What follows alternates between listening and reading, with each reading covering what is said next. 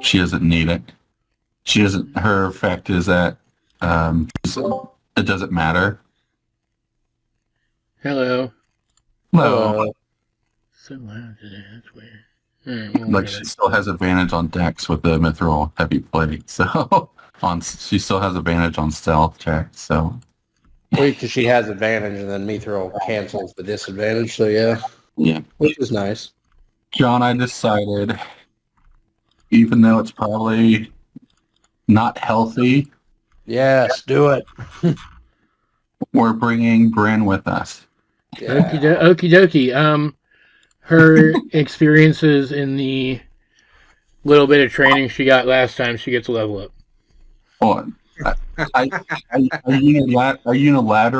unilaterally leveled her up to the armor artificer, so she's level 8 right now. Alright, that's fine then, that works. Okay. I just wanted to catch up with us a little bit, you know.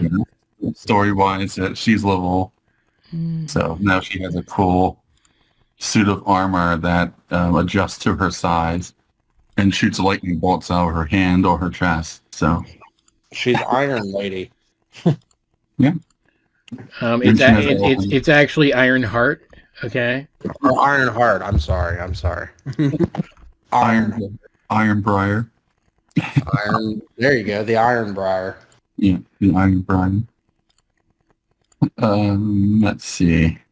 Soon she will have sharpshooter too, so she'll be able to shoot from 300 feet with advantage of elven accuracy. Nice. She's our sniper. This little girl is our sniper. Where is the image I'm looking for?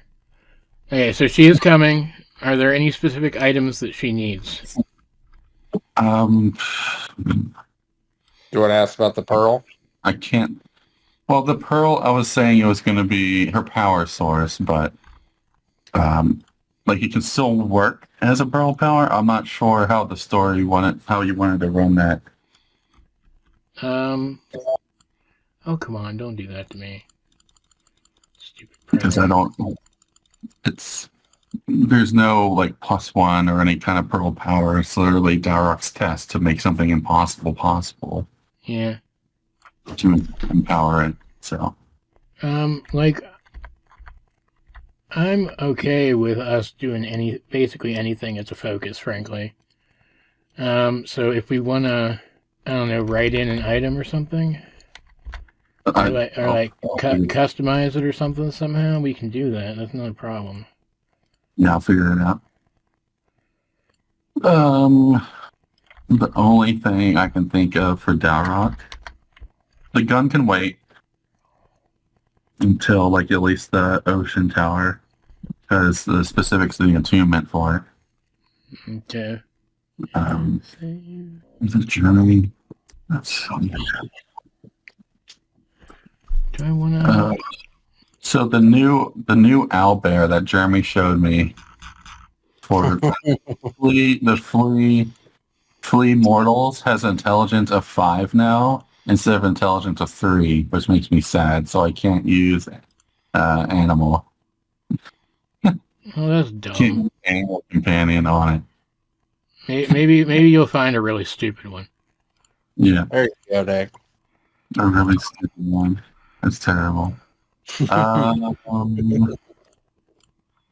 So this is what send it to you. This is what Jeremy gave it a reason. What I do? And then we were wanting to I was wondering, like for my amulet, I was wanting it to be that. Oh, the amulet. Okay. And then with bees inside, but owls instead of ravens. Okay. Like it's something I already have, but the blessing of the queen, the Raven Queen would activate it. Like I don't need it now. I just like story wise, as he grows with his relationship, now being recognized by her. Okay. Man, All right. a character would have to be really unwise to get caught in that thing, though. Yeah, I was. It's the other features that are more interesting, though, I think. Yeah, I was saying, I was thinking that they were already inside, and it's just the ability is activated. All right, so Bryn's coming with us.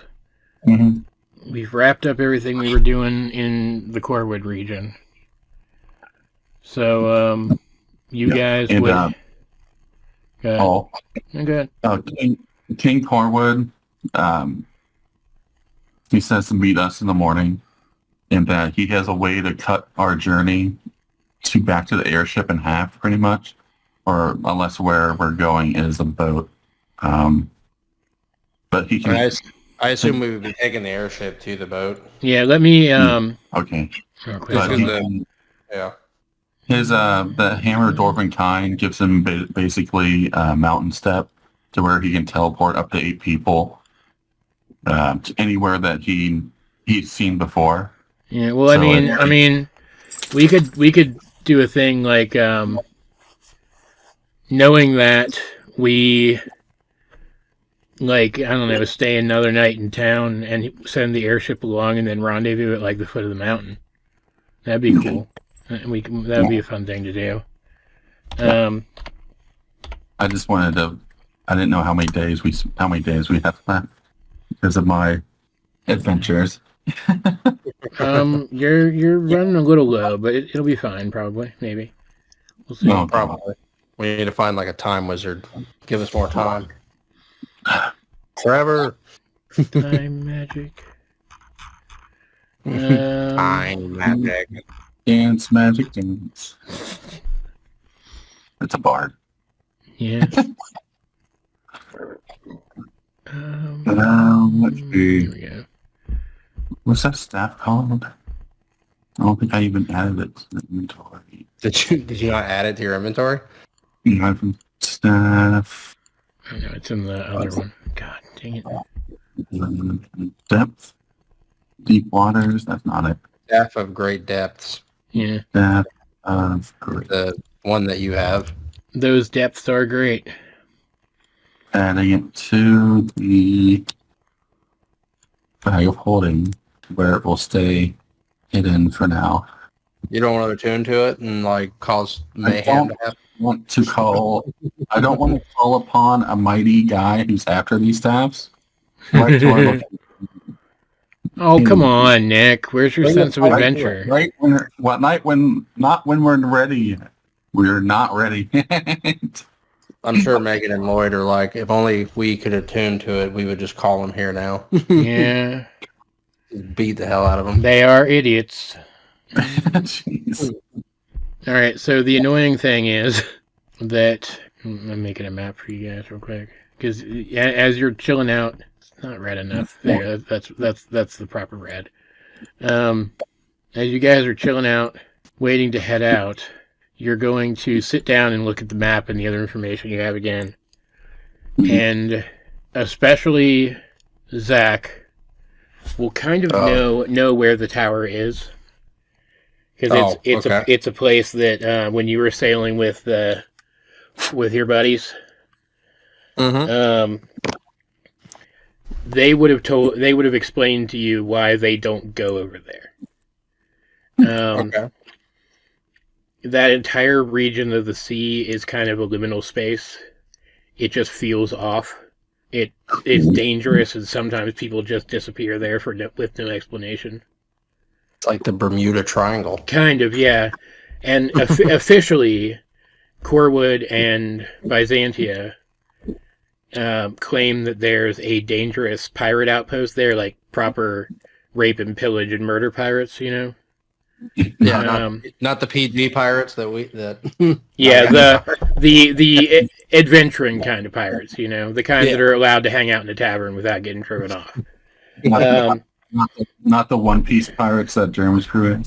Right, yeah, basically. with many people, in fact, believing that there's like a colony of like orc traditionalists there who want to go back to like the warring ways of their people's past, and but that's really just to keep people away, because it is so dangerous and nobody understands why, except the kings kind of do, because they know. Did you say this pirate out? Did you say the pirate outpost was in like the? It's not real. It's not really there. Oh, and gotcha. and your friends would have been able to tell you that that's the story. Okay. The story, but it's not really true. That instead the place is just an odd, dangerous area. And it's only the kings of the two countries that kind of know why, because both of them used to have contact with the country up in the sky, and they know that that tower was the way there, and that suddenly the way closed one day. And so they've been out of contact with these people for hundreds of years. And nobody even knows if you can get up there anymore. Or even if we get to the tower, how to get up. Right. And so yeah. And so the dossier you guys got back in Byzantia would have information on the country, but it would also have all of that listed there too, that they don't know what's up with them anymore, how their society might have changed, or how to reach them if there is even a way anymore. But, like, I don't know, I think Megan in particular would insist on at least trying to get there. Because, like, if there is a way, they can't risk, like, you guys can't risk ignoring it, and then one of Blackheart's people finding it instead. Yes. I'm sure Dowroc's character should be all okay then. I'm assuming you get a long rest without any issues. You see, Yeah, you guys will all be rested up by the time anything else happens. Since you see Dowroc come back in, he seems happier. Like, happier than you've seen him be. More relaxed. Well, good. Yeah, that's good. I mean, dealing with his family for a while and maybe having a little bit of an acceptance, or like, you know, I mean, the evil stepmom is gone. So, So there's a map for you guys. You're starting up where the X is, roughly, and you have to make it to a port. And your hope is that you'll find, what was it, the Endeavor? Yeah, the Endeavor's the name of it. And can just catch a ride with them. But otherwise, you'll need to charter a ship, because that's the other thing that Zack would recall, is that despite the fact that you shouldn't go there, and like even sailors know that, it's more dangerous to go by air, because that's how most of the disappearances happen. Now, I guess the only thing that I would have is that if it wouldn't be the Endeavor, would we actually be able to charter a boat that would want to go out there? You would have to pay a lot of money, but every single one of our characters are richer than a Skyrim protagonist, so... Dowroc. Well, Dowroc's a prince of an entire, like, nation, so he's fine. That's probably not going to be... I know we fell back on that last time. That's probably going to be... You don't like using Daddy's credit card anymore?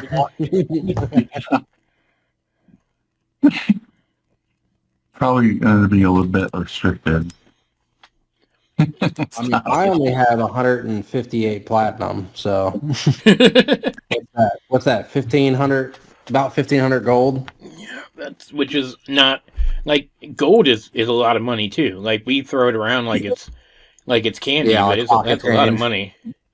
It's like when I gave like a 3 gold tip or whatever it was. It's like, oh my god. Yeah, it's like that would have lasted that guy a while, but he just died of a heart attack. Yeah. Oh damn it, he did. I gave him that gold for nothing. You got my gold. Realistically, it's easier to do gold, but in the real life, it's pretty much just it's giving these guys like almost like tens of thousands of dollars. Yeah. Yeah. So you guys have options. You're closer to the northern port town, but there's another one opposite it across the gap between the continents. And like, even if you can't get a ship from one to the tower, you can get a ship from one to the other to try to find a ship at the other port. So I would recommend going to the closer place, but it's up to you guys. Okay. No, we can go to the closer place. All right, so you are setting out. Do you wish to study the dossier more and at least learn what was known about this society back before contact was cut off? Yes. All right, so it's listed out like a loose collection of reports, just like the other ones are. So there's not like a coherent list of things to go down, but skimming through it, the gist of it comes down to the fact that it was at the time a very caste-based society with a ruling caste made of beings that were considered to be closer to or directly chosen by or descended from gods. No. And then a lower caste of everybody else, who mostly they do the construction, the mining, the quarrying, the growing of food, general labor, everything for the higher caste. And most of them are perfectly fine with it because they believe they're serving their gods.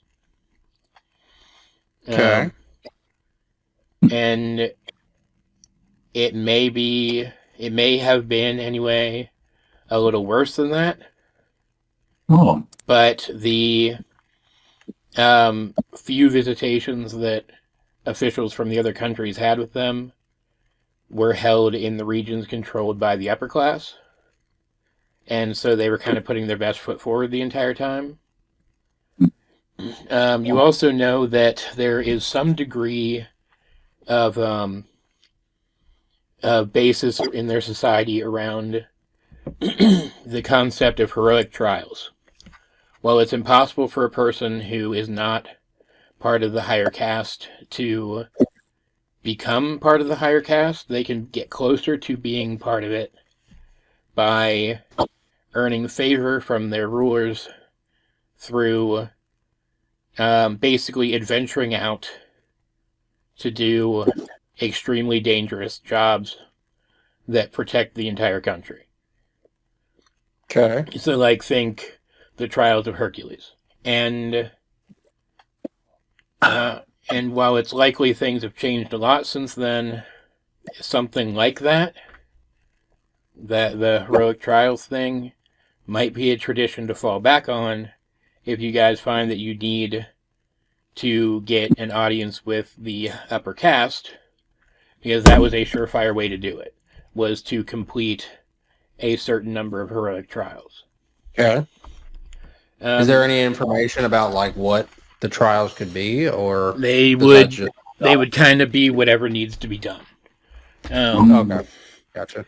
There's also some information on races. There are humans up there, possibly some type of elves. There were definitely elves that kind of immigrated there at some point.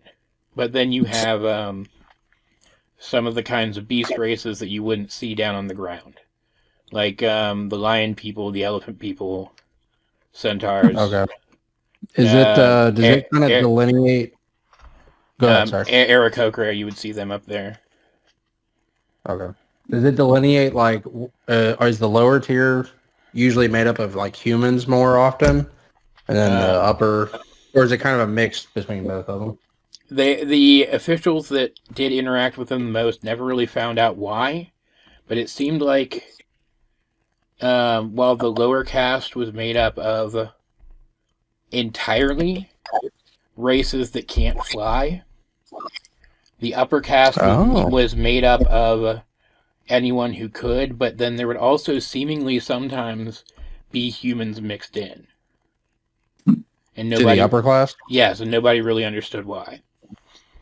I wonder if it's something like being able to like Megan, how she can manifest wings. I wonder if maybe something like that. I don't know. Okay. Interesting thought. All right, so you spend a night recuperating and going over that stuff, and then the next morning you rendezvous with the airship, and it would be about another day-ish to fly over the southern continent, the south of the northern continent, which would be probably, maybe Dowroc would have seen part of it, but like for the most part, this would be your guys' first look at any of the northern region. It looks very flat, except in the middle where it kind of isn't. Like think the Great Plains region. And then after about another day of bumming around on the ship, if there's anything you guys want to do. I am okay with both of my characters. All right. So. You will notice Val probably for the first time, because there's not a ton of places to go on the airship, you know. So you're seeing a little more of her. You see her journaling a little bit. Oh, good. Like at least, like she might be like kind of still stuck in her book, but she's at least like sitting near somebody, yeah, instead of just off by herself. Okay, good. And then the next day, kind of midday-ish, let's say, because you guys really push the engines because you're in a hurry. You end up coming in over the northern port town, which would seem very impressively huge to you guys, except you've seen the capital. Like it's extremely impressive. It's kind of because it comes into like a gulf that kind of goes downhill towards the ocean, and the city is built into like all of the different layers of that hill, you know, built up in kind of like a half circle. It looks almost like a giant coliseum when you see it from a distance. Okay, like a Roman Colosseum on it? Like, yeah, like a big, almost a full circle. With the gulf being where like the battlefield would be in a coliseum, you know, with two big towers sitting at either side of the entrance to the gulf. And even before you land, you see just people everywhere. Some on their way into the city from the north, some on their way out going north, others setting up shops, moving shops to new locations, people driving like cart shops away from their like storefront because they don't want competition. It's loud, it's chaotic. It's about what you'd expect for the only official port that goes between the north and the south half of Byzantia. In fact, thinking about that, you guys recall that the southern town, its counterpart, is supposed to be about the same size. And if you squished the two of them together, if you completed that circle, they would be like a third larger than the capital. All right, good. And there is a tower tall enough near the wall that you're able to dock the airship and disembark. And make your way into the city. You can look around. We can look for potions or whatever. You're not going to find any magic items here that are better than what you have. But you can stock up on potions. You can stock up on anything else otherwise that you would want. During the airship, Dowroc is gonna approach Megan, and he's gonna he doesn't know how to ask this because he wasn't really interested in before. and like, he was going to ask about Megan about like how is it that she does that extra,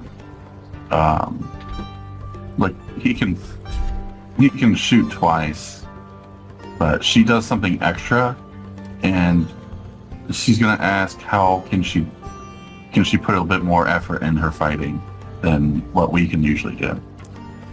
Are you talking about action surge? Yeah.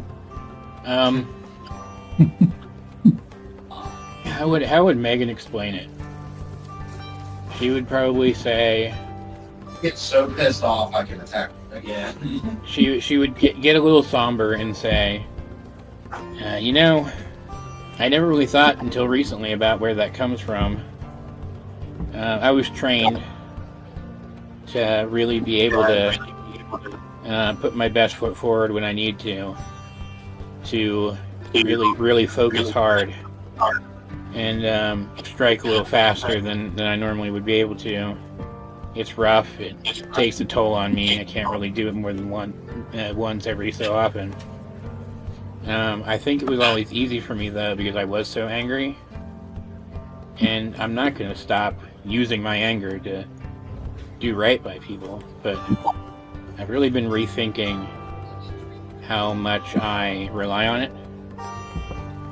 If anything, I think it would come down to finding your resolve and putting that forward, saving it, and really bearing down on it when you really need to. I put a lot of effort into things, and everyone knows I've been angry for a long time, so right now I just feel like I don't need to be as angry as much, and more anxious, more focused now than I think I've ever been. Can you like show me how you do that? Like, and then I'll try to just try to do it myself, and then you can give me pointers. Yeah, she'll spend some time working on that with you. You'll have plenty of time on that free day. Yeah, that's all I wanted to do. Okay. Yeah. All right. So you come into town, yada yada. Do you guys need any potions or anything, or is there anything you're looking for? I'm good for my guess. Because like straight up, I'd probably let you get away with finding just about anything here, because this is like a big congregation place. You can do that random. You can do that random list again. That uncommon, common, and rare one again. Could. I'll see what it comes up with. Yeah. The one from the guide or whatever. That Well, thing. what he did before is that he gave us a list of. Yeah. He rolled. Oh, what was available? Yeah, he rolled some dice. Let's see. You roll dice in D&D? No. Oh, I know which one of these I want you guys to get, but I don't think you are. You are the DM. You can Oh, influence. you did. Okay, cool. Very cool. This is the item we're looking for. All right, so you were able to find regular potions of healing, obviously.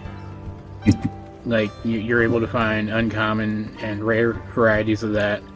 You're also able to find potions of advantage, potions of psionic fortitude, which are uncommon, potions of clairvoyance, and potions of invulnerability, which are rare, and potions of flying, which are very rare. Oh my god. Alright, so let's see. We got potions of flying. You get a flying speed equal to your walking speed for an hour. Okay, that's cool. Alright, so you said flying, and then what else? Besides the healings? Yeah, I'll just put it in the thing. Wonder if it's considered an insult I am there. through artificial ways. And If you what? I wonder if they've considered an insult if we fly through artificial ways. Might be. You don't know. There's like when we're up. There's the list, as well as the link to that page that I use for this. So, Cyanic is, you have advantage on charmed and stunned. Invulnerability. Yeah, I know what that is. You have resistance to all damage for 1 minute. Jeez, oh Pete. I'm gonna say you can each get one of these. Like you can one each. You can each get one of each potion if you want. Let's see, where's advantage? Where's that on the list? Must be on the first page. Potion of advantage, there we go. You gain advantage on one attack roll, saving throw, or ability check in the next hour. Alright. I guess how much would be like a potion of flying and a potion of invulnerability? Where is my... And then which one's clairvoyance? You gain the effect of the clairvoyance spell. Yeah, Create a visual sensor. The sensor remains in place and it can be attacked, otherwise interacted with. We need to just buy like 10 of these invulnerabilities and just have Megan drink them. I mean, she's already got rage, but still, this is all damage. This is like a hero drink right there. Back pocket this thing for a good fight. Oh, I forget. What are our rules for potions? Is it an action or bonus? I'll let you use your bonus since it's not like it's not that hard to grab something and chug it. Yeah. Okay. The issue is like somebody timed it based on the sizes that they give sometimes for potion bottles, and like it should take longer than a round to drink one, in which is stupid. Like potions as like an instantaneous effect item has always been silly anyway, though, so I don't really care. Put that thing in an IV. So put that thing in an IV. Just stab it in you mid fight and then turn the crank when you need it. Alright, so I'm going to say it's over here real quick. Ow, go away, bug. Dowroc has... Megan is going to skip the potion of flying because, you know, Val has no money, so... What does clairvoyance do? Like, I'm trying to read it, and it just kind of gives you... I guess I should click on a bit more. Yeah, it's usually hard to cast, but it's concentration up to 10 minutes. The potion would be an action to cast. You create an invisible sensor in a location familiar to you within a mile. Well, yeah, place you've visited or seen before, or an obvious location that is unfamiliar to you. Yeah. Okay. And then you can see or hear from that sensor's location. Okay. Not both though. At the same time, you have to switch. Yeah, I see. Oh, the range is a mile, so I get. Oh, so you send it out for a mile. Okay. All right, Zack will buy a invulnerability potion then. Okay. Then that is all he will buy. Remove. See, now we're not that rich. I only have 350 gold now. Trying to decide, would Megan care about invulnerability? She probably would, right? Yeah. I mean, you could story-wise it as she doesn't want to get angry, so she does this instead of... Or tries, I don't know. Let's see. Lloyd will buy the potion of flying. What? What's your money bags? Yeah. Well, he didn't have Dowroc craft a bunch of shit for him and use all his money up. He's down to he's at 1,200 now, so I mean he's still pretty well off. But yeah, that's fine. Go ahead and delete that. Let's go ahead and buy. I need to remember that I have healing potions. I think I have some also. We have Dowroc has like 6 basic that we never did anything with. Well, I don't think we've ever used any healing potions, really. Yeah, I'm trying to think. Yeah. I think Johan did once. Like forever ago. I think so. So he has that much. Megan is also going to, even though they're not really the best of friends, you know.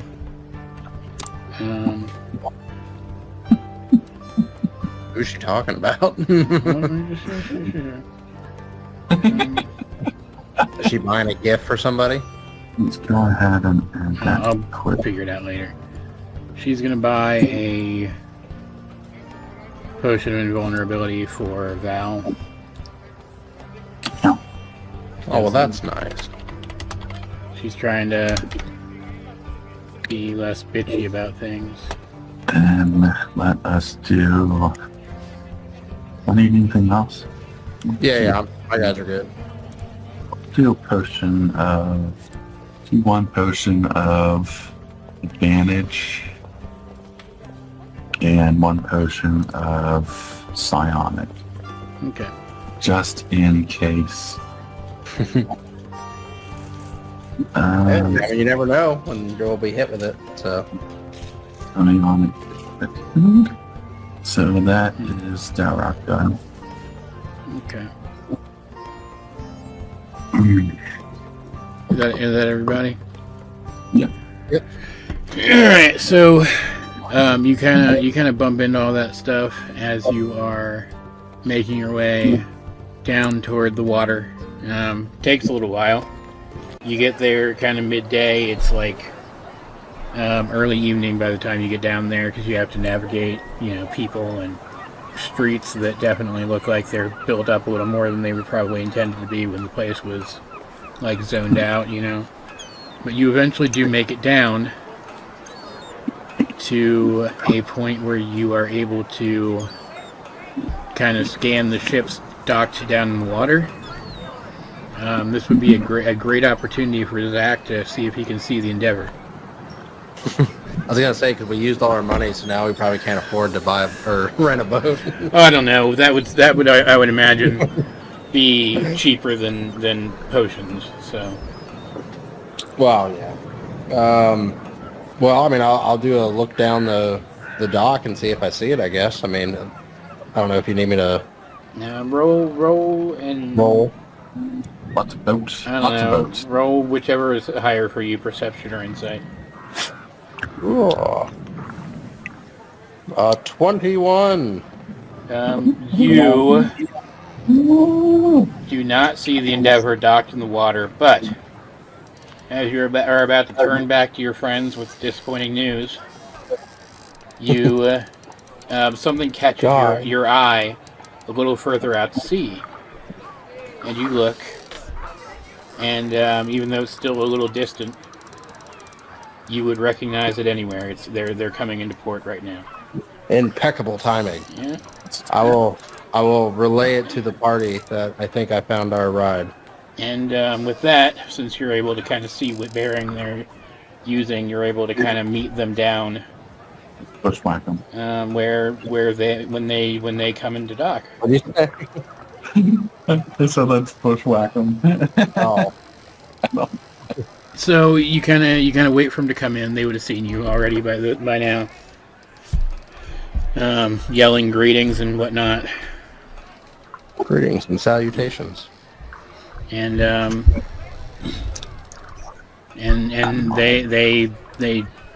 tie up the ship, drop anchor, whatnot, and you're able to meet up with them as they lower the ramp to kind of offload or whatever they're doing, All right. I will go. I'll meet them, obviously on the pier side for them. greet them. Oric will probably walk off and kind of mosey toward Dowroc and give him like, a fun greeting and pat him on the head, saying it's good to see him. But I guess I'll go up to Gadwin and explain the situation that we're in and see if that's something that they would be willing to go on kind of a very dangerous, potentially, journey. Or at least a drop-off for us. All right. Well, he'll actually relay to you something interesting. They hadn't originally planned to come this way, but at the last second, someone intercepted them at one of those unofficial ports between the north and the south. That and asked them to paid them to deliver a single crate to this location. And they opened it up, because of course they did, and there's nothing in there. And so they decided to come into port anyway and see what was going on. And they just happened to run into you guys. I don't like the sound of it. I'll ask if we can see the crate. Can you show me the crate? They let you see the crate, and it has a symbol on it that is a symbol that you guys saw around the magic school in Trevor's Tower. Is this a symbol from the magic school? Yeah, like yes, like it is. Emblem? It is. It is their emblem. Trevor, that shithead. He's ever so clever. Yeah. He is ever so clever. I'll passively, they're my friends and all, but I'll passively do an insight check and just make sure that they actually was empty, I guess. All right. I trust them, but 25. Yeah, they them well enough to know they're telling the truth. Okay. How big is the crate? It looks like it could have carried like a relatively decent quantity of like small goods. So like it's not unreasonable that somebody would want it carried into port by means that wouldn't be like necessarily checked by authorities. So like it's not like anything they should have been suspicious of. I'll ask if who were they supposed to deliver it to? The recipient was supposed to be here when they arrived. Did you have like a name or anything with that? No, but they are kind of getting the sense that they were supposed to meet up with you guys.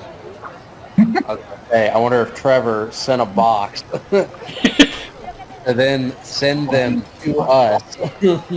How big is this box? Is it? You said like it's like a medium-sized one. Like yeah, it could carry like a decent chunk of like cloth or bottles of wine or something. Oh, okay. I mean, my initial assumption is this was Trevor's way to get them to come to port. Yeah, he called you guys a ride. Yeah, I don't think the crate's anything special. Because I was going to be like, Dowroc, can you detect magic? But I was like, I really don't think there's anything on it. I think it's literally just an empty crate that he used to send them here. So I sense Trevor's magic on this box. Thank you, Dowroc. Thank you. But there's a hidden message here. It says, "Heroes for you." Or favored 5. This is for you. It's like son of a bitch. Well, at least he's looking out for us still. I was gonna ask if it was if it could hold like a small cow, and then there's rumors of him hearing cows. Oh my gosh. Sure, why not? Alright. Anyway. All right. God, man, we're so old at this point that no one's gonna have any idea what we're talking about. No, they won't. They really won't. But yes, the crew of the Endeavor is willing to give you guys a ride. All right. Like, it's a place they avoid, but like, they're still adventurers. They You can see Orc being the most advantageous on going because he likes fun times. Yeah, So, like even back when you were on the ship with them, and they told you about it, you would have kind of gotten the sense that they were looking for an excuse to go there, if ever one arose, you know. And with extra people to kind of watch the ship, you know, they are willing to get going now and sail through the night. So you guys can do that and try to push ahead. You will arrive at the tower by morning if you do that. Or you can spend a night here and set out in the morning, at which point you'll get there around noon. Zack will turn to the rest of the party while on the pier, and he'll say, I think it's best that we move on tonight. We can always rest as what we can on the boat.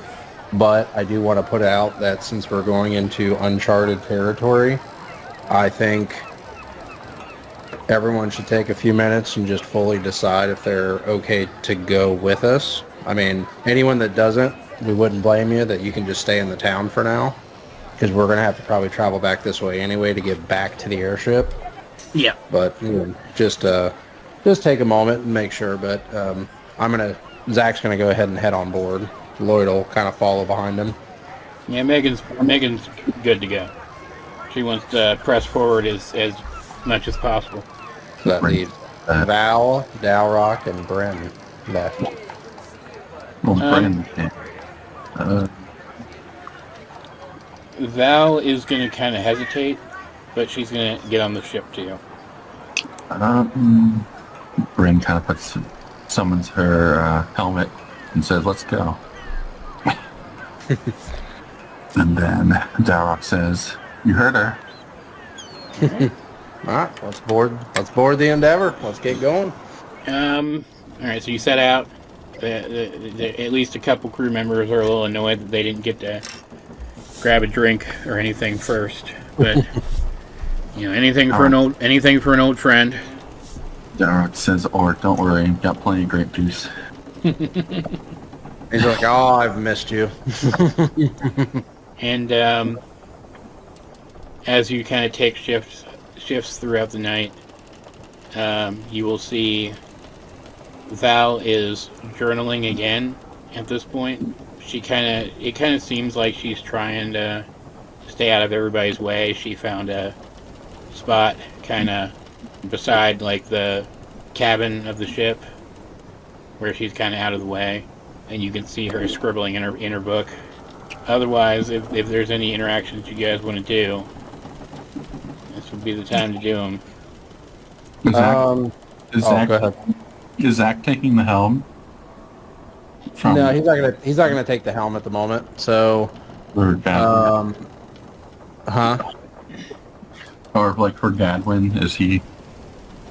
No, Gadwin's on the helm at the moment, so he's kind of became the quartermaster almost of the boat for now. So like, just he's got the most experience. So right now he's just kind of up at the helm doing that.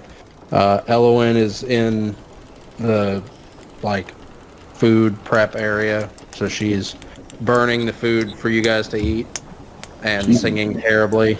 Auric is showing Dowroc a ale can or a big ale barrel that he found, and he says, well, thankfully I don't have to drink your juice, and he like puts his cup underneath it and ale pops out, and he's like, we were able to find this thing and it never seems to run out. And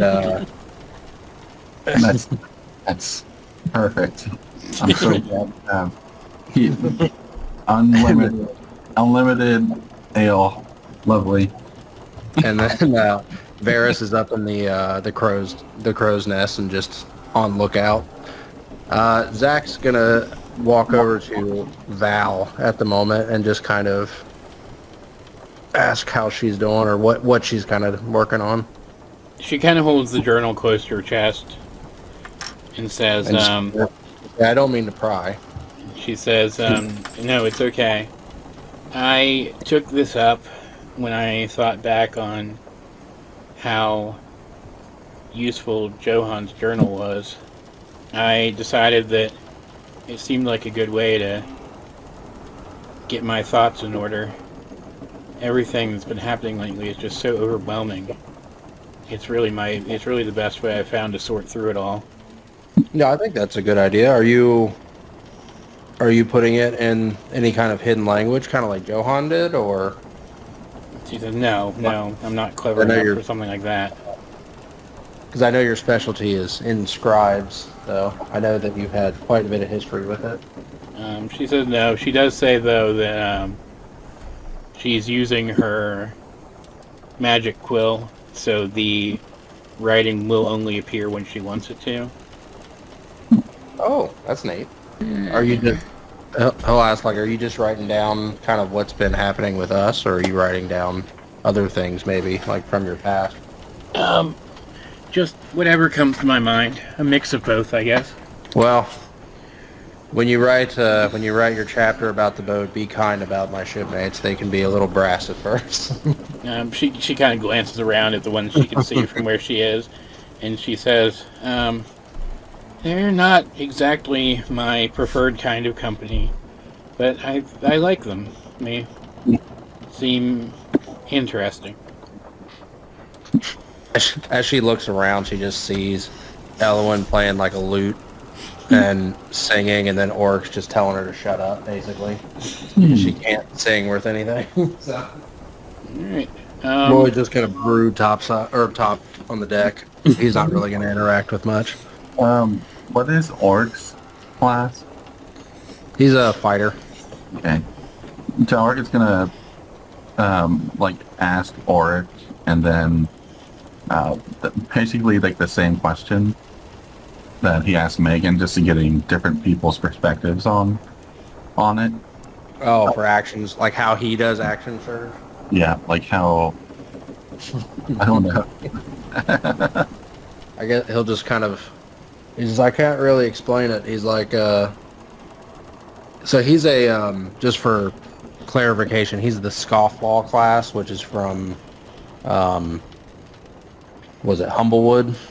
Okay. Yeah, that's So that's like rough and tumble brawler type one.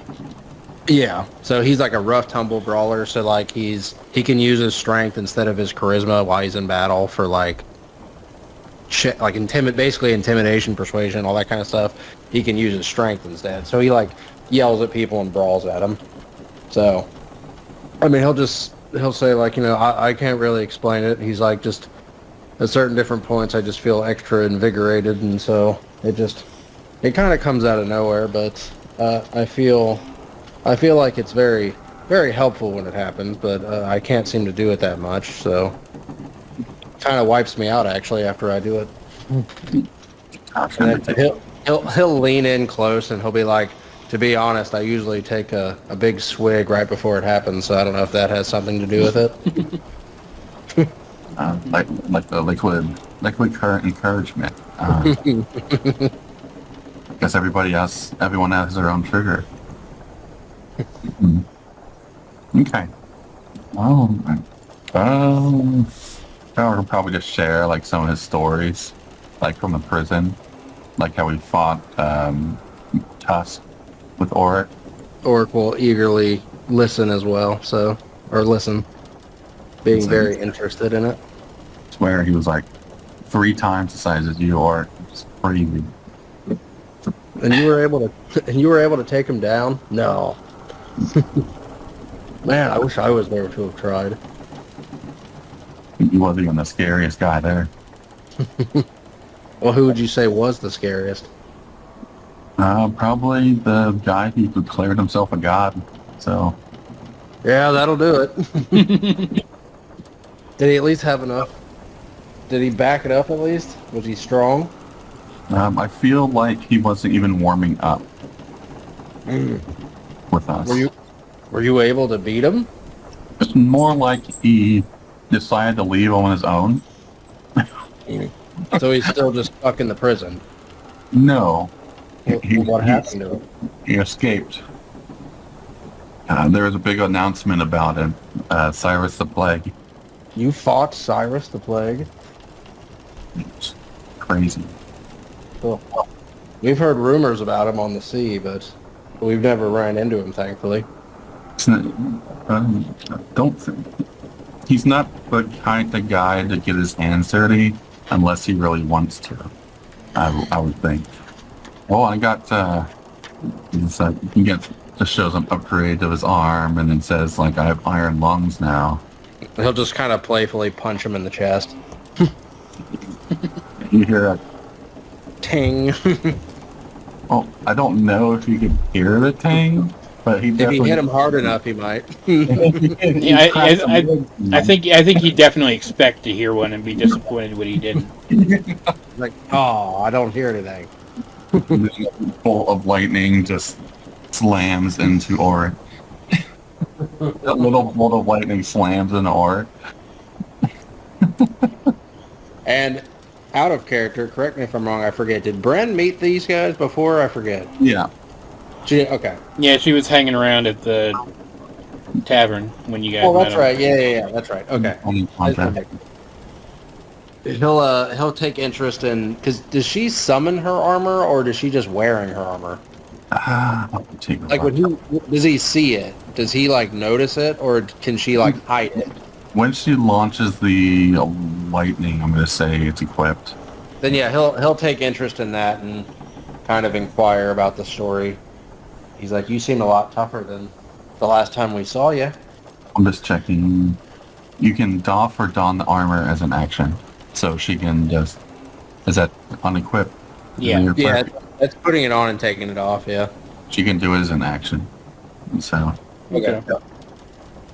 Like, is the armor, like, I guess at what point of Iron Man's armor is it? Is it like the original one where she just gets out of it? Or is it one that, like, she can shrink down or it gets smaller to where it she can walk around in normal clothes? I've kind of always imagined armor as like a combination of the briefcase suit and the one later that can kind of fly around in parts. Yeah, okay, gotcha. Like how Tony wears a tuxedo Yeah. for his... Yeah. It expands to cover your entire body, although it can retract or deploy the helmet as a bonus action. So, it's Okay, so pretty- yeah, okay, so it's kind of like, yeah, the suitcase from 2, or okay, gotcha. I liked the watch armor that was just the hand. Oh, yeah, that was cool. Like that's before everything was nanotech, and they're like, how does he survive almost getting shot in the head here? Oh, watch armor. Boom.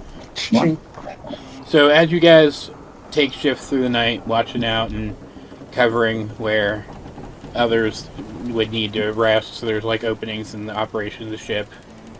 Aside from like, whoever is more experienced on duty, like calling over to everybody else, making sure they understand the task. By midnight, you come to, if you'll refer to your map, the Great Stone Bridge that links southern Corewood with northern Corewood by foot. And you can see there's like little towns up there lining the sides of the bridge. It's like populated. And you go under it through one of those straits that you can see running beneath it.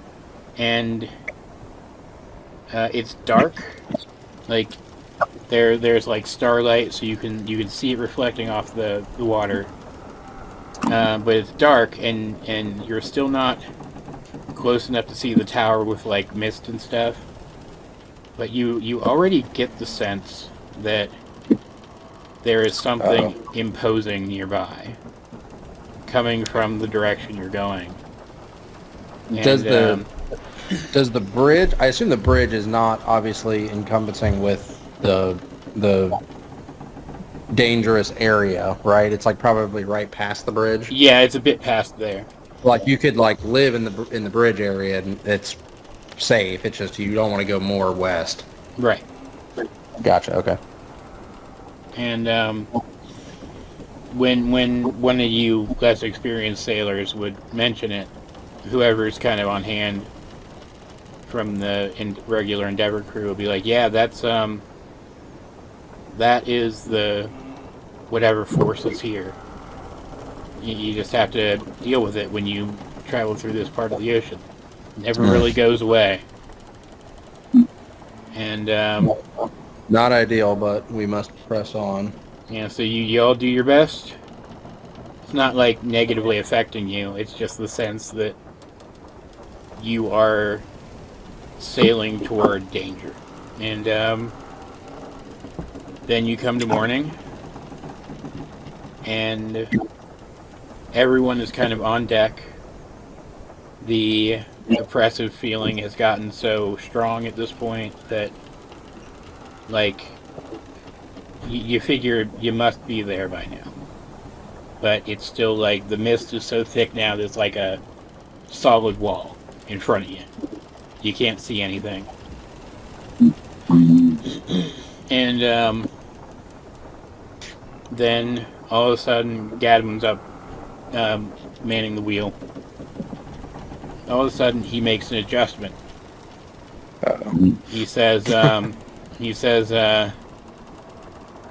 you see that waves breaking against something. There's land ahead.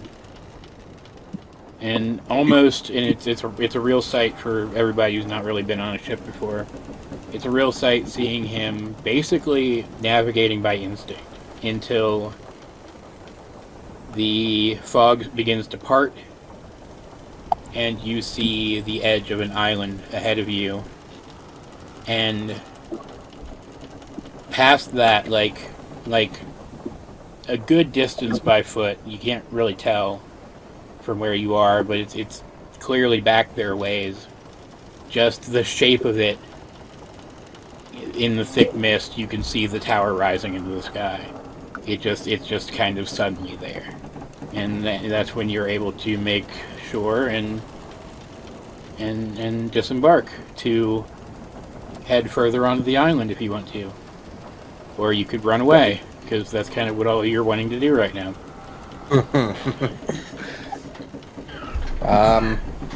All right, so we will port, tie the ship, and start.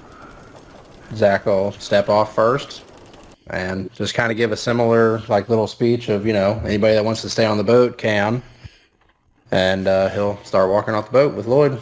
Megan is going to push past you off the boat.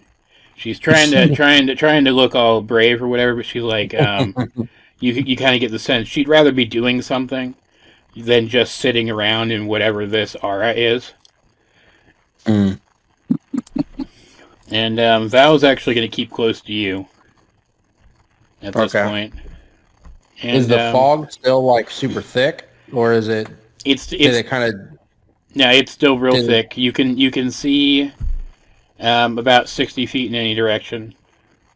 Okay. But and okay, like, so it's not like a wall of it. Like it didn't break for a second for us to see the island and then just kind of come back. Okay. Yeah. You can see about 60 feet in any direction. You can kind of make out, like, think of it as like bright light and dim light. Yeah. Okay. You can kind of see shapes past that, but they're like silhouetted, you know. And the island itself, it has trees, it has brush, but for the most part, it seems kind of barren.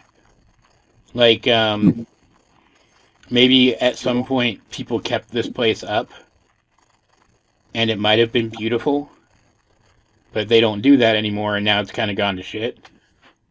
Yeah. No real signs of like any habitation here on the island yet. But at the very least, it does kind of feel like people used to spend time here and then suddenly stopped. How close was where we docked to the tower that we saw? Your best guess is that it would take about half a day at a good pace to get there. Okay. And remember, it is early morning, so you can definitely get there before it gets dark, unless, like, time is wonky here. But, like, you don't have any reason to suspect that yet. I was going to say, other than the DM saying, unless time is wonky. Well, you guys have seen enough anime that you might have suspected that. I'm just getting ahead of it. Well, I mean, I guess we'll start making our way and just seeing if anything happens to us on the way, I guess. You start moving, and or feelings change, like, the feeling of constant dread that's in the air. Yeah, you start moving, and that feeling does stay with you to the point that a couple of you, Oric, I would imagine, is one of them, try to strike up a conversation, but it just doesn't stick. And you realize you're moving in silence. In fact, both of you roll perception. Bryn is like on top of Igo, hugging him, like on him, like with her eyes closed, like Yeah. she's trying to hide from it. Roll 24. roll for Lloyd and Zack and Dowroc. So Zack got 24. Is it perception? Yeah. Let's see, Lloyd. Oh, I got 20. Perception. Lloyd only got 13, so his pass was higher at 16. All right. He would notice it when Zack and Dowroc kind of mentioned it out loud. You kind of realize at the same time. It's not just that you guys are traveling in silence. Something's been kind of bugging you for a little while, and it's not just that you guys are traveling in silence. It's that now that you've gotten away from the shore, and you can't hear the water anymore, you can't hear anything except yourselves. So we can hear ourselves talking. Yes, but I there's can't hear Dowroc saying anything. No, you can. You can hear your party. Like it's not like anything's blocking the sound, but you don't hear any wind through the trees. You don't hear any insects, any animals, any birds, anything. Can we do a? Who has detect magic? I'm just curious on if something or somebody casts some kind of like deafen or like a bubble or something around us, or if it's maybe just an effect from the tower. Val could do detect magic. All right, I will ask her if she can use detect magic. She will. Well, I guess I'll have to write down. Can you do detect magic? Well, no, you can hear, you can talk. Oh, never mind. I can talk to her. Never mind. Sorry. Yeah. So she detect magic. She does it, and kind of shakes her head. No, there's nothing magical about this place at all, as far as I can tell. She kind of looks around and says, "I think it's just that there really is nothing here." It's, unsettling. Yeah, you can see Oric being a little taken back by that, and he's like, "I don't really like silence like this." Gadwin will chime in and say, "Yeah, being on the open sea, you don't really get many opportunities for complete silence, so it's definitely a change." As you press forward, it comes to be around noonish, and for a while now, without the greater distance, you've been able to see the tower kind of looming again, and you almost find yourselves kind of slowing your pace. This is weird. It's creepy. You almost don't want to move forward, but where are you going to go? You're going to run back? No. So You're not. you push a little further ahead, and you get far enough through the fog that you can see the base of the tower. It is tall enough that you cannot see the entire thing because the fog goes too high. But from what you can tell, it could be about as tall as an above average height lighthouse. It could be taller than a building could possibly be. You're not sure. And we have no information about... Okay. No, you don't. You do notice it has a base that almost looks like it could be its own building before it eventually tapers up and then continues up into the tower itself. And the base, it does have some windows built into it. It's stone. It's like a gray-brown stone. It has some windows, and as you guys kind of circle it and look at it a little bit, you do see a large open door leading to the interior. Zack will move toward the entrance. Val is sticking close to you. Megan is also pressing forward. Lloyd will follow behind. Yeah. What's the crew doing? Oh, the crew is Auric starts to walk in, and or Elowen's, you can see her being nervous, and she kind of is walking in. Gadwin walks in very kind of more stoic. Varys is not really wanting to go in, but Auric kind of just picks him up because, he's a halfling, and just kind of walks in with him. Okay. And are Dowroc and Bryn going too? Yeah. Yeah, and Todd's with you guys too. I haven't mentioned him, but he's here. He whined most of the way to the tower. He does not like this place. Is he staying kind of close to Megan, I assume? Or yeah. I guess maybe at this point he might have waited a little longer to go in. No, he's sticking by the people who are less squishy than him.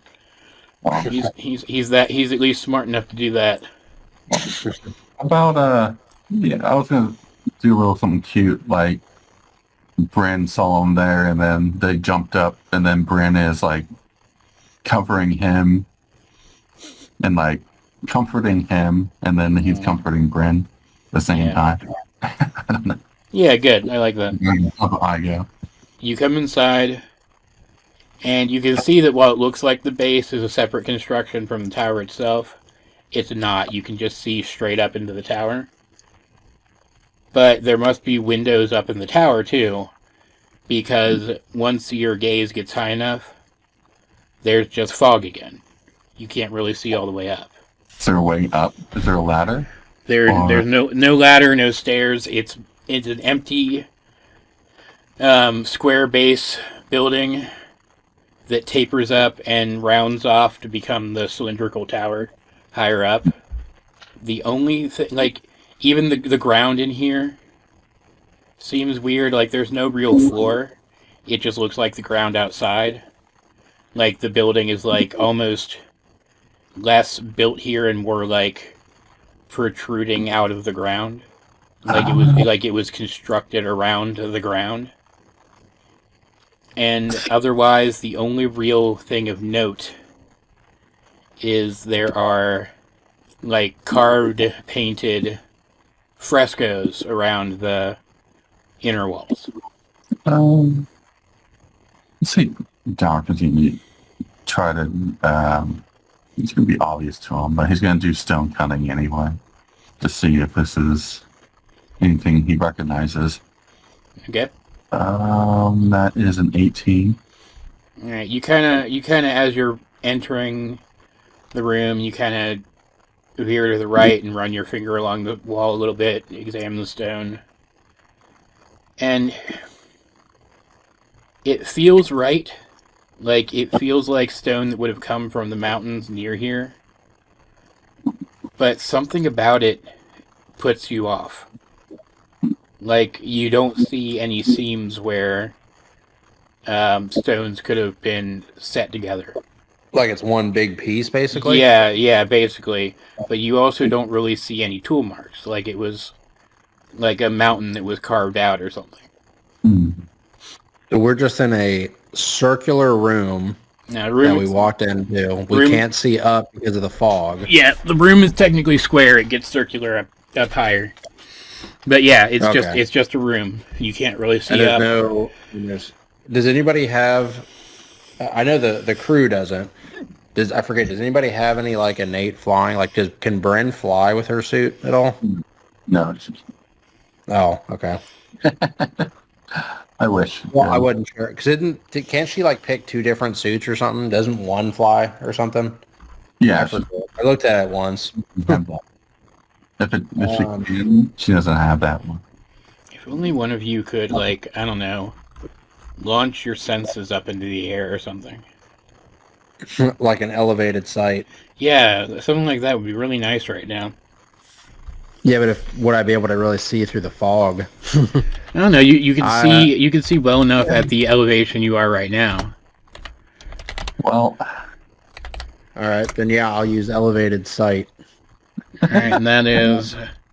You're not doing it. 120, 120 That's feet up, 100 right? and- Yep, 120 feet up, and I get a 360 view.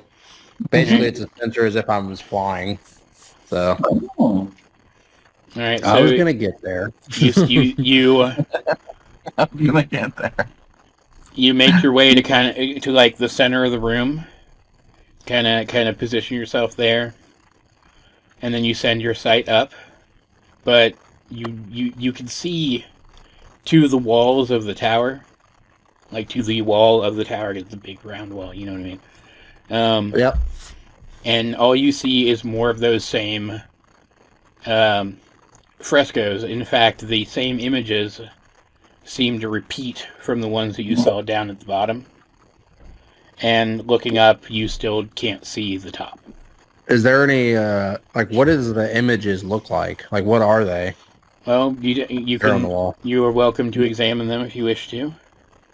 I would like to. Well, I'll temporarily revert my senses back to my normal, and then since they're repeating, it's the same ones that are at the base level. So I'm going to ask Dowroc and or Val, because they're going to be better at it, to maybe investigate it or do like I don't know what spell or check would be for that.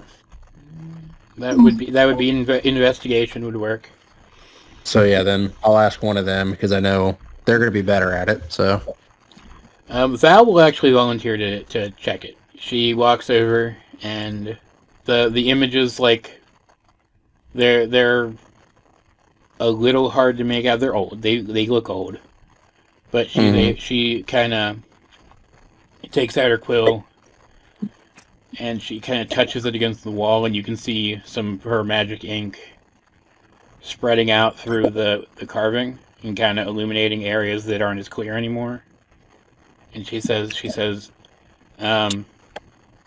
you guys should come look at this, and kind of calls, and she's specifically motioning, it looks like, Zack and Lloyd and Megan. But you are all welcome to go look.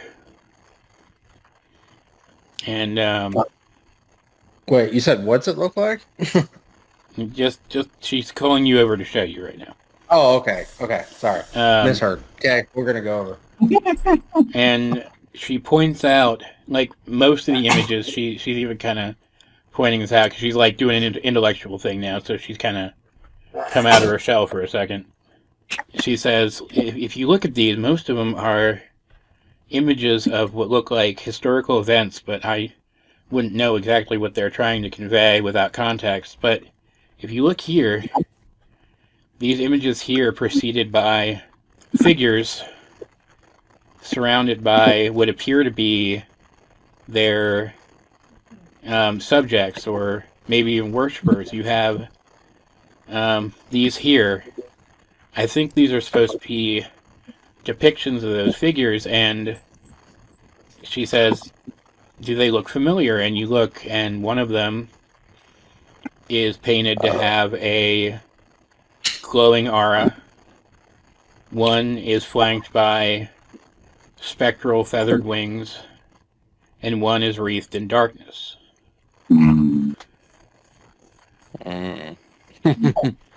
Zack will be like, yeah, they look a little familiar. Zack, roll insight. 23. You notice something kind of blotching the face of one of the figures, and you're compelled to kind of use your thumb to brush it away. Oh no. And when you do, I'm nervous. when you do, the entire room fills for just a moment with a bright light. And then everything seems to go back to normal except roll perception. Everybody, even the crew, everybody roll perception. Nat 20 for Dowroc. Even Megan got pretty good. Nat 20 for Bryn. 29. 11 for Zack. 11 for Lloyd. All right. Well, those of you who didn't suck Oh. will kind of immediately point it out to everybody else. Okay. Dowroc or Gadwin got a 29, so he noticed something. Gadwin will definitely be one of the first people to notice. Yeah, when In fact, he'll even be the one to say it. He kind of holds up his finger and he says, "Wait." Oh. I hear. Mm-hmm. Did I do it off a specific one of the three? No, it doesn't matter. Okay. He says, "Wait," and holds his finger up and kind of silences everybody, and says, "Do you hear that? I hear birds outside." Uh-oh. Wait, birds? Now we can hear stuff? Yes. Now you can hear stuff. Oh my God. Did we just do what I think we did? I don't know. Maybe somebody should go look outside. Zack will run to the entrance of the door and see what the outside looks like. You look outside. The others kind of come to follow you. And look too, and you see the island is now a lush garden. Yeah, I think with insects buzzing about, and you even see like a couple animals run up a tree. There's no mist, and you at first seem to see a sprawling ocean all around, but something seems strange about the color, and you realize it's clouds. Oh, okay. And now you're up in the sky. Oh, okay. All right. I thought it was gonna be something different at first. I thought it was gonna be like we time traveled or did something and then ran outside. It's like, oh, it's all nice out. Brandon's gonna say, "Todd, I don't think we're in Byzantia anymore." Yes, level 1. Keep your red power shoes on. All right, cool. That was mostly just a big long set piece, but I think you guys did some good role playing in there. Yeah, no, that was good. That was a good hour, hour and a half, just getting us prepped for the tower. Or I guess now we're in the tower or the top. Or did I notice when we were in the tower, was the ceiling still have fog above us? No, it looks like an actual structure now. It doesn't seem like it goes on forever. I was trying to evoke the sense of finding an unfinished version of a building in a video game out of bounds. Mm-hmm. Because you kind of get the sense once all is said and done here that whatever you came from was less the actual tower and more a replica that somebody put there so that no one would get suspicious. Mm. Oh boy, I wonder if finding this place is considered a heroic deed. It could be. Do what? I wonder if finding this place is considered a heroic deed. I mean, it might count as an initial check to be hey, cool, we already made it once. I'm sure somebody like Lloyd might try to arrogantly say that if somebody says something. You might be well, we got here, isn't that enough? Yeah. That should be worth something. Yeah. I'm trying to wonder if I should just do the next thing right now. It would actually be kind of an even better stopping point. How long would it take? Just a minute or two? Oh, it's a paragraph of dialogue. I mean, I'm good if you are. I mean, so you guys kind of wander back in to look again at the interior of the building. Notice that it appears to be an actual functional building now. Start to theorize amongst yourselves about what just happened. But as you kind of cross over the center of the room, which has a proper floor now too, a sigil on the floor, kind of a circle with feathered wings wrapping around it, glows, and Zack, Megan, and Lloyd disappeared.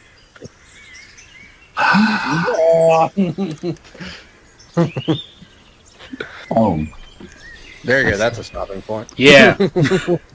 Mike. Oh, I see. I'm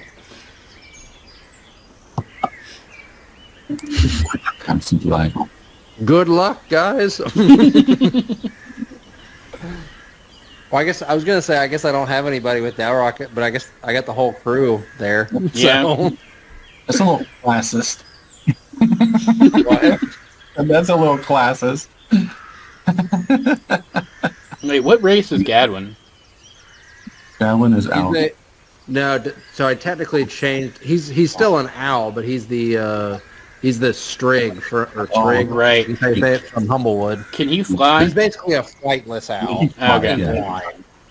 I didn't want him to just be like flying all over the place, and I think the Humblewood race kind of fit it a little better, so I just switched it to that. Okay, so they can. It's still an owl, so nothing's different. They can't fly then. Okay.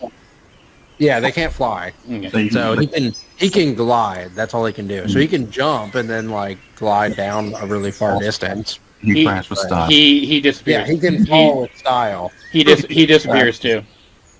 Oh, Jesus Christ. He what? He disappears too. Oh my God. Well, who's gonna captain the ship? Yeah. Oh wait. Oh, I'm sorry. Wait, I thought it was who all disappeared. It was. I thought it was Zack. Everyone who could fly almost. Everyone who isn't. Yeah.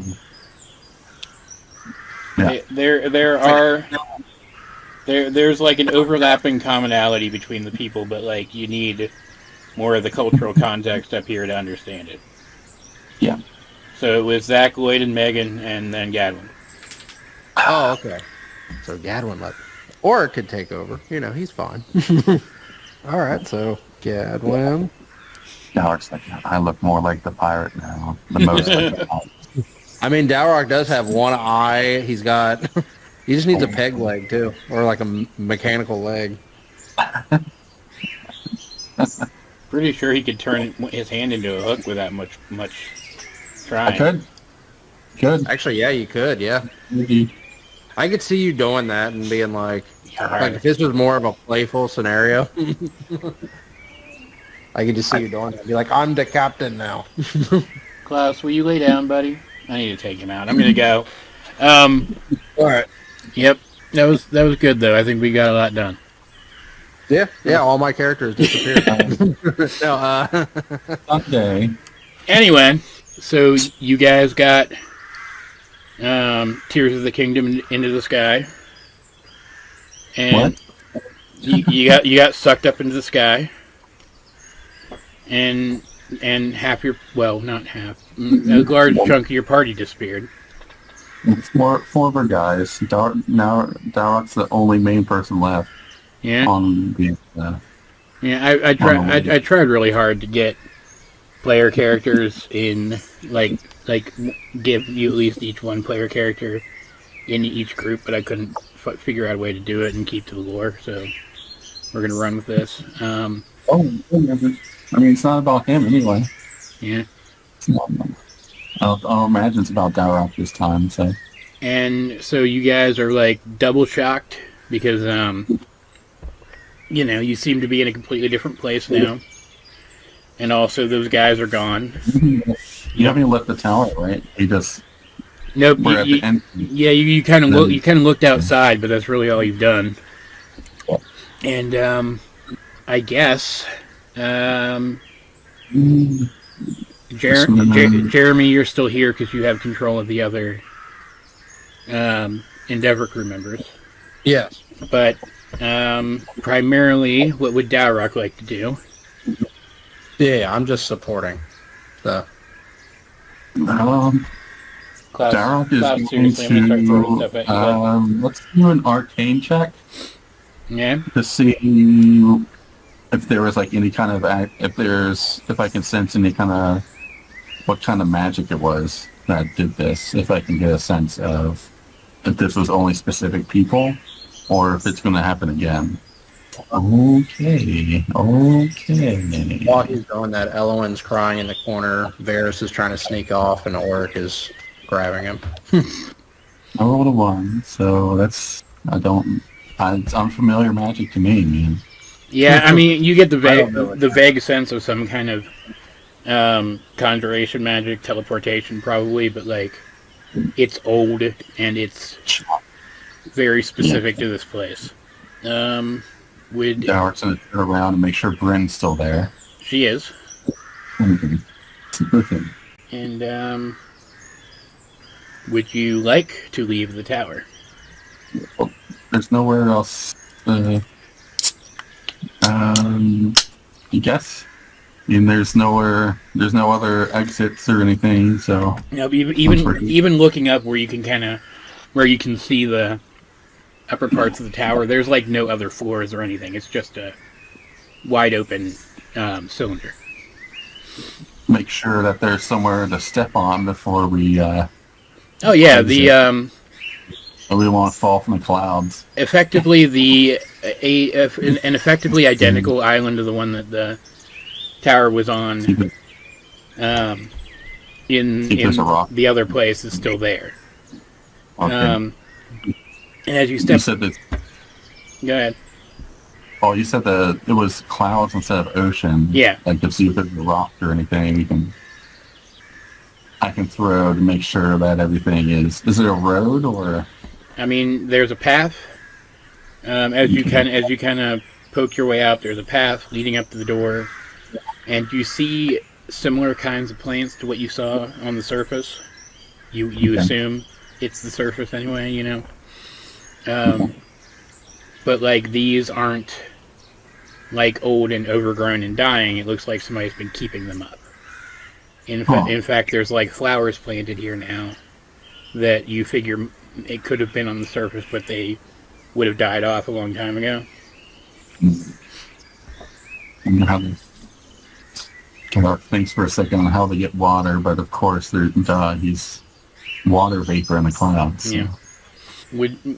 Now that you're outside, is there anything else you want to do? Explore around a little bit, maybe? Help me do perception check. That is good. What does? Make sure that we're not going to get ambushed. We're not. All right. See if Bryn can. I don't know what your guys' perception is. Bryn's +9, so. Oh, okay, so she's got the best then, yeah. And then 21. You don't hear anything suspicious. You don't you hear creatures, but nothing too large. Mostly birds, and you hear she hears like a skittering. And when she looks over, she sees a squirrel running up a tree. Nothing that sounds like people. No talking or anything. No like large footsteps. So is it like a patch of land that's like a beach, and then the beach is clouds? Or it's an ocean of clouds. It's like a small island, but you can just Like an island. Oh, you can see far enough to see where the like quote unquote ocean would be. You know. Okay. Well. And it looks like the path. Even coincidentally, kind of winds back the same way you came up to the tower on the other island. Is the tower, does it look like a lighthouse? Now that we were outside it? It looks like maybe it was modeled in the same style, but it doesn't look like it actually has any practical function. I don't even know if Dowroc would know what a lighthouse is. No. Anyway, I guess there's only 2 ways we can do this. We can follow the beach, and hopefully that leads to some semblance of civilization, or we can, I guess, go into the forest. Yeah. Let's see. Well, we've got all the what do you say, group? Well, so we can either go in the forest or on the beach line. I mean, the two, Auric and Elwyn are going to recommend the beach. Varys says the forest he thinks would be a better choice. So, kind of like a 2-to-1 split. And we're out in the open on the beach, so if we need kind of ambushes, it's all It'd be easier to avoid ambushes on a beach over a forest. So, I say we go in the forest, just so we have may not be able to see whoever's in here, though. At least we'll get more. We don't know how big this place is going to be, so. Well, we'll go to the forest. Okay. All right, so you head in. Even the plants along, or they're not along the beach line or the path, seem, I don't know, more vital than what you would have seen down on the other island. But it doesn't look like they're as kept up. Somebody is clearly trying to make the place presentable in the areas that would be most likely to be accessed, I guess is the way to put it. You still see some small animals. You hear birds, the buzzing of insects, you know. Yeah. That's what's going to happen at Dowroc. As soon as we try to take a step into the forest. Let's take the beach instead. Now, so far, you don't really sense any aggression in the area. Like, you don't really pick up on any danger. It's just you're on edge because the situation is so weird. But like walking through the woods, not even really finding any indication of large animals except like maybe deer, or some local equivalent. Like you almost start to feel a little calmer. You also notice that despite the fact that you appear to be above the clouds, the air doesn't seem any thinner up here. Like whatever this place is, it's been adapted for people to live here, normally. You do eventually, as you continue to walk, though, see signs that there has been civilization here at some point. Like a low stone wall that's overgrown and kind of broken down. What could be the remnants of a foundation of an old brick building, maybe a house. The kind of stuff that it's not reminiscent of like the actual construction of the pillar, because like it's like this primordial thing, but stuff that maybe was built off of its example. But it does not seem, from what you can see, like anybody lives here now. Is it basically the same stonework, like one solid piece? No, this actually looks like it was built conventionally, just like the shaping of the structure seems like it took its cue from the base of the tower. You're not too deep into the forest yet, though. Maybe a 20-minute walk. You can turn back and explore the other direction if you want. We're just gonna kind of look at Dowroc and see what he has to where he's gonna go. There's also more forest. You could go deeper. Varys is kind of saying like, well, we've gone this far in the forest. I feel like we should just keep going. Yeah, it'll be a waste of time to seal back the beach, I think. I mean, we're heading in. All right. As you go deeper, I mean, we found civilization, so there's got to be at least newer stuff. What's everybody's passive perception? Bryn is 19. Dowroc is 20. Or I'm sorry, 11. 14, 13, 16. So as you get they're all like get deeper in, it's actually Bryn is the first person to notice, but she after she points it out, the rest of you can kind of pick up on it too.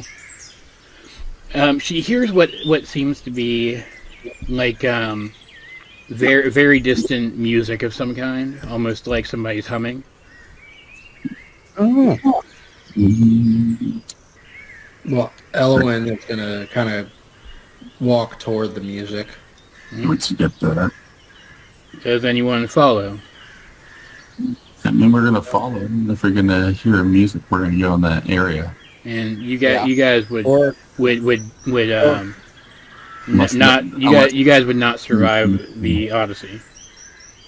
Well, I mean, we don't know that yet. I mean, you haven't told us to make any saves yet. These characters are a lot more curious.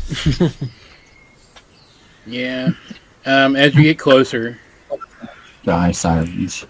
Which was- you don't detect anything like magical about the song. It really does just sound like somebody's humming to themselves.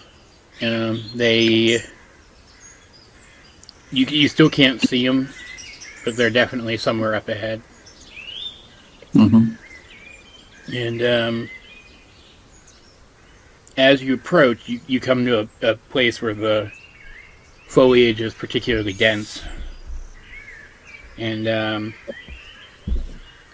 I guess Elwyn would kind of reaches forward and parts it, and your party finds itself face to face with a satyr girl. Hey. Who seems to be about the equivalent of like 14, 15 years old. Mm. And she Elwyn will- seems very surprised to see you. Well, Elwyn will go up to her and say, "Hello, little one. How are you?" She says, "I didn't think there was anybody else here. What are you doing here?" We're just well, our friends kind of disappeared back there, so we're just trying to find them. She looks around, kind of suspicious, and she says, "I think I should take you to talk to my father." Oh. Or he'll speak up. Who is your father? She says, "My father is named Zimus, and he's the current caretaker of this island." It's a good person to talk to. Oracle say, "Well, that would be much appreciated. Thank you, little one." As he kind of like takes his hand off of his axe that he's got on his back, realizing that he's like not as threatened. Now she is giving some of you kind of sideways looks. Oric and Dowroc, she doesn't really know what to think of them in particular. But she kind of skeptically leads you back, not the way you came, but kind of in the same direction, kind of like it would have been further down the path you guys didn't take, where you're going to come out of the forest. Oh. And eventually you reach the edge of the forest, and you find an older satyr, a man, with a cart full of tools and like manure and seeds and things, working on cutting back some of the brush and shaping it. And he perks up when he hears you guys coming because he thinks it's just the kid. And he also seems surprised to see all of you there.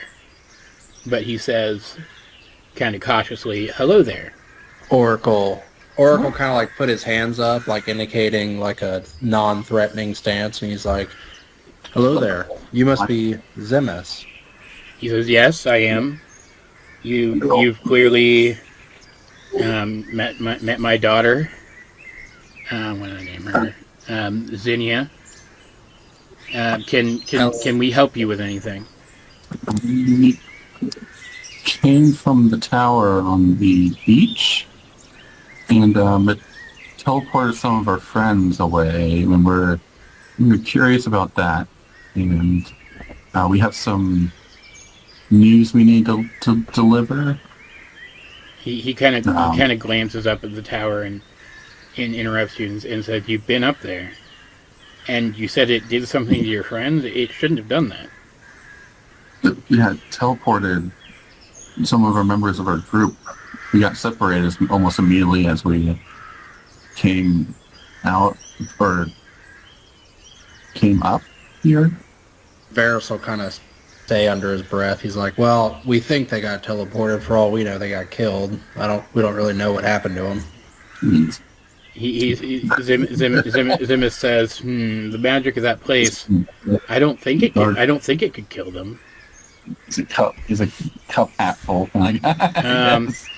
He says, well, it's Empty. Cup half empty. he says, well, some of you look like you've come quite a long way to visit this place. It's not the usual season for pilgrimages, but I guess there's nothing wrong with you being here. Just a bit unexpected. There's a season. I can't. Oracle, like, do you get many visitors? Not during the times that my family usually works here, but yes, people visit this place often enough. So you take time off during certain times of the year? Yes. The those who usually, and he's still looking at you kind of weird. Those who usually visit here don't like to see us around. Then to change the subject, trying to put on a positive face, he says, "But I'd be happy to help you. And while I don't know what happened to your friends, I suppose we could take." He looks at his daughter. He's like, "I suppose we could take the rest of the day to help you find someone who might." He says, "Come with me," and he kind of gestures and starts walking toward the beach. The crew members will follow him. Hopefully we'll not meet our deaths. Yeah, here's hoping. And he is pulling the cart along behind him. He seems. Is he like an older person? Yeah, it looks like he looks like he's middle aged, and weathered. It looks like he's worked a lot in his life. Oric's gonna ask if he can just carry or pull the cart for him, just since he's helping us. He seems Oric's a much younger, larger half orc, so he's very capable. He seems a little surprised by the offer, but he accepts. Alright. And you're able to pick up the pace a little bit, and eventually you come along the beach, and you come around like a little, like, outcropping of plant life into the beach area. A dock comes into view, where a like smallish boat is tied up with oars coming off the sides that kind of undulate and churn and stir up the clouds beneath them to create like a little cushion of lift to keep the boat in the air. Mm. And a big boat? I'm guessing a small boat. And he says this is our boat. It's a little small, as you can see, but it should be big enough to get us all to the next town over. Kind of ushers you all on board, and kind of shows you where you can sit semi comfortably. Like, it's big enough for all of you, but like you wouldn't want to want to try to spread out and like live on this thing for any extended period of time. You mentioned it's not the season for visitors. Is it usually for like trade? He says no. Or he says, have you not heard that usually those who come here on pilgrimages do so only at the end or at the middle of the year? Definitely new here. He says, clearly you are. Why do they seem to kind of go to those 2 times of the year? Yeah, does something happen here during them? He says, oh, that's just how it's done. People used to come whenever they felt like it back during the time of the migration, but now they've kind of settled into the tradition of just those 2 times a year when I guess it must make sense for them. Except for who? Well, for the ruling classes, of course. Aren't you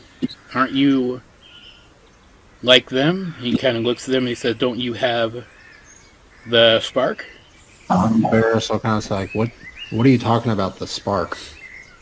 He says, well, I'm surprised you don't know. I know there are some distant islands that don't really interact with the rest very much, but I thought it was not common knowledge everywhere. The members of the ruling class, if they don't have feathers, they have the spark.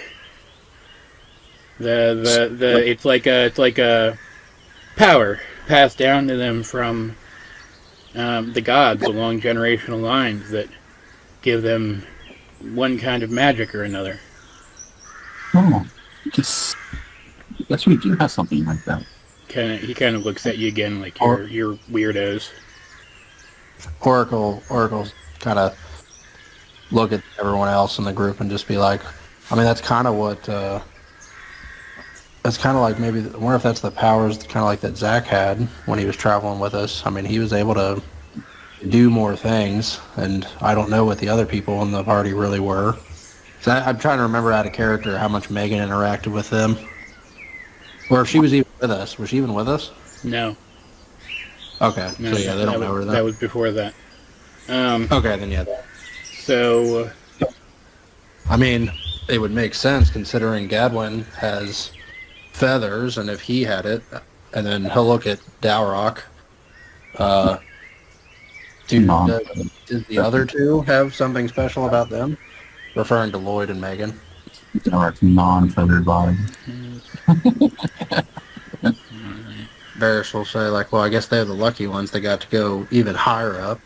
Probably more stuff up there to do. Helen kind of smacks him on the head. Quit being so rude. Zimus is kind of watching you guys. He doesn't really seem to get exactly what you're talking about. He's kind of dismissive of it. He tries to remain cheerful and says, well, if none of you have the spark and I don't see any feathers, you must be more like me than like them, I guess. But I don't usually expect to see grounders come into a place like this anymore. Grounders? The people... Varys says snarkily, like, I assume he's just referring to the people that don't have feathers or a spark are just called grounders. The people that aren't as blessed or lucky enough. He says yes, of course. I know it's not necessarily a proper term, but it's just kind of what people say. But I assumed you would have heard it before. Or it's like, well, I mean, that makes sense. I mean, we are on the ground all the time, so, I mean, I get it. Zemes is still kind of watching you like you're weird a little bit. He kind of makes his way up to where the wheel is and kind of starts adjusting course. It seems a little bit like maybe he's trying to put some space between you guys, like he's still trying to be nice, but he definitely thinks you guys are odd. You do notice, though, as he goes up there, the assembly looks similar to like a sailing ship, but you see that there's an extra control, a lever that he pulls back on at one point when the cloud ahead is a bit higher up than the one you're on. It kind of lifts the boat up so that it can jump to the next level. Ooh. You can keep asking him stuff if you want to. Like, he's not shutting you down completely, but... what do you know about that tower that's on the beach? He says, well, I probably know more about it than most. My family has been keeping it up ever since the migration. But when I say keeping it up, I really mean the island around it.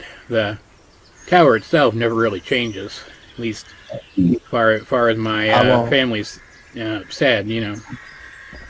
How long have you yourself been working here? My whole life. I started when I was a bit younger than Zinnia, helping my father. And after he finally retired, I took over probably. He thinks back. He says, 50 years? I assume that's going to be Zinnia's future as well to take over for you once you can't. Well, of course it will. Zinnia, just like everybody else in the... I know it's a little different in the islands out on the outskirts, but just like everybody in the core islands, she does the work she's been born into. Unless she, at some point, shows any sort of heroic potential, I guess she could become one of the trial takers. How do you become a trial taker? Well, I've never really looked into it too much myself, but from what I've heard, if you show the potential to perform heroic deeds, you can start to take assignments and be given special requests by the people up above to go out and solve problems that the rest of us can't really handle. It's well, some people think it's a better life than this one, but it sounds like more trouble than I'd like to put up with myself. If we were to become trial takers, would we be able to go up to where the... I forgot to write it down. What are the higher-ups called? He's just been calling them higher-ups or people above so far. Okay. Would we be able to go where the people above are? Well, that's the rumor, anyway. That if you perform enough heroic tasks, you'll be invited up there with them. It's thought to be the only way one like us can ascend above our station, but I can't recall hearing about anybody receiving that boon within even my grandfather's lifetime. Varys will just say, looks like we might have to find another way. Is he trying not to be heard when he says that? Yeah, he says it low. He says it lower. Is that what Varys just said? Or is that Orc or Varys again? That was Varys. Varys is like the little asshole of the group, kind of. Dowroc is being like elbow Varys. And Azimus will say he's kind of tapping his head. He says, "Oh, I forgot Val's with us too, isn't she?" Yeah, she's just kind of sitting in the corner. Yeah, I forgot she's with us. Okay. Zimus kind of tapping his head a little bit and says, I really do wish I could help you figure out what happened to your friends. It's quite strange. Just because I work there doesn't mean I'm really supposed to know anything about it. Can't even remember the last time I actually went inside the tower. Kind of trying to be personable, at least, you know. It's like, do you know? Is that where we're heading now? To like the area that we can take the trial, or is that a different area completely? Oh, I'm just taking you to the next town over. Okay. You'd probably have to go a little further than that to find a place where they could sign you up for the trials. But it'll get you started at least. I wonder though. I didn't see any other boats when I was pulling up to the island. Did yours drift off or something? It better not have, Oracle say, but in a not mean way. But oh, so he's like, no, it should have been down there. You say down there. Down where? Down at the base of the tower where we came in at. Well, here we go. Says, well, I mean, I came in the same place and I didn't see it. I hope you're able to find it again. I mean, we haven't been here that long, so maybe. I mean, how long have you been here? Pulled up maybe an hour ago. Well, maybe we were here. I don't know. It's clear to you guys. Like, it's becoming clearer and clearer to you guys, though, that Zimus does not realize that there's like two versions of this tower.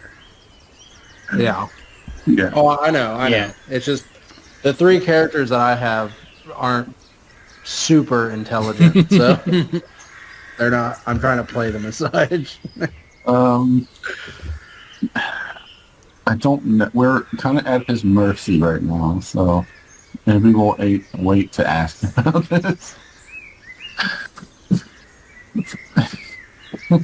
You will have noticed at this point there's like a like a little living area that kind of goes back in and down into the ship beneath where the wheel is, and the daughter is kind of retreated down there.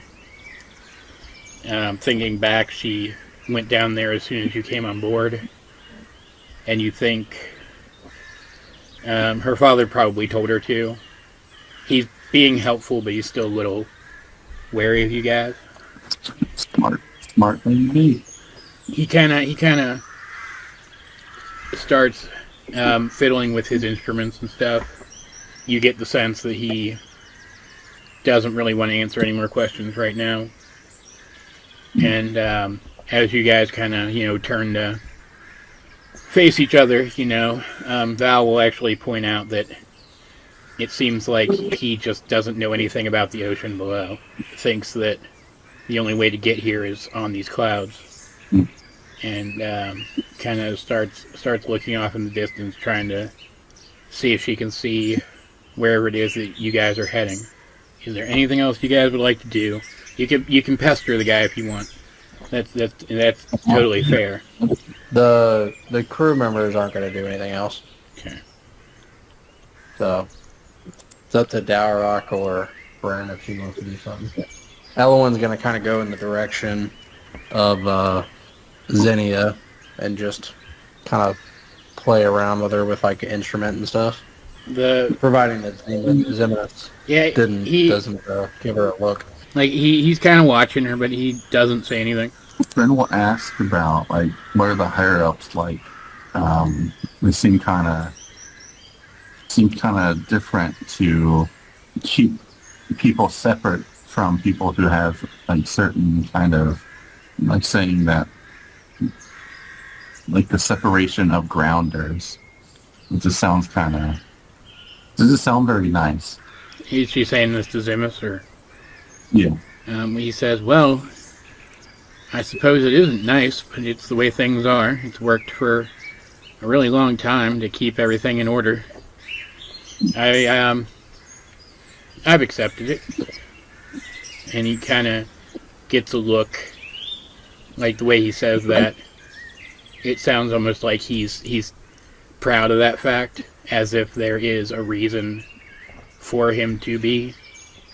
And what's passive insight on everybody? 11, 13, 14. So 14 highest. They notice nothing. Ran is 16. Now it's 11. Yeah. Alright, Dowroc, roll insight. Alright. It's not good.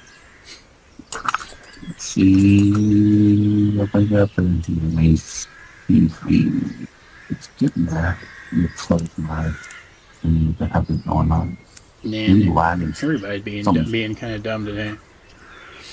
Bryn thinks the way he said that was kind of weird.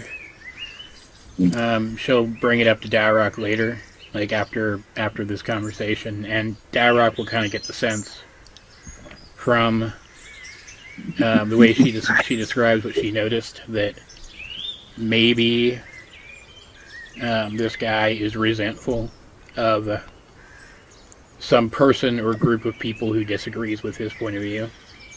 That there is somebody out there who doesn't like the way things are done. Oh, he's also been given weird looks to Todd. He would not. And I go too, but he looks more like he doesn't know what Igo is when he looks at him. But when he looks at Todd, he seems surprised. Because remember, there weren't any large predatory animals on the island. I think that's Todd. How big is Todd? Like a medium dog? He's just normal size. He's medium sized, but he's like a wolf. He's big. Oh. I will actually have Zimus kind of, after a bit of silence, he'll bring it up. He said that those beasts with you, I think they surprised me more than any of the rest of you did. You really aren't trial takers? Not yet. Says, well, that seems That's a bit surprising. I've never really heard of anyone having like a beast friend who hadn't found one while taking the trials or some such. You can kind of find a beast while you're taking the trials. I've heard of some come into some power to bond with them or something as they get stronger through the hardship of it. Oh. Well, I had my own personal trials when I built him. It says, I guess you were fortunate to be someone who builds things then, but he kind of He's not gonna. seems uncertain, you know, and kind of goes back to fiddling with his stuff, you know. Dude, I don't know how to answer this without. He's already thinking us weird. I mean, worst case scenario. I mean, what are you trying to ask? Like, is there a different, like, do grounders have like a leader, or in the higher ups are they more of a? Are you asking this, or are you just telling me this? Varys will walk up to Zemes and say, "Who's in charge around here?" Hold on, I need to find where I put a character's name. Who do we speak to about taking the trials? Well, one of the record keepers could get you started, of course. It really does depend, though, how well you're able to prove yourself, whether or not you actually get any requests. Oric will kind of speak up a little bit, and he'll be like, Is it possible if you do really, really well on something, it could expedite the process?" Kind of scratches his head and he says, "I suppose so." Again, Like if we took down some big thing, like do you think that could get us up there faster? he says, "I suppose so." But like I said, I've never really looked much into all this. I didn't know if we just didn't know if you had heard any stories about some of the more well-known trial takers. No, I'm not all that interested in that kind of thing. Never really wanted to take the time. Because you've said no one since even your grandfather's era has passed the trial, correct? Well, it's not so much about passing the trial, it's more about continuing the trial until you may perhaps catch someone's eye. Ah. He does kind of take a pause, though, and say, "So I do, now that you mention it, I do remember, I think maybe back in the day there was only so many trials that you needed to work your way up, but I could be misremembering." He says, Is it like an individual challenge thing? Depends, I suppose. He says, though, to answer your question, obviously, you know that the one in charge ultimately is Queen Hemira. But in this region, I guess it would be the governor of the next town over, or maybe the mayor of the center. What's his name? I haven't named him yet. Which one, the governor or the mayor? I have not named them yet. Okay. Governor / and mayor with no name. Okay. Jeff and Bob. Skylar and Windsor. Sure, why not? Ellen will ask, is Queen Amira, is it Amira? Hemira. It's Amira. Is Queen Amira like the queen of the grounders, or is she up there as she points kind of upwards? She says, "Oh, well," he says, of course she's the queen of everything." Oh. Kind of gives you guys another odd look. Uh-oh. Andromeda. We don't know her name. I mean, of course, we know her kind of reaches up and pulls the lever and unfurls another sail and picks up the pace a little bit. Oh my god. You're trying to get rid of it as fast as possible.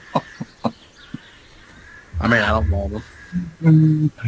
He's going to get up closer to the helm and grab the wheel real tight.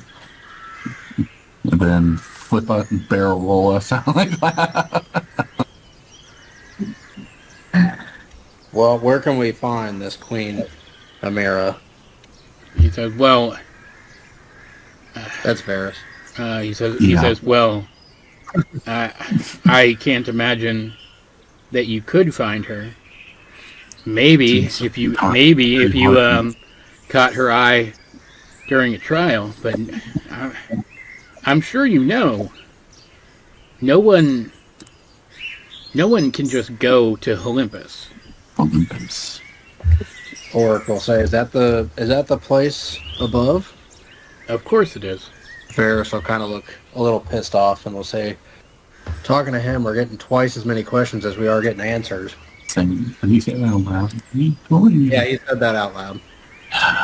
As you, I guess the best word is still sail a bit further. Suddenly, Zimus's eyes kind of get wide as he's looking out on the horizon, and he says, "Oh no, oh no." What's Oric will go up next to him and just kind of look off in the horizon as well to see if he sees anything. Is there an issue? Dowroc's going to kind of try to see what's going on that he's got all worried about.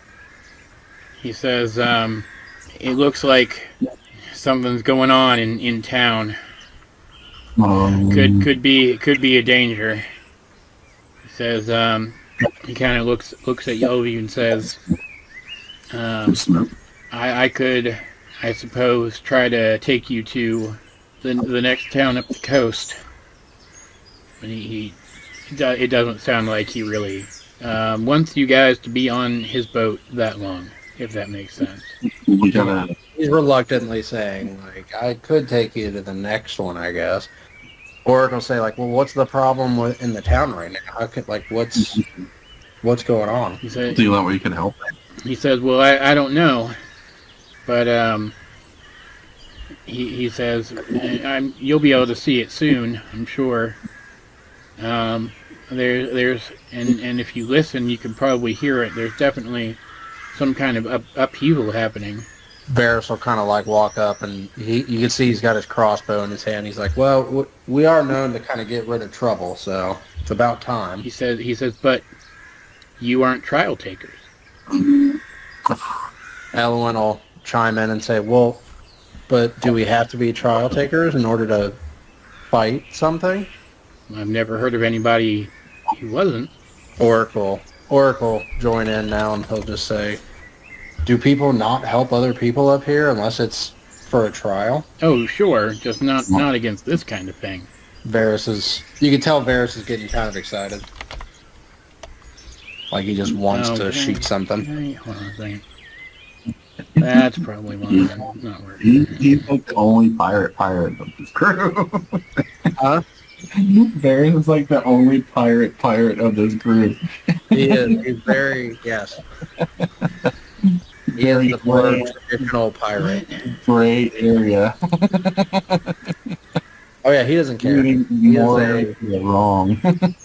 If enough money was on the other side, he probably wouldn't. He probably would think for a while about switching. Like he is the like you said, he's the most pirate out of the whole bunch. What's going on here? Gadwin's probably like his moral compass, and he's gone right now. I mean, yeah, Gadwin usually keeps the group in line because none of them are very good at. They're good at doing their own specific things, but they need someone to kind of point them in the right direction.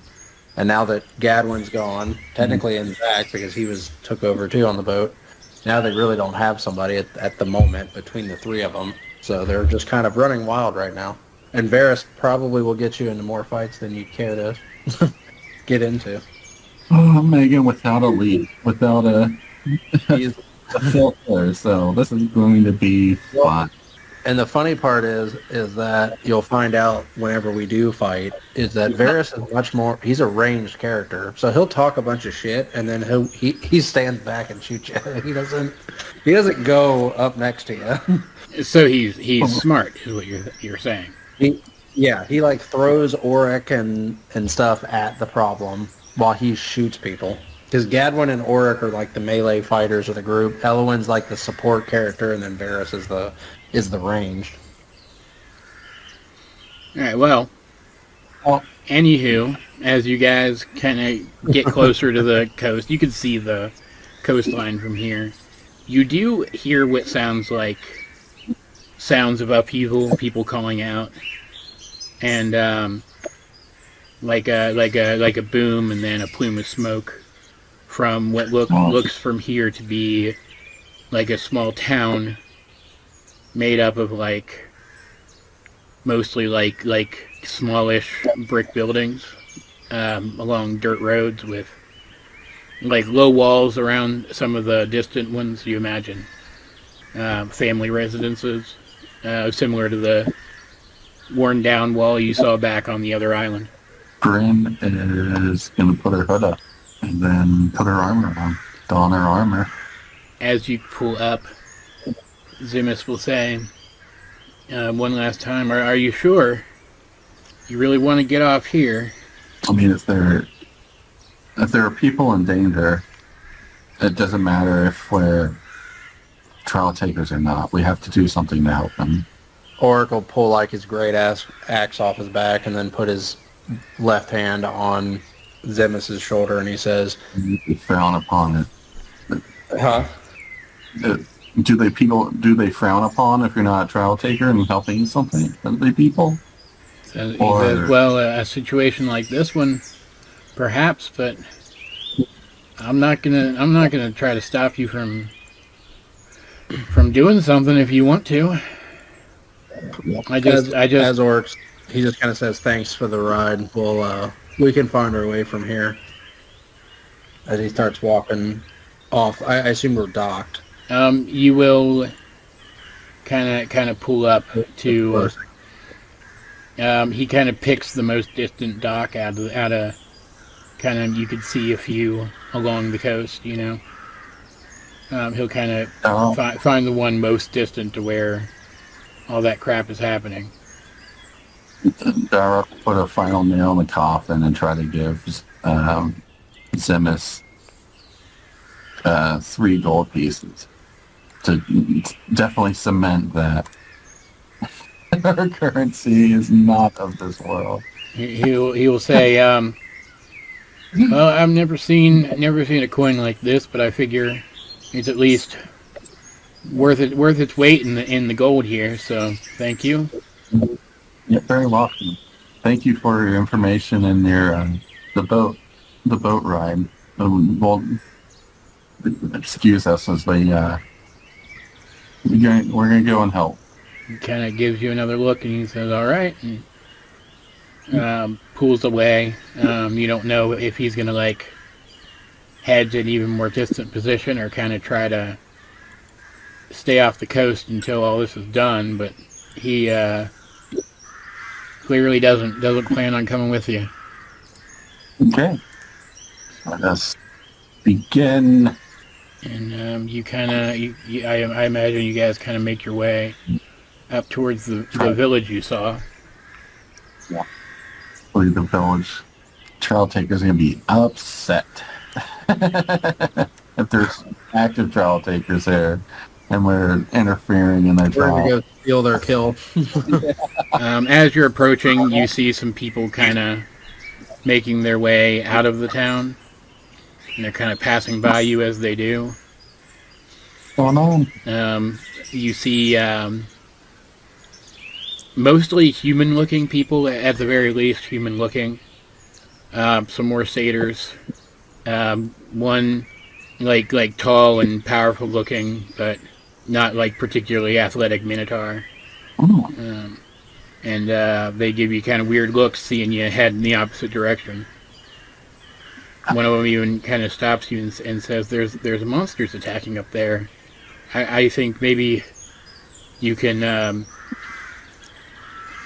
visit another time. Kind of looks around, doesn't see like a cart with any wares or anything, you know. If there are monsters, we're here for the monsters. Says, "Oh, your trial takers, good. We could the town could use a few more." I'm not going to deny it. But I'm not going to deny it. I was gonna say let's not tell her.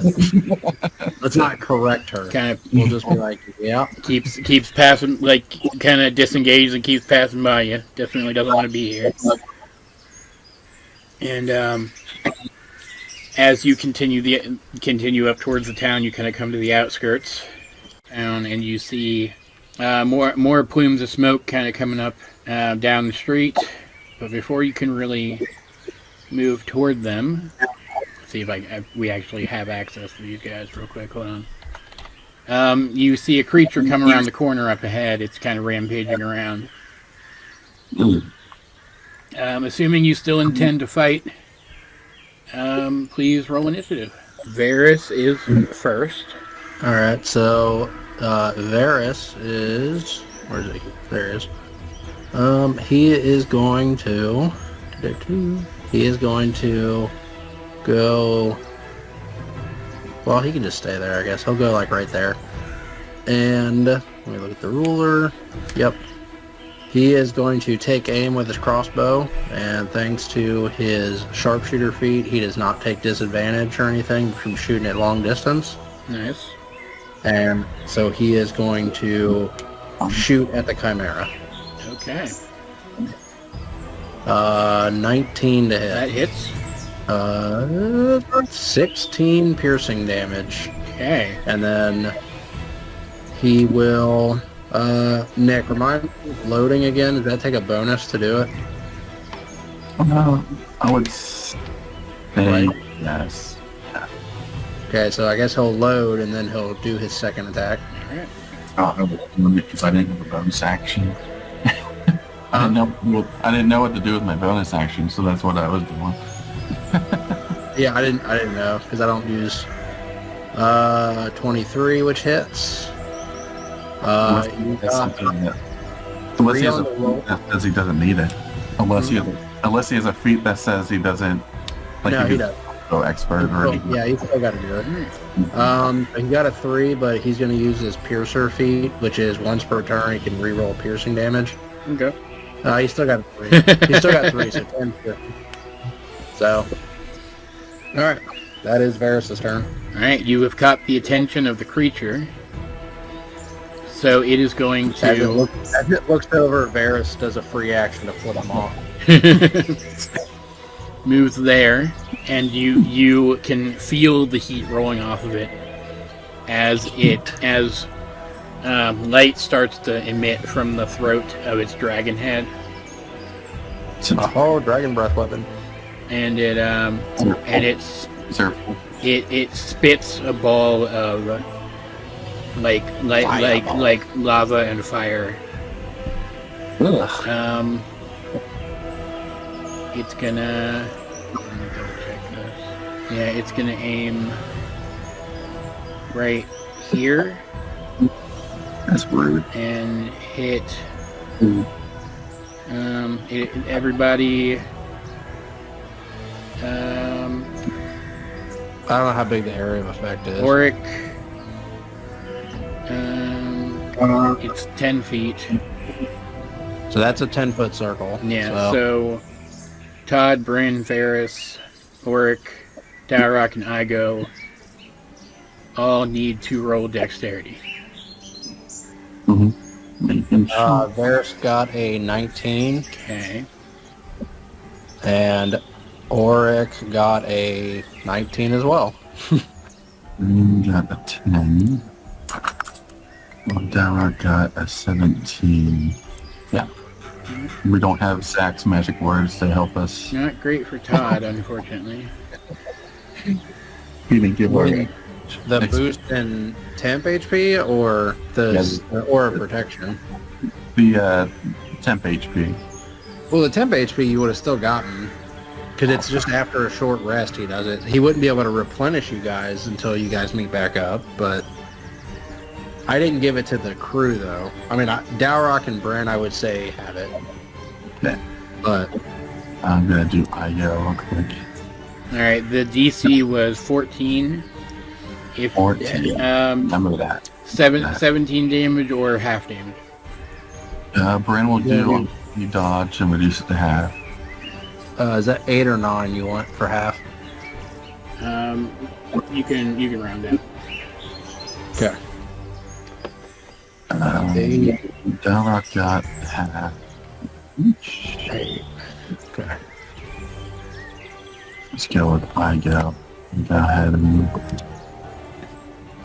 do his stuff here. What are you damage, sir? At this point, Todd is going to run at the creature. That's all he's going to do, which brings it to Auric. Are there any villagers around, or is it just the monster? Even they like ran inside the house and stuff. From what you can tell, it looks like everybody made it out of this area. Good. We'll have to be. Just wanted to help him this time. Auric is going to take the. Where is his character? There it is. He's gonna dash. He's gonna dash there, and that will be his turn. Okay. Elwyn next. Okay. Elwyn is gonna take out her loot, and she's gonna go right here, and she's gonna play a note as it blasts a spell towards Todd. Okay. And as she hits Todd with it, providing that he doesn't fight it, she casts Polymorph on Todd and turn him into a T-Rex. What? Excellent. That is perfect. My God. And then she's gonna kind of step back a little bit. And then she's gonna pass the rest of her turn. Okay. Cool. Varys will be like, "You fucked with the wrong people." That makes it Val's turn, and she is actually going to take a cue from Elwyn, and she's going to kind of move up here, and she's going to cast enlarge on him. No, she is going to cast Major Image and create an illusion of a second T-Rex right here. Oh my God. These people are going to be so terrified. Seems like random more monsters just show up. Bum bum bum bum bum bum bum bum. Which makes it Bryn's turn. Bryn is just like an As this is happening, Auric is just laughing. Like kind of like Dave Bautista, just as Drax. He's just laughing. Let's see. But she usually can curve the bullet. I'm sure she can. She's a fantasy character. Yeah, just because of the large enclosed space of Tautosaurus, 2 Tautosaurus Rexes. One's illusion though, so. What weapon? What weapon did she use now? She has her armor launchers. She has electricity. Okay. And she has She has the Iron Man gauntlets and chest beam attack that she can do. but they're not with advantage. And she could hide and then try to shoot, I guess. Let's see, what's a good hiding place? She can go right there. She just go do a little bonus action hide. I think she just disappeared, man. I mean, it's a 29. Yeah, the Chimera definitely does not see where she is. She's gonna go ahead and shoot with her lightning launcher out of her hand. Okie dokie. And then she gets... let's see if I can do that with open accuracy to make it a critical. Nah. 25. Yeah, dude. And then she is going to lightning damage. And then she has her sneak attack. 3s. Does the sneak attack work on her? Because it's a ranged weapon. Oh yeah, it's ranged or versatile. That's right. Mm-hmm. So that is 17 points of lightning damage. I paid very close attention to this build, Jeremy.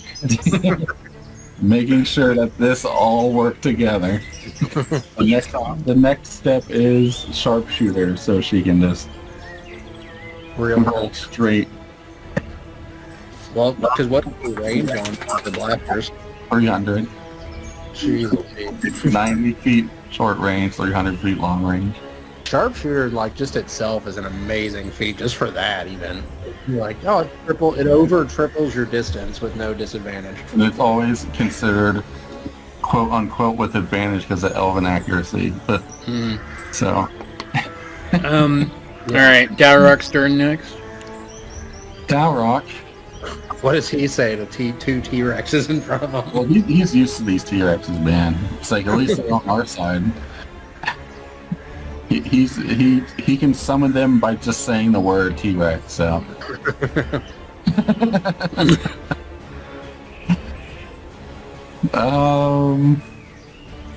He doesn't know. Does he hear? He's seeing the ones over there. Do we clearly, are the buildings short enough that, do we see the other two? No. No. Okay. So, well, Dowroc actually has to get up to shooting range to be able to do anything, so. His daughter's showing him up. 20, 25, 30. Let's see if he has a spell that can help, though. He probably has.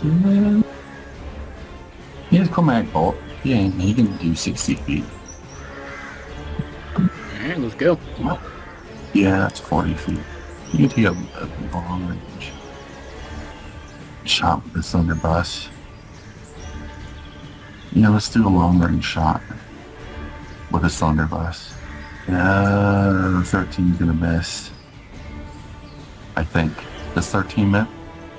It does. Okay. Oh, that one could hit. 25. That hits. 7 points of thunder beam. We got lightning and we got thunder. First the lightning, then the thunder. Yeah. Just like the what was it called? The throwdown? With the rock and The rundown. the rundown. Yeah, first you got the lightning, and you got the thunder. Alright, as that happens, a Then second chimera will glide in on its wings and end up here. I'm sorry, I goes. Jeez. And it'll kind of run up a little ways here. And Dowroc's like, oh shit. it's going to Clever girl. it's going to fire off a blast. Just trying to kill us all. It's trying to kill my daughter. A blast there. So roll dex again, please. Oh, at least I All know. three of them are now. At least I know that. Let's see. Igo has a +5. Let's do in order. Let's do Dowroc. Yeah, that's fine. Let's do Grin. Yeah, I can't do anything about that. Let's do Igo has a +5.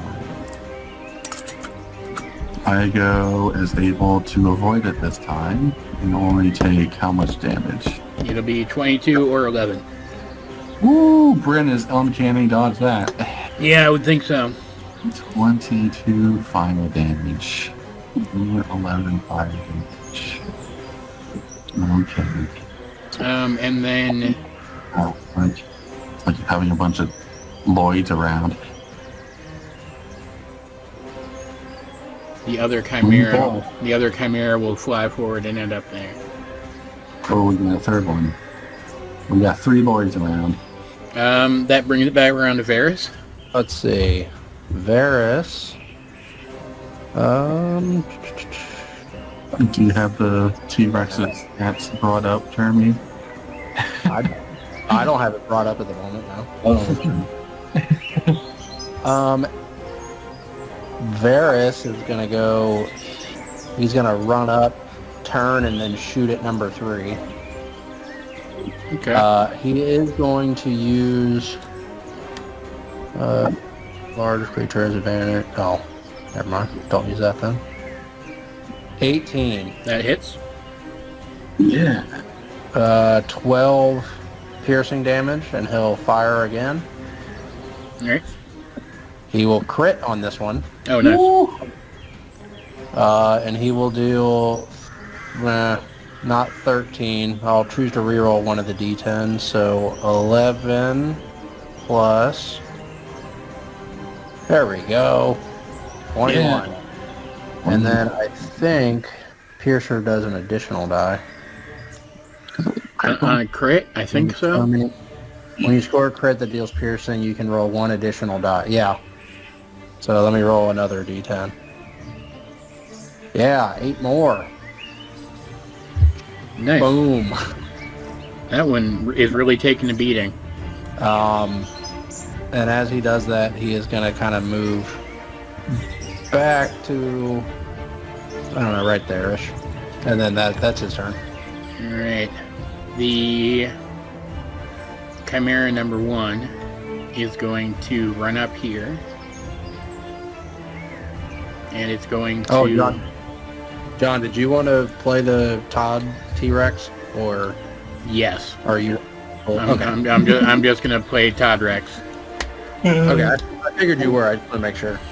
It runs up here, and as its dragon head bites at Toddosaurus Rex twice, its lion head is going to attack Auric. Oh. That is a 19 to hit. For Auric or... For Auric, yeah. Miss. He's got 20. Alright. 14. Against Tyrannotod. Tyrannotod. That is both unfortunately hit. It's going to be... Well, good thing the T-Rex at least has a good amount of hit points to absorb. Yeah. Takes 40 damage. Or- No, that's wrong. 36 damage. Is that for both of them though? Yeah. Okay. Now, Tyrannotod is going to attack back. A tail slap attack. That is a 25 to hit, which hits. Not a For big bite. 21 damage. Which brings it to Auric. Auric is going to go right here. And he is going to attack with Great Weapon Master against the Chimera. Okay. 18. That hits. Alright. 20 damage. And then he'll attack again. He'll also do Great Weapon Master for this one as well. Oh, this one he misses. Does that hit? Hold on. No, that hits. That was only a... Oh, yeah, because Well, no, yeah, okay, right, minus because five. the -5. Yeah, that misses. And then he will... and that will end his turn. All right, Elwyn now. Elwyn is going to... Let's see, so she's concentrating on that already. Yeah. Making sure she doesn't need to try to see wisdom. No, don't want to use that. That is also a... So many concentrations on bards. She is going to use... She's going to go up, over, She's going to use her bonus action to start with and use her Bardic Inspiration. She is going to inspire Dowroc. So you have the inspiration. You have a D8 that you'll be able to roll for an ability, attack roll, or saving throw. So she plays a brief chord. Yeah, she That- plays a brief chord. That's so bad that it inspires Dowroc to want to finish the fight sooner, so she stops. Yeah, that's pretty much what she is. Yes. And then she is going to. Nope, not that. She is going to cast Dissonant Whispers as her action on Chimera 3. Okay. So it's going to do a Wisdom 15 saving throw.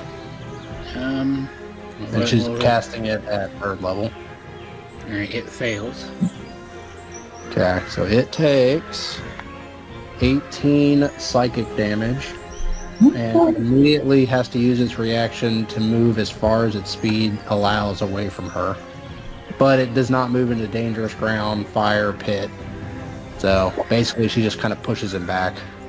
Alright, so it kind of comes over here and shambles up onto this debris. Again, because the singing is so bad, he like retreats to get away from it. And then she'll move there and then pass. And that's her turn. Alright, for Val's turn, she's going to kind of move up here and kind of stay next to Elwyn. And she's going to move the illusion and alter it such that the illusionary T-Rex seems to crash through this building and end up here, where it roars at Chimera 2 and tries to draw its attention. Prince of Persia wall runs. Yeah, it does, I guess. It's the closest enemy, and the Chimera is really stupid, so... You can keep going. I'll be back in just 1 second. Okay. Brings it to Bryn. Just gonna scurry over here.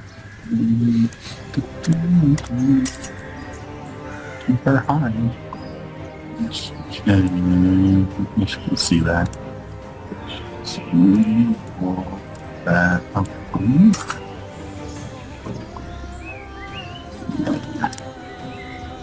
4 plus 7, 19 points of lightning damage to number 3. Okay. And then that's her turn. That brings it to Dowroc. I'm trying to think if I should do that or not do that. Alright, I'm back. Trying to think if I should do that or not yet. Do it. Dowroc is going at 2, 3, 4, 5, 6. Listen, guys, I know someone who's a fan of fire, and I have set up a consistency for those kind of things. And he's going to activate his investiture of flame. Yeah. And say flame on. Let's see. He doesn't have a lot of those, actually. Let me see. This is his stuff. Action-based, I think. Or reaction-based. Yeah, that's his turn. And what about Igo? Igo is seeing... You could like run him to here through Todd's space if you want, or something. 1, 2, 3, 4, 5, 6, 7. He's gonna go there. Yeah, right. He's gonna go there. That's 10. So 15. That hits. So plus D8 plus 4. So 10 points of force damage. Okay. Chimera number 3 is going to do kind of a wing-assisted hop and end up here, and it's going to bite at Dowroc twice with its dragon head. That is a 21 and a 25. Shield the first one, and the 25 will definitely hit. What's Elowyn will she'll do a silvery barbs on it. Oh, Okay. On the second one. It misses them. And she'll give Bryn advantage. All right, both of them miss. Then its lion head is going to lash out at Bryn Dowroc, punch her. and get a 24 to hit. let me see. Let's see. Do you have it? You do not have it. That hits. All right, it does 9 damage. Dowroc. It does 9 damage, and she rolls a DC 15 strength. She has candy dodge though. So we'll do 8 points of damage. And he said strength. Mm-hmm. It's not good. 3. It Grapple. grips her in its teeth and tosses her 20 feet in the air. Whoa! And then she falls back to the ground. Fall damage. Mm-hmm. Dowroc, you gonna sentinel punch him for that? Oh, I couldn't. It'll do 16 damage. Well, you can react to the shield, so I can. Oh, that's right. Yeah, sorry. How much? 16 damage from falling. He's definitely upset about that. Oh wait, did she roll with advantage? The strength check? Oh, Does silvery barbs do the advantage for that, or is it just attack or no. Still low. Still low. attack, ability, or saving throw? Still low. Yeah. Oh, Oh. dang. Fine. Well, never mind then. Dowroc, though he did step into Dowroc's range for investiture. What does that do? Any creature that moves within 5 feet of you for the first time on a turn or ends it takes 1d10 fire. Alright, how much does that do? Probably only 2 points of fire. 4 points of fire damage. Okay. It seems Unless it's it seems to do the proper amount. No, I'm kidding. And then Chimera number 2 is going to Dragon Breath Illusory Tyrannosaurus. Dragon. Which will catch Orican as well. That's a dex, right? Yeah. Only 13. Alright, so that is... I could be rolling this and the other thing that I roll everything, but it's just easier to roll a bunch in here. So... 38 damage. Okay. And it is not smart enough to realize that when the T-Rex is unharmed by that, that means the T-Rex isn't real. Yeah. Brings it back around to Varys. All right.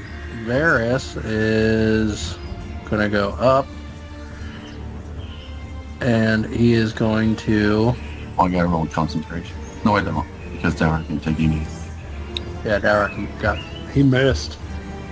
He's gonna go there, and he is going to sharpshooter. He'll take a -5 and do sharpshooter against number 3. Yep. 18. That hits.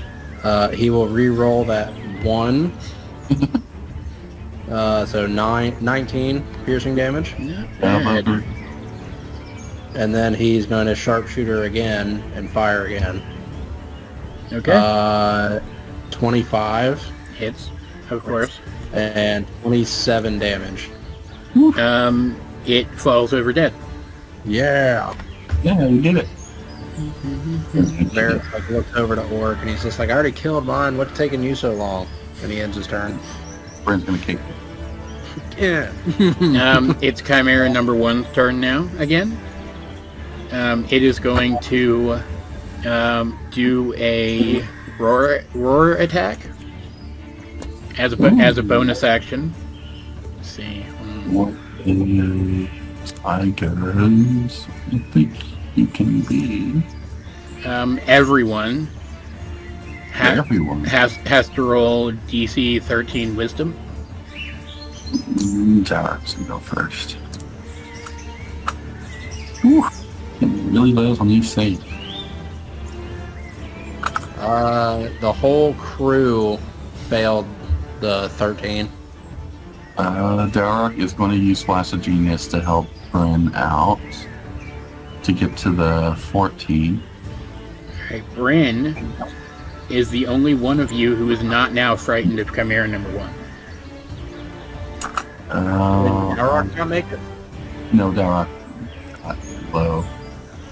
What'd you get? Dowroc got like a Tyranno. 6. I didn't roll for Tyrannotod either. Oh, Oh, he saves. But this, depending on his wisdom, yeah. Igo is afraid also at Cool. 12. I don't know how Roas can be afraid of something. But okay. Hey, he has feelings too. Feelings. He's getting assault. And then for its action, it's going to bite Tyrannotod twice and Igo once. Igo is going to use reaction to deflecting one of those against Todosaurus. Okay. It still hits with 1 against Todosaurus Rex, and it gets a 26 against Igo. Yeah. So that is 10 against Todd and 11 against Igo. 11 against Igo. Which brings it to Todd's turn. He's going to try to bite and grapple it. And he's going to miss. Which means you get to see the Chimera's reaction. Oh boy. Ram's Defiance. Its ram head Ew. makes an attack against Tyrannotod. He rolls strength with a +7 and still somehow fails. And is knocked prone. No! God! What is going on, buddy? He says, well, I mean, right now he has the brain of a T-Rex. He's not doing great. Which brings it to Auric. Alright. Auric is going to kind of let out a fun little laugh like he's enjoying himself. And he is going to, first off, do his second wind to regain 17 hit points. Not bad. After that big fiery explosion, though, he probably needed them. Yeah, he was around half his health, so... he is then, since everybody seems to be afraid of this thing, he is going to activate his skull ring that he's wearing, or the Ring of Obscuring, and he is going to drop... Where's overlay? Circle 20. Jeez, oh Pete, that's a huge circle. 20 feet around him, a fog cloud, thus blinding Chimera 1, which means nobody's afraid of him anymore. Okay. Because you have to be inside of him. Yep. So now, here's my question. I assume, so Auric has the blind fighting technique, so he can see through the fog cloud. I assume he is still afraid, though, technically, right? Because he can see him, but one can't see Auric. Yes. Right? Okay. So Auric is still afraid. Yes, but because the Chimera can't see him... Right, it cancels each other out, so it's... Yeah, so he Right. just rolls a flat roll. Okay, so that was a action, so he is now going to use... Or is it his action surge? Darn, I can't see this. And, and he is going to attack with his great axe against him. Alright. He is going to just do normal roll. He's not going to great weapon master it. Probably smart at this point. 29 to hit. That hits. 11 damage. Alright. And then he'll attack again. And I should have done great weapon on both of them. 24 to hit. It's dead. 10 to... Oh, okay. Oh.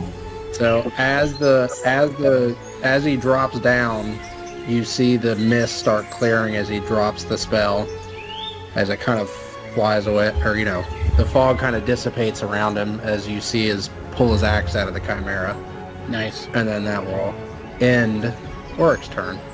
All right. Elwyn next. Is Bryn hurt? Like, how hurt is Bryn? It's about a quarter of her health gone. Gone or left? Gone. Oh, okay. All right, so she's like fine then. 22 Alpha D. Versus 37 Alpha D9. Okay, so Third. Elwyn will go here and she will play a Song of Healing Word at her and heal her for 9 health. Her injuries peel themselves off like stickers and run away and tear. And then, well, actually, wait a minute. Can she do? Like the fat Actually, creature. wait. Actually, she's gonna move next to her. Actually, sorry, she's gonna use Cure Wounds, not Healing Word. Okay. Oh, So take that back because I have something different I want to do with the bonus action. okay. That was a level 2, so that should be Cure Wounds. So she heals 11 HP, so it's actually more. And then she is going to use her bonus action to use Mantle of Inspiration. So as a bonus action, she can expend a Bardic Inspiration. I can choose a number of creatures I can see. Choose a number of creatures you can see, and that can see you within 60 feet. Oh, up to your charisma mod. So 4. So, 4 creatures. So she's going to pick Bryn, Igo, Auric, and Totosaurus Rex.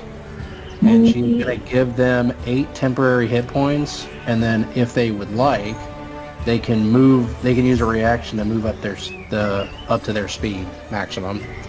8. So Auric is going to use that as well, yeah. Bryn. Got 8. You said Igo? Actually, she'll target Dowroc instead of Igo. Oh. She'll do 4, yeah. So Auric, Todd, Bryn, Dowroc is the 4 she'll hit. And then, like I said, they can choose to use it if they haven't already. I guess Dowroc already expended his reaction, didn't he? Yeah. Alright, I guess Igo then, sorry. Igo still has his, right? If he wants to even move. But that'll end his turn. Or her turn. Alright. So Bryn and move. Brings it to Val, who is going to once again move the illusion, making it appear that those buildings were broken as it passes through. 7. And it's going to swing its tail at the Chimera, but she's just going to have it miss. Just trying to hold the Chimera's attention. She'll actually move it like here. He'll use his reaction anyway, too. So. I go use his reaction, too. Okay, well, he got temp HP. And because it does still believe that the illusion is correct, is real, it will allow for flanking. As we come to Bryn's turn. Let's see. You only have 1 attack action, but it's pretty strong. And does roll with advantage. 18. Okay. Let's see if I can get critical. No. Always fun to catch. Yeah. It's like 68 without a critical. 6. And 15 points of lightning damage. And then she is going to...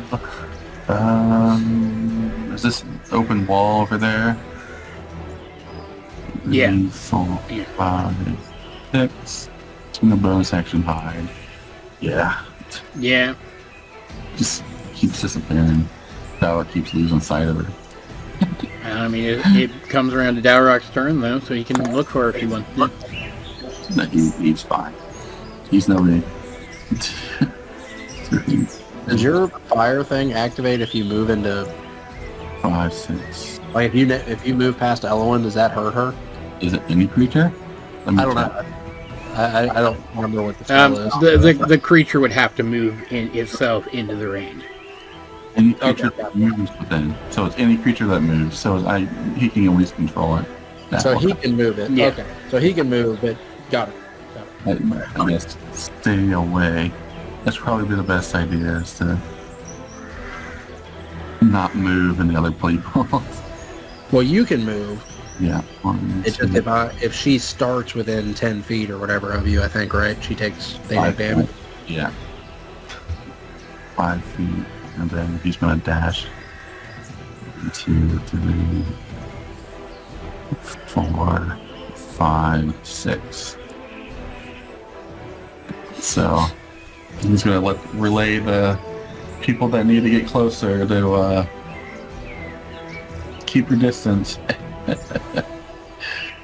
Well, Varys and Elwyn aren't necessarily going to go past you, so... I mean, no. Just in case Varys needs to move up further. No, he can shoot 300 feet, so he's not where he's at.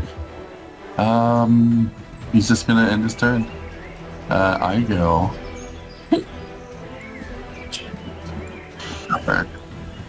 5, 6, 7, 8.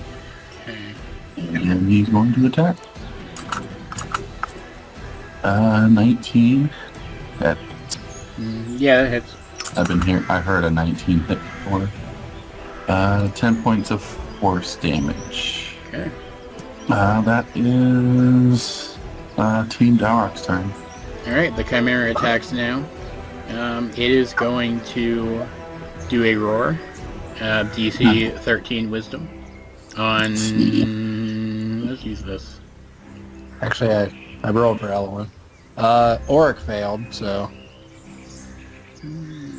Everybody again? I'm just gonna say? Yeah. Probably? No, not everybody. Hold on. Well, Auric failed. That's my only character in the blast range. Yeah. Bryn, Igo, Totosaurus, and Dowroc. Bryn was in 30 feet. Dowroc's like, I've seen that trick before. Totosaurus Dowroc magically saves somehow. Dowroc is going to burn another Flash of Genius for Bryn and keep her at 14. Alright, cool. And then Igos is a straight roll. And Igos are free. Okay. It's going to Yeah, that would work. Okay. It's going to bite at one Tyrannosaurus each. So it's not going to affect the illusion, but then it'll swing at Todd. And that is a hit for pretty decent damage. And then it's going to lion bite Igo. And it's going to crit. No, immune to crits. Yeah, immune to crits. Now, still, it just goes down to normal damage. And he rolls DC 15 strength. Woo! DC 15 strength. What is your strength, buddy? You have a +2. Let's go, Igo. Oh, he is standing through. Alright, cool. He takes 9 damage and he is not thrown into the air. Yeah. That brings it back around to Varys. 8 points of damage. Varys is going to move. Is it within 5 or 10 feet of you, Nick? Or Dowroc? Oh, 5 feet. Okay, so yeah. He'll go there. I like you. He will aim his crossbow, and he will sharpshooter. He'll just do a regular roll. Miss terribly for 14. And then he'll do it again. That one's a 24. So he should hit that one. Yep. 13 damage. Okay. Piercing damage. Not bad. And that will just end his turn. Alright, That's all he's gonna do. it is Tyrannotod's turn. He is going to, not understanding what's going on, he's going to roar at the other Tyrannosaurus just as a free action, and then he's going to bite at the Chimera. This is my meal. That will hit, doing Split a long attack head. for 37 damage. Oh, whoa! Bam. T-Rex. T-Rex, it's short for Todd. I'm gonna eat it. And the Chimera is grappled in Todd's mouth, so it is restrained and therefore is attacked with advantage. It probably made a sound that made Bryn feel bad for her. Yeah, probably. She'll get over it though. Oric's turn. Well, so Oric is technically afraid of him still. Yeah. So he is just, honestly, he's gonna just watch it and kind of just laugh at the fact that he's got grappled, and he's just gonna pass. Okay, that brings it to Elwyn. He can't do it. Elwyn.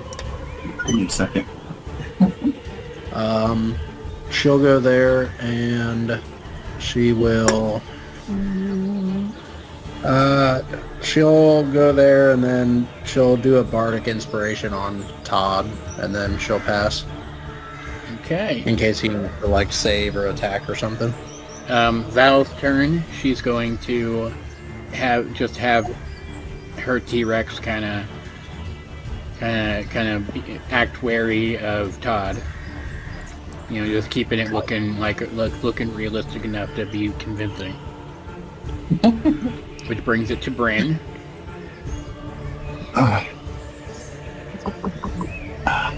What's his mouth? What's nothing, Mitch? Oh boy. You need that elven accuracy, man. That is going to be a hit still. Yup. That is 20 points of lightning damage. Okie dokie. Does Todd take damage since he's holding him in his mouth and he just took lightning damage? Nah, it's fine. Bryn can thread the needle. He can hit in the place that it doesn't split. Dowroc's turn. Oh boy, you can't really get too close to anybody. You walk up there. And you can move back 2 squares and shoot 5 or 10 points of thunder. Okay. 4, 7 points of thunder. Okay. Brings it to the Chimera's turn. It is going to lion head attack. Oh, I go again. Oh yeah, I go gets to go, doesn't he? he has a disadvantage. Yeah, that's fine. Here, it's a 22 or a 19 to hit. That still hits. It dies. Oh, nice! It does not gain.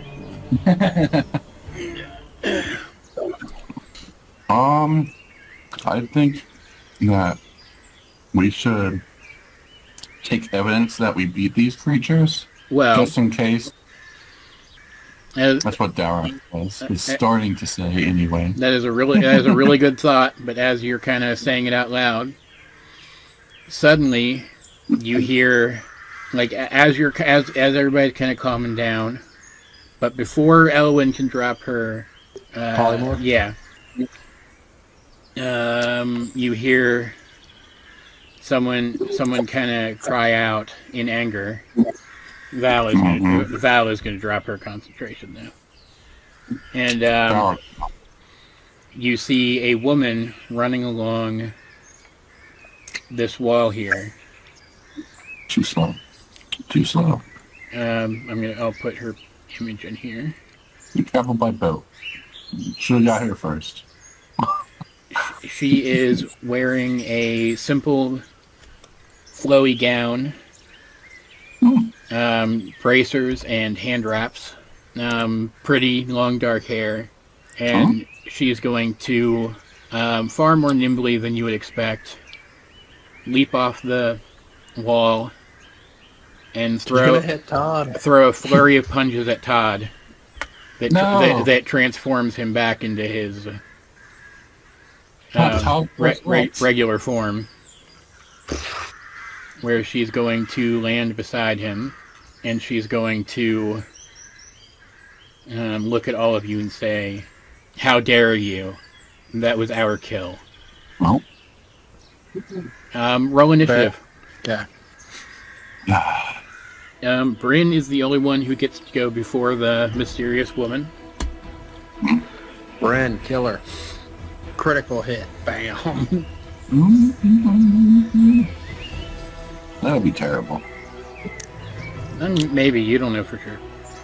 Hold person. Boom. Fight's over. She did say we, so I know, yeah. she's gonna react. Well, she said R kill or whatever, right? Yeah. She's gonna react for her punching Todd. Okay. How dare you punch my friend? Let's roll another one. Hit me higher than that. Nope. A 16 to hit. That misses. Okay. You kind of see the woman just kind of weaves around it. She sees it coming like a mile away, and she is going to attack, I guess, Auric, because he's right there. Because she doesn't really know which of you are more or less dangerous yet. And she is going to punch him. 23 to hit. Hit. For 13 damage. Okay. And then she is going to make him her favorite foe for an extra 1 damage. Okay. And she's going to spend 2 key points.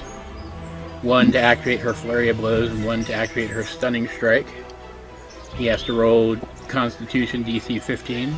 19. Alright, good for him. No stun for you. Gonna punch him again. 23 to hit. Hit. For 11 damage. Okay. And she's gonna punch him again. 23 to hit. For 9 damage. Then she's going to punch him again. 26 to hit. For 8 damage. And she's going to punch him again. 28 to hit. For 9 damage. As he keeps taking all these hits, he just kind of looks at her and he's like, "Is that all you got?" Well. Oh, and hold on. 2, 4, 5, 7 more damage. Then she's going to action surge. Oh my god. And attack 15 to miss. Yep. And that's also going to miss. Alright, cool. Dowroc wants to do perception check. Okay. He didn't notice. Got 7 on. He's seeing somebody go action surge. After he thought he was done, she suddenly boosted.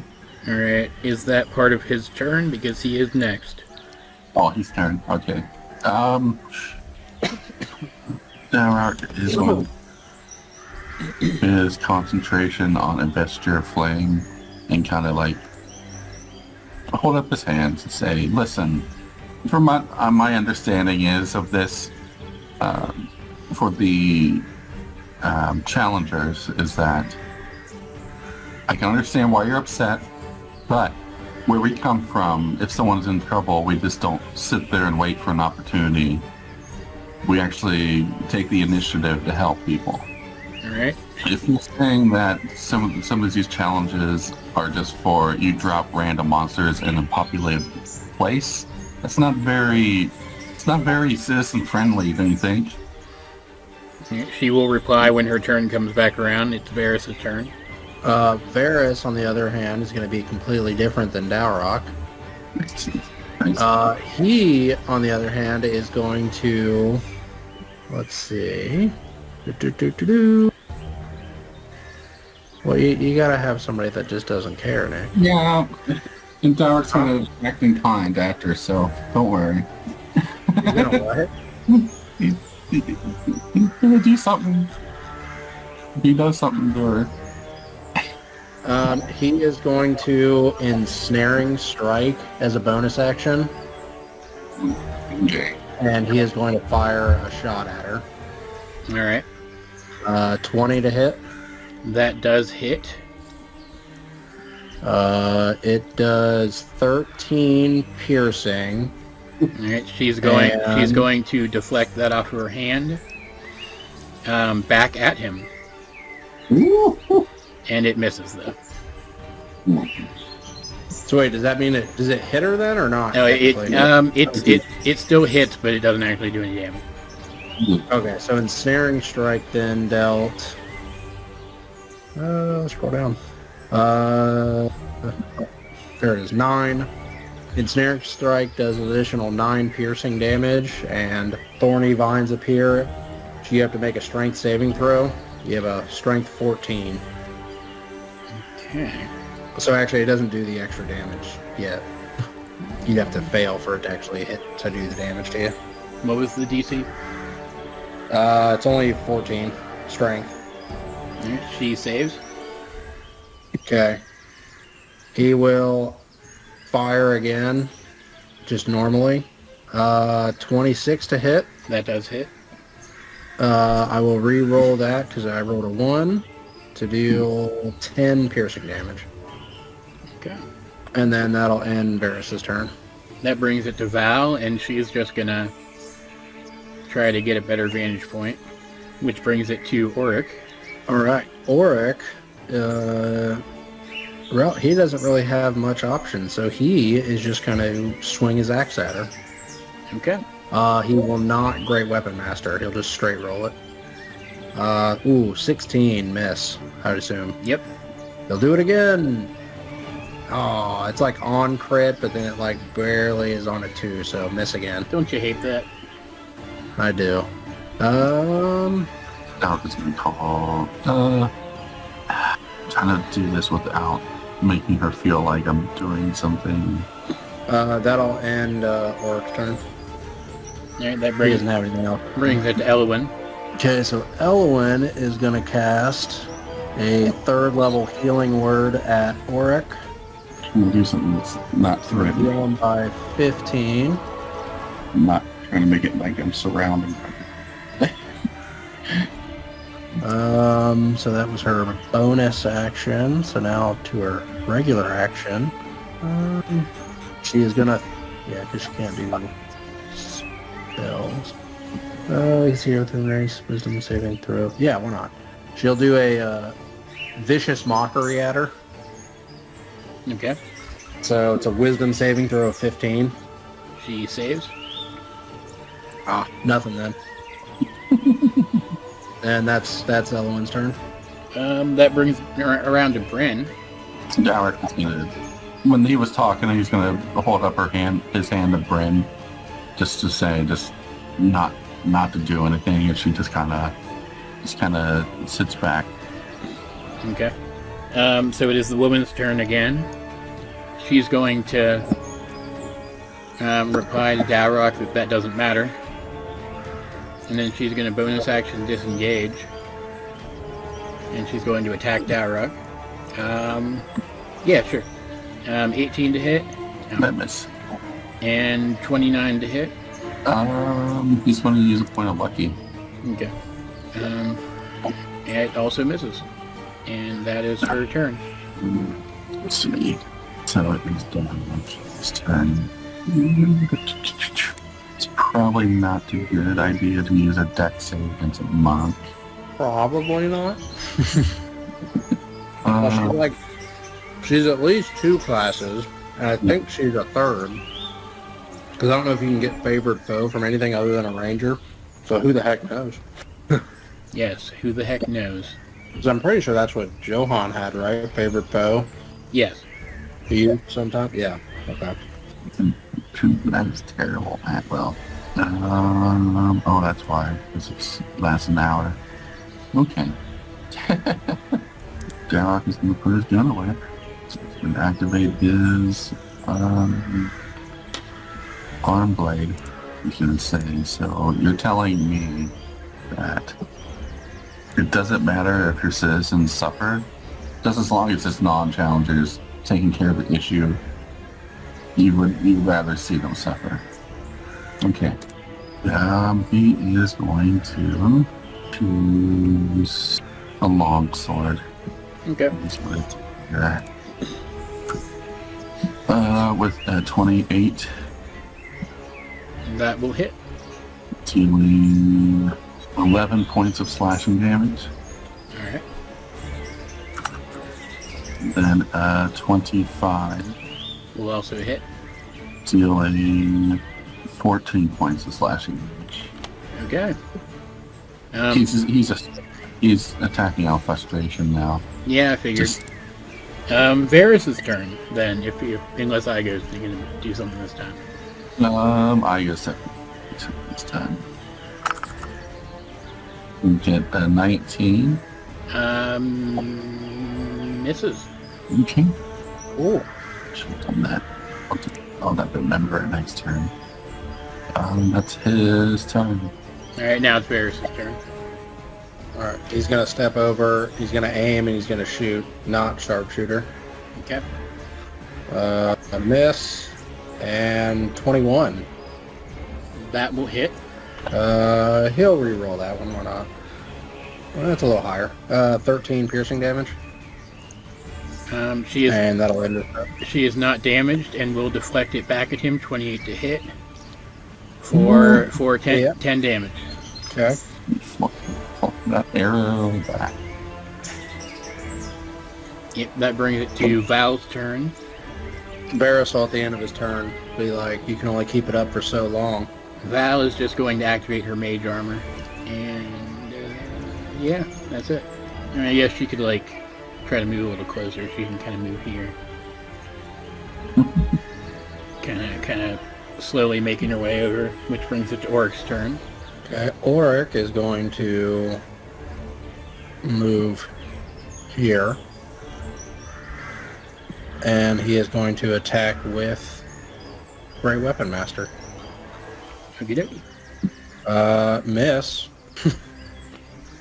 And he'll do it again. Oof. Oof. Miss again. Pass. Oric's just not... Elwyn. He's just not... It's just too low. He's like, oh, damn it. Yeah, Elwyn's turn. She is going to... I could do that, but no. She is going to cast Command at her and say prone. Or not prone, sorry. What is it? Hold? No. Grovel? Grovel. She's going to... so it's a 15 wisdom save. She saves. Oh. Alright. That brings it to... No, she got her bonus action still. Oh, yeah. She's going to Bardic Inspiration, her last one, onto Oric, and then that'll end her turn. Alright, Bryn. Where's an attacking? Since Dowroc's attacking. Sounds good. Oh, critical! That is bad news for her. Yes, it is, probably. Bam! It's a 3-3. Oh, because it's her damage mod. Okay. I was like, what? 27 points of lightning damage. Alright, she blocks 18 of it.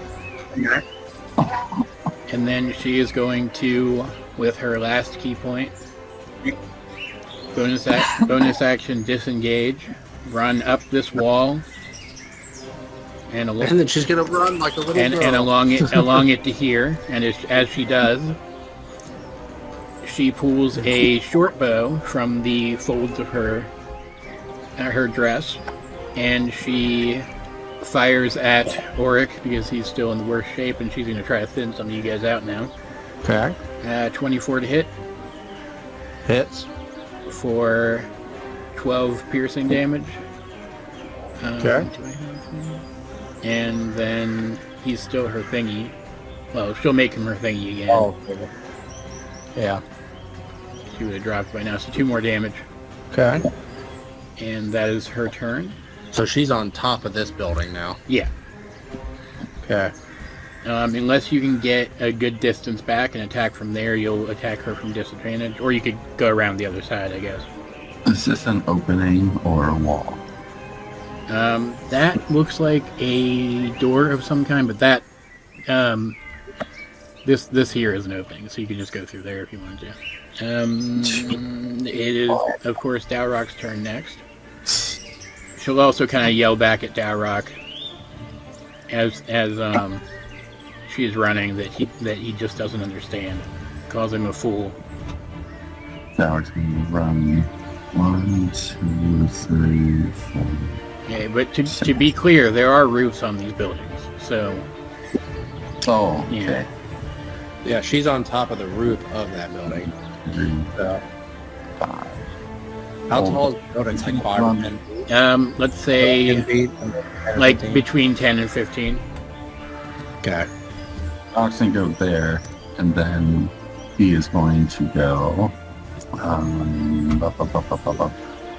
He's going to use Blessing of the Raven Queen to get up there.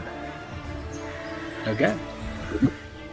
Right here, as he goes ghostly Nice. in front of it. It says, "Help me understand. We don't have to fight each other. I can understand that we have different, like, challengers is very important for you guys to have these hills. I understand that. But when you got to see it on our end is that when we run into someone, a whole village screaming for help, we just can't stand aside and just wait for it to destroy and kill people for someone else to show up. I just need to understand what is going on. We're not from this place. Alright, is he attacking too? No. Alright, she will reply on her turn. Varys. Varys is... From where he's at right now, she has full cover. He'll be able to get her down to just half cover if he, like, I don't know, he could, like, move up onto this platform here or something. let me look at somebody else's spell list. Would you allow me to hold an action Sure. during that time? Dowroc is going to, as he sees Varys load another crossbow, he's going to cast Vortex Warp on Varys. Okay. Just to- Okay, what's that again? What save? It is a second level. Yeah. Con save. 21. You rolled really high. Did you say if... Where's the pointer? Did you say over here, if he goes here, she would have half cover? Is that what you were saying? Yeah. It's half is what, plus 2 AC? Yeah. Damn it, Varys. And then he's going to... Actually, my sharpshooter, it ignores half cover and 3/4 cover. Yeah. So he's going to go there, and he is going to hit her. He's going to feel the magic on him for a second and just kind of waft it away as he runs up there and then takes aim at her. And he'll shoot. 21. That will hit. 15 piercing damage. And then he will fire again. This one, 29. That definitely hits. 15 more piercing damage. Another question. Mm-hmm. Oh. Can I still rebarbs that second shot? Yes, if you want to. I will. Okay, so that's a reroll then, or Yeah, reroll. I still got an 18, so 30 total, so it still hits. All right. Cool. I appreciate you trying to reel in Varys, but he does not seem. I'm not trying to reel him in. I was trying to shove him away. I was That's what trying I'm saying. Like you're trying to like stop him from doing it, but He's just like, I'm like over here. no. On her turn, Val. Then is he done actually?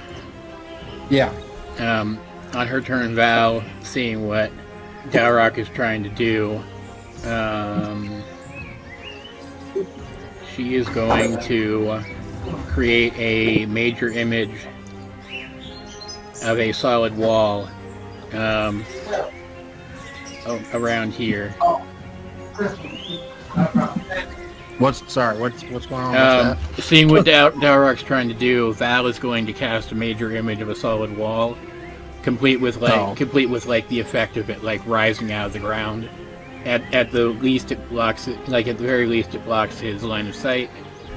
He may also just think it's real because she's a freaking wizard, you know. Which brings it to Auric. Auric's just kind of walk over to Elwyn, and then he'll just look up at the top of the building, but he won't do anything else. He'll pass. It brings it to Elwyn, and keep in mind, because of the illusory wall, they do not have line of sight. Okay. Elwyn is going to cast Healing Word on Auric to heal him for 9, and she'll just kind of like look in that direction as well and pass. All right, Bryn's turn. And with that, I'll be back in a moment. Thank you.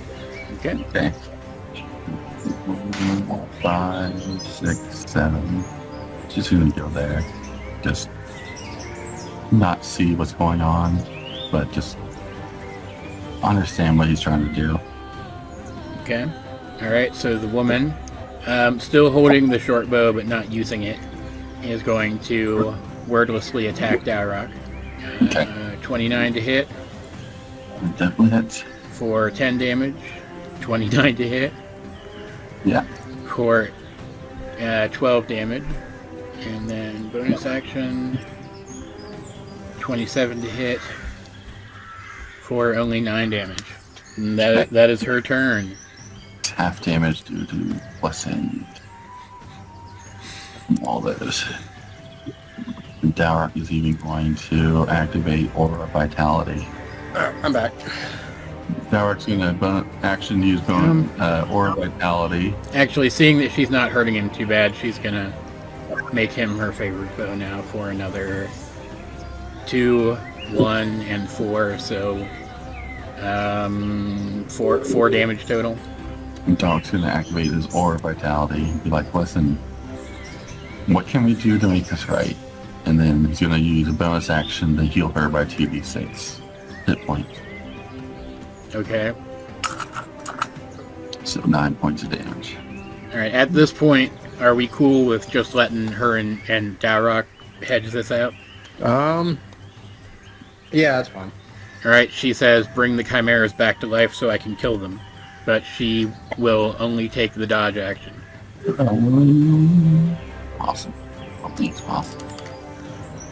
We killed him. What's going on? Dowroc's deciding what to do next. Yeah. He says, I can do 2. She's He kind goes, of taken aback by that. as he makes his way over, I think that was 5. And then he can do Blessing of the Raven Queen. What was the greater concentration of them? One died here-ish, Yeah. and another one died here-ish. Right, I think right here and right here. Yeah. I think, yeah. He's gonna use a bonus action. Let's see. Yeah, we'll go Blessing of the Raven Queen. He'll attempt to cast Revivify Okay. within the last minute. I mean, the second the last one stopped, this one started, so I mean, it still should be fine. Yeah. Yeah. Barely. Yeah, I know. Elwyn and Auric are going to kind of step over to the side. Yeah. Has 1 HP. All right. So it comes back, and she kind of moves to stand over here and watches. And then she loads her bow and she shoots it in the head, kills it. And then Dowroc will use... Hold on. She says your efforts are appreciated, but something so feeble could not possibly constitute a trial. And then she's going to take aim at Dowroc and try to shoot him. 18 to hit, which is going to miss, right? Yeah. Yes.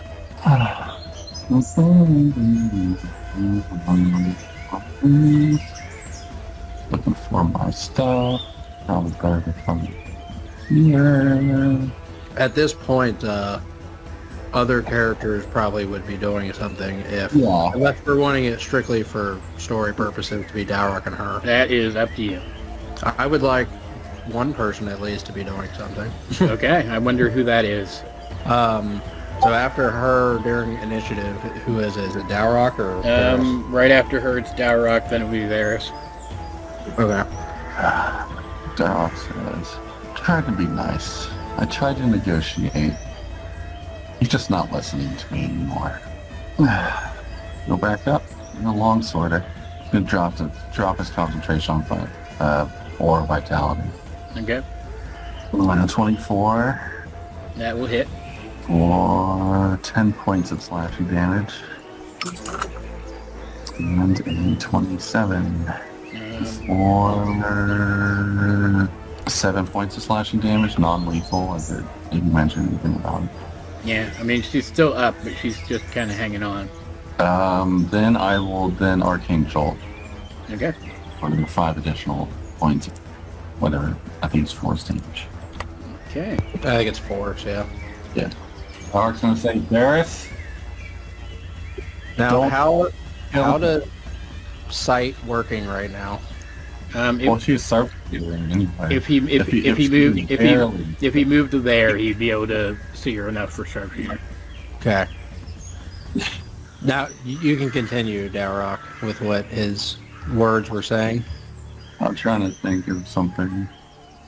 If I He is loading his crossbow, and you can tell by looking at him that the damage that he's going to try to inflict is he's going to try to not, or no, sorry, correction. It's trying to be lethal damage. Like you could tell he's not really holding back when he's getting ready to knock the arrow. May I do a reaction to do something?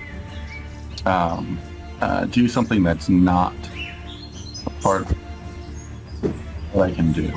That depends on what it is. Describe to me what you're trying to do. Dowroc's going to see the look in Varys' eyes. He's seen Lloyd. He's seen Lloyd get battle crazy. He knows what he does with fireballs in prison. He knows that look. He's going to put himself in between the mysterious monk and Varys and say, she's done nothing to warrant that. She's literally trying to kill you. Or us, actually, I guess. We don't know that she's trying to kill us. Are you trying to kill us? As she is kind of deciding what to say, it becomes irrelevant when you hear soft footfalls on the roof behind Varys, and suddenly a glowing spectral club drops down and attacks him. 20 to hit. Hit. Better not be what's me. For only 3 damage, which is really anticlimactic. It's fine. It's enough to distract him. And then where's my character for? And then a massive figure drops down next to him. He's 7.5 feet tall. Whoa! And rippling with muscles, wearing a cloak of golden fur. Super Saiyan Kitty. And he is going to punch Varys in the face. 31 to hit. Hit. God, stop rolling ones. Can I do anything about that? Nope. What my saves are right now. crossbow. Oh, maybe. It's whatever. It's fine. 9 damage, and then... I used a $300 worth of diamond. You better stand down. an additional 16 radiant damage as light erupts from his knuckles. Divine punch. Falcon. Lion punch. And then he will punch him again. Jeez. But don't need to do that. But Varys will dodge out of the way. And he says, "Enough of this. What is going on here?" And it's up to you guys at this point whether or not you're going to stand down and talk. Well, Varys is going to keep holding his crossbow and kind of just point it at the new individual that's there, because obviously we don't know his name.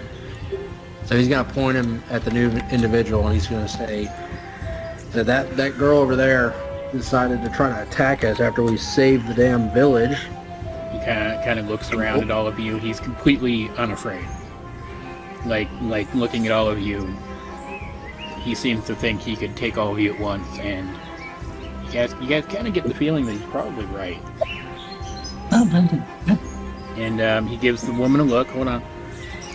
And she kind of takes a step back and lowers her guard and puts her weapon away. And he says, "Come with me, and we will discuss this situation. Hopefully we can find a common ground." And I'm going to take a break for a second to feed my dog, and when we get back, we are going to switch scenes and find out what happened to our other friends. Oh boy. Yeah, I'm in control over there. Nick, if you would like to control Gadwin, you can. Oh boy. Alright, so meanwhile, thousands of miles away, it could be. A group of people are having a conversation in an ornate throne room. You guys are not there yet, but just to set the scene. Yet. A woman sits upon the largest center throne, wearing a dress like the night sky. She has long silver hair and wears a crown. Ooh. At her side is a woman. That's the staff. Dressed more practically, but her demeanor is no less casual than the first. And at her other side is a man, older than either of them, and perhaps a bit less patient than they are, but still invested in their conversation. Ooh, he looks fancy. And never underestimate the anime old man. Yeah. And while they are saying a lot, He needs a staff too. He does. they aren't really saying much at all. Discussing vapid things like fashion and weather. About that yet. The woman in the center is in the midst of a hearty laugh when before her, in the center of her otherwise empty court, save for a few random Hello. aside from a few random Aarakocra attendants, appear 4 people in a flash of light. Zack, Lloyd, Megan, and Gadwin suddenly find themselves standing before these 3 people, all of whom are staring at them with shocked expressions on their faces. I imagine Gavin talking. Lloyd just looks at it and kind of like, well, this was easier than I thought it was going to be. Oh my god. And he sees the staff just like... Oh, you don't see the staff yet. Oh, okay, sorry. Gotcha. What is Gadwin's demeanor like? I I mean, honestly, like I only gave him kind of a minor one during the last thing. Really, it's kind of whatever is fine. I mean, would he be trying to draw? he will probably be surprised enough to, yeah, probably reach for a sword. Doesn't know what's going on, kind of thing. Megan is also going to reach for her sword, and the moment that they do, they sense a presence behind them. A raven-like Aarakocra drops from the ceiling with a knocked bow held with its aim equidistant between the two of them, ready to fire at either one. He says that would be a mistake. Lloyd doesn't react to the guy dropping down and aiming the bow. He's just kind of looking forward still. Zack, on the other hand, is kind of, doing the raise his hand thing, and he's like, whoa. Like, what's... We're not here for any confrontation or anything. Here is that Aarakocra. Ooh. She's saying a voice that doesn't match his. Huh? Aarakocra's speech is mimicking others, so I didn't know if it was. Yeah, whatever. I didn't know how you wanted to. Yep. Zack will kind of reach toward Gadwin and Megan and just kind of like put his hand kind of on where their hands would be on their weapons. And he says, We're not here for trouble. As he says that, the more practically dressed girl stands up slowly and takes her hands from behind her back where she had placed them when you appeared. And she has a handful of feathers in both hands. But she otherwise does nothing else. The woman in the middle, though, after... Is this the starry dress girl? Yes. That's the one in the middle? Yes. Okay. After she takes a moment to kind of recover from the shock, she kind of claps her hands and says, "How interesting." And leans forward and says, "Who might you be? And how did you come to be here? I don't recognize you." Man, my name is Zack. These are my traveling companions, Lloyd, Gadwin, and Megan. We came to the base of the tower, and the next thing we knew when we walked in, we were here. So we don't know how we were able to come up here, and he'll kind of like glance around. He said, "Well, I also don't know where our other traveling companions are." She says, "Fascinating. So you went on pilgrimage to the tower and ended up here." She kind of looks at the others. Can I do a perception just to see? Because I assume just by her demeanor and how she's dressed, and you said she's sitting on like a... Well, actually, you already said she's sitting on like a throne type area, right? Oh, yeah. I don't need big throne. Like, we're talking like it reaches up to the ceiling, which is very high. Big ass throne. I don't need perception to see that. So obviously, I'm going to just assume that she is the head person here. So carry on, sir. And she says, "And yet I don't recognize you as one of my citizens." Well, we are not from here originally. That is impossible. Lloyd kind of like side glances at her, and he's like, "Why would you say that?" Yeah, because we are. Yeah, I was going to say that, and yet. And yet, here we are. Yeah, there you go. She says, "Simply put, no one can reach this place except, well, one of us, or the others who live in our great city.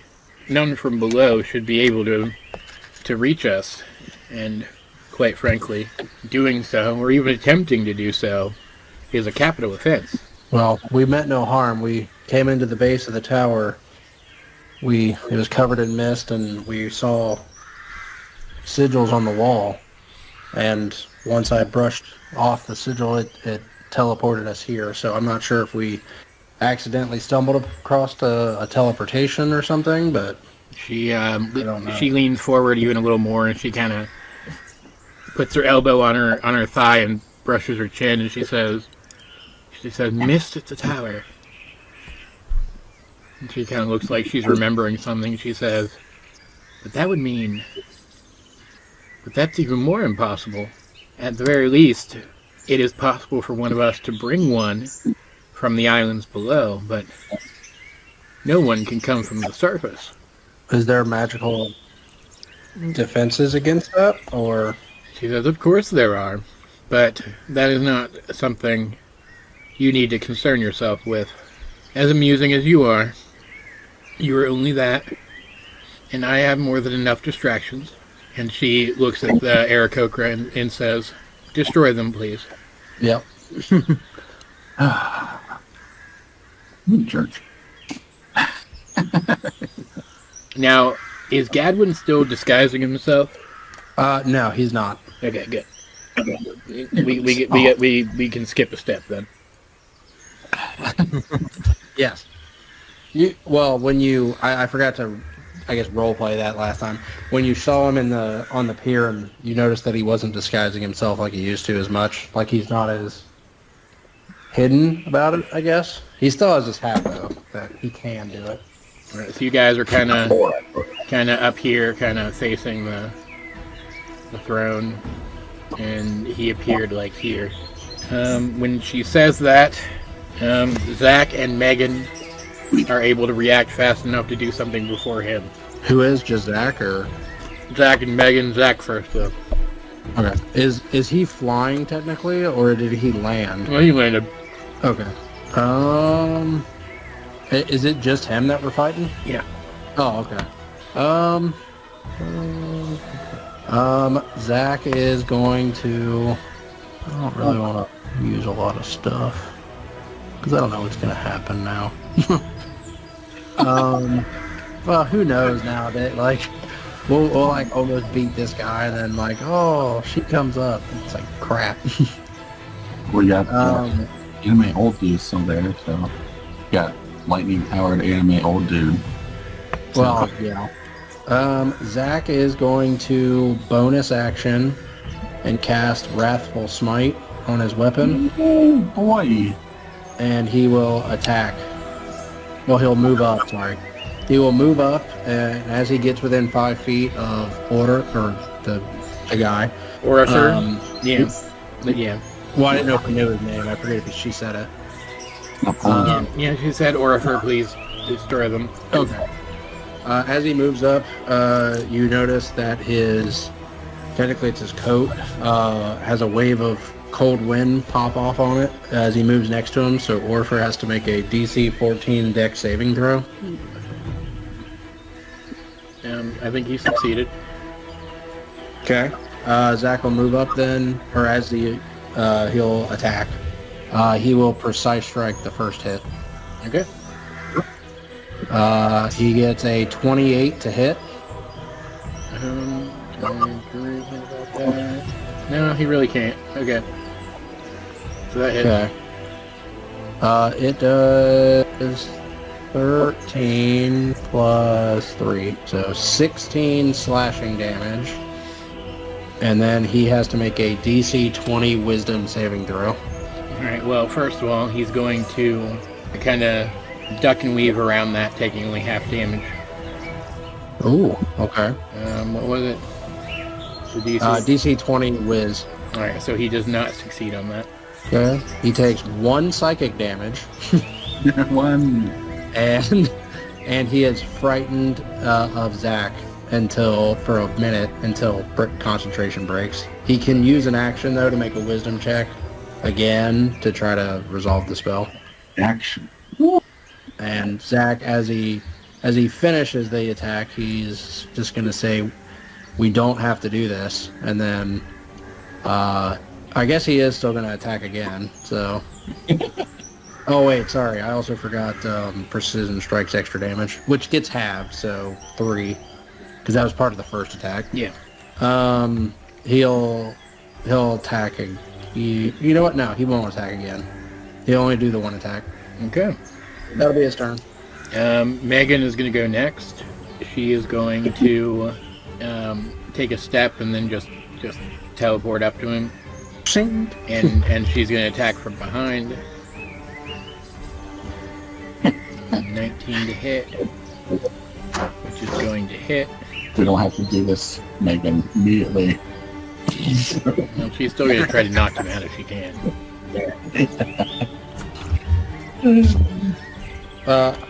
At the end of Zack's turn, can I just do a quick glance around to see what the other 3 people in the room are doing? Yeah. Are they casually watching? Yes. Okay. She misses her second attack. She's not going to press any further than that yet. Which brings it to his turn. He is going to, when Megan hits, well, no. No, I'm not, no, he can't do that yet. He is going to, yeah, I think so. He just takes his bow, and he is going to use a steady aim to give himself advantage on his attack. So straight roll. Oh no, he doesn't take disadvantage from shooting at melee range. No, he's frightened. Well, yeah, but he's not attacking you. No, it's with it. If I'm within sight of him, he gets disadvantage. Oh, well, that's If cool. he sees me, technically it's if I'm within line sight of each other, he just has disadvantage on every attack. Oh man, that really shuts him down. Okay. We don't have to do this. All right, he's gonna shoot Megan because she's the one who attacked him last, Shoot me. and miss. He's shooting Megan. That's not short, that's pretty neat. You say he's shooting Megan? Yeah. I'm gonna Sentinel hit him in the back, I guess. Yep. Here comes the Sentinel. Yep. I'm gonna say he's frightened, so you disadvantage against Zack. Oh, here comes the Sentinel. 23 to hit. That hits. 14 plus 6. Hey, 20 slashing damage to him. Nice. And again, he'll say, "Stop this." He will instead try to shoot Megan again. All right. And this will hit for 11, and he will make her his favored foe for 5, which she doesn't even feel, which brings it around to Lloyd. Lloyd, he's going to kind of be in the same mindset as Megan, so he's going to go here. He's just going to kind of, as ever the other 2 or 3, I guess, are fighting, he's just kind of casually walking over there. And then he'll pull out his sword, and he will just try to attack at regular. 28 to hit. That hits. 9 piercing damage. Comes in 9 and 11. Oh, You did- sorry. 11. I'm sorry. I was like, I don't know what? why I said 9 then. 11 damage. Like this weird ability with the sword? Nope. Okay. Nope, that's completely, He has didn't even pay that. he has the skill of anti-finesse. Yeah. And with that, he's actually going to use a bonus action. And how much is good for an hour? He is going to use Vital Sacrifice on himself. Take 1 point of necrotic damage to What? gain a blood boon for an hour. And that'll end his turn. All right, Gadwin. I don't know. Yeah, one seems to be Oh, like by the way, saying. By the way, what? Something that, oh, bloody. What would Gal would think of the situation? I mean, it's 3-on-1 right now, and they're not. So far, they're not moving, right? Like no one's moving to Yeah, defend. nobody's moved at all yet. Well, I mean, initially, like, we just walked up to everybody and just, that's it. What in this situation, if no one's moving to defend him, what would Gavin do? Like just What, Dwarfer? yeah, If no one's like the other 3 people aren't doing anything? yeah.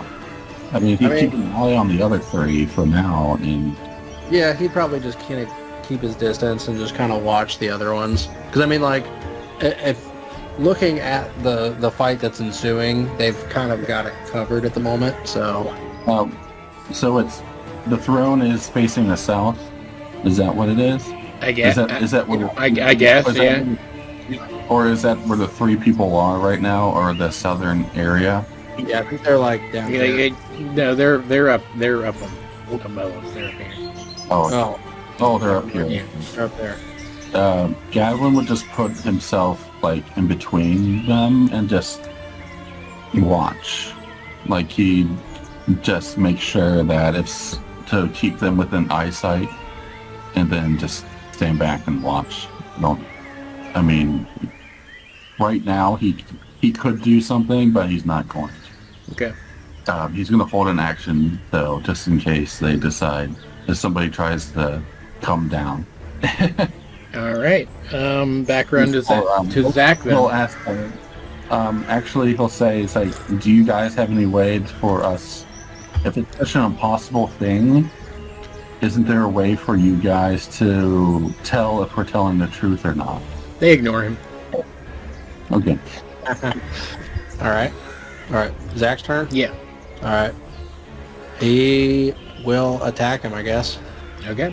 29 and 1 and 2, so I'm just going to reroll both.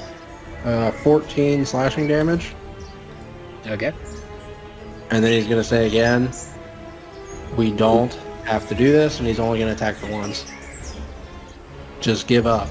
So it'll be Megan's turn, I believe. Yeah, Megan is still going to attack, but she's going to send her shield orbiting her and then punch him with her free hand. And she's going to crit. Oh no! Because she can't crit with a sword. Base. For 10 damage. I think that's the highest damage she's It was done in still a a cool while. moment. And then she'll swing again, because why not? And hit him again. He's going to dodge this one and take half damage. Uncannily dodge it. But she can see that he's kind of teetering, so she's just gonna Stop already! gonna finish him off in action surge. On lethal, please, Megan. And that misses. Come on, don't ruin this for me. So where is she standing? No, it's like I get advantage. So let's try again. There we go.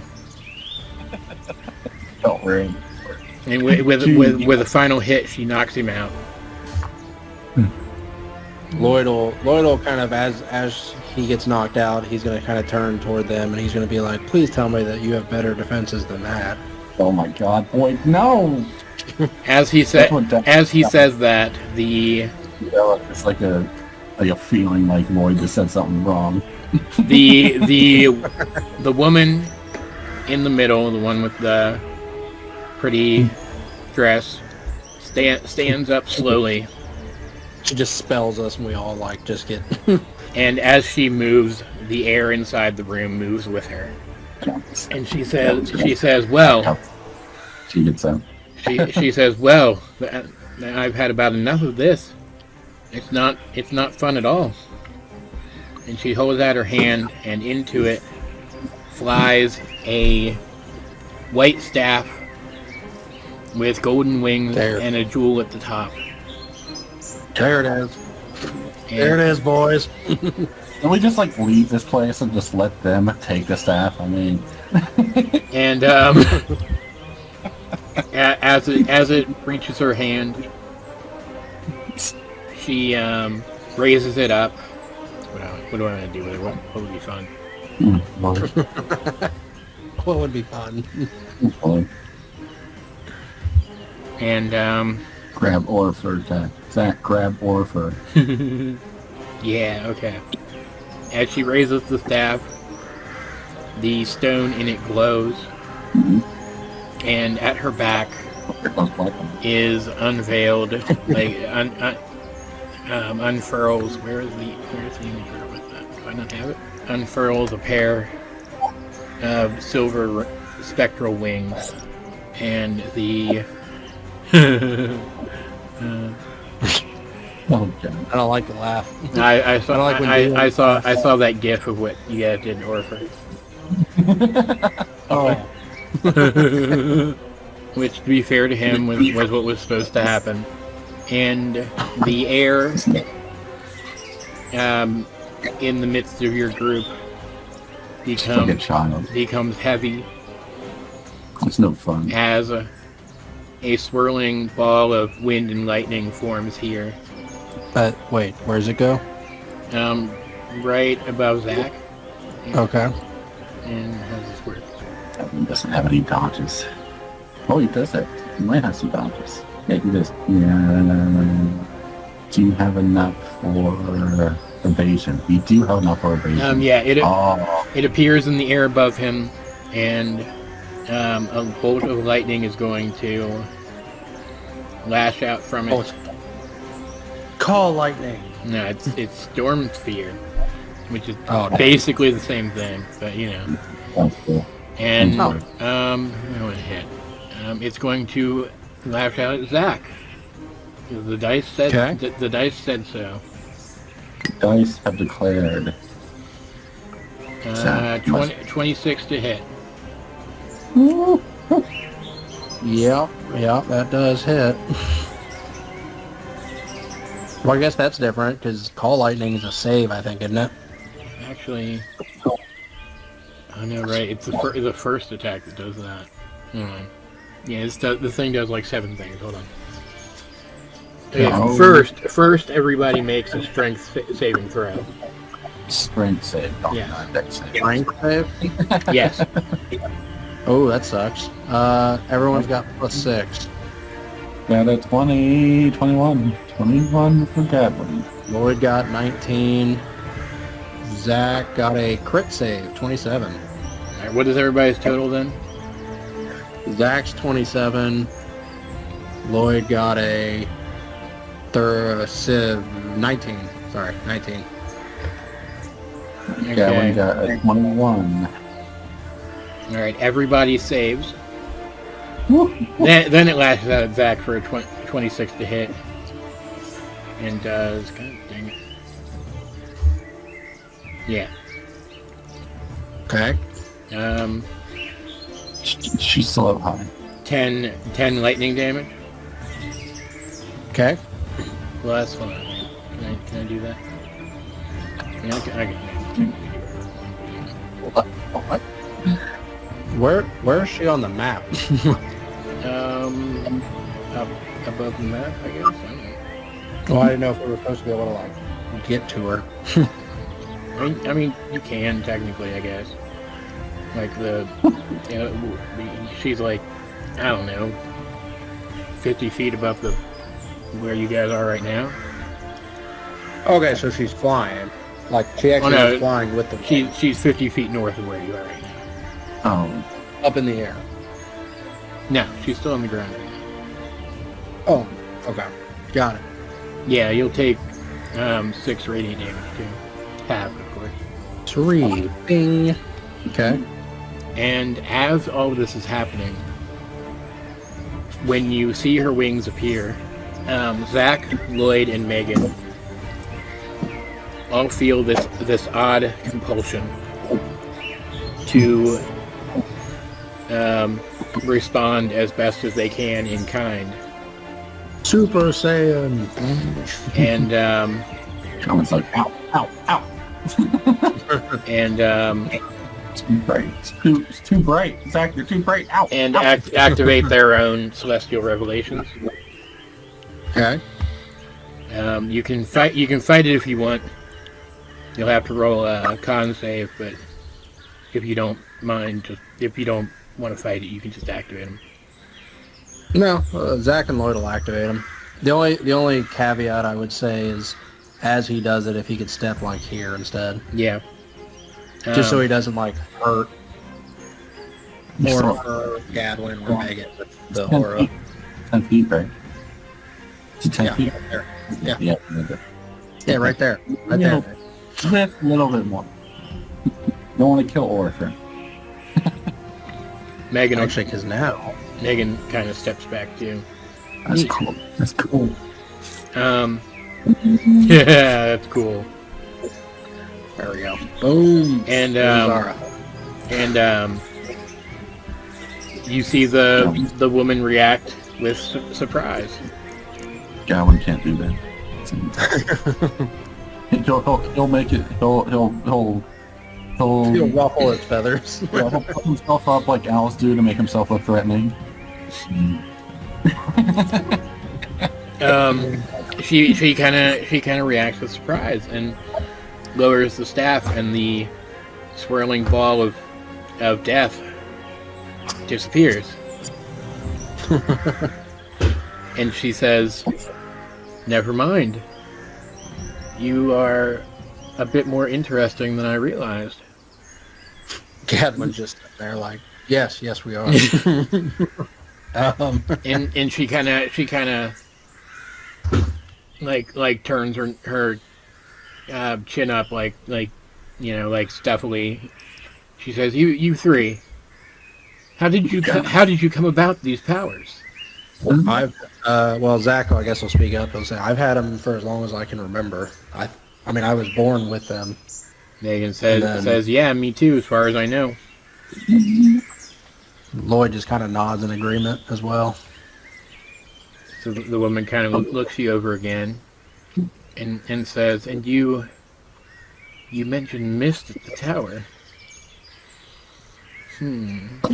She says, "Well, it still doesn't seem possible, since we no longer send our gifts to the surface. But," and she kind of throws her arms open in welcome. "It seems that today we welcome 3 of our siblings back into our midst." Confused look on their faces. Gatlin's kind of worried. Gatlin's like, I guess I'm the sacrifice. Zack will look back at Megan and just kind of see how she's reacting to the situation. She hasn't put her sword away yet. Zack will take the indication. He'll put Tiebreaker back in its dimensional area, and he will slowly drop his radiant consumption. As he does, Uh-oh. he gets the sense that he could bring it back right now if he wanted to. And it does. It also didn't. He also didn't feel it slipping away from him like he normally would have. Ooh. Okay. Like, what do you mean by slipping away? You mean just like it would not? It wouldn't have timed out. Oh, gotcha. Okay. Zack, I mean, inner monologuing would be like, it almost seems like being here enhances our abilities while we're never utilizing them. That'll be nice. Megan will follow Zack's example and put her weapon away as well. Lloyd lowers his weapon. Yeah, see, Megan's entire body is a weapon. But he still kind of has his wings, his like shadow wings, kind of fold back on his back. But they don't. He hasn't put them away yet. Okay, cool. Megan will also keep her wings out, and you guys kind of watch the woman as she gestures to one of the Aarakocra servants around the room, and they run forward and they administer some basic healing to Orpher, and then kind of lead him away to probably get fired. I hope Gatlin's like thinking to himself, I hope he isn't one to hold a grudge. And the woman says, "I'm very sorry for my reaction. Though I don't know how you came to be, I am very happy to meet you." She says, "I am Queen Hemira Andromeda, the ruler of Olympus. Tell me, do you remember who you are?" Remember who I am? What are you talking about? Or, well, sorry. Pleasure to meet you, Queen, he would start. And then, what are you talking about? Remember who I am? She says, "Well, if you have this spark of power, and clearly you do, then you must be like us." And she looks around, but then she kind of catches herself and says, "Though, you did come from the surface. The rules for that were different." She says, "Perhaps I should explain."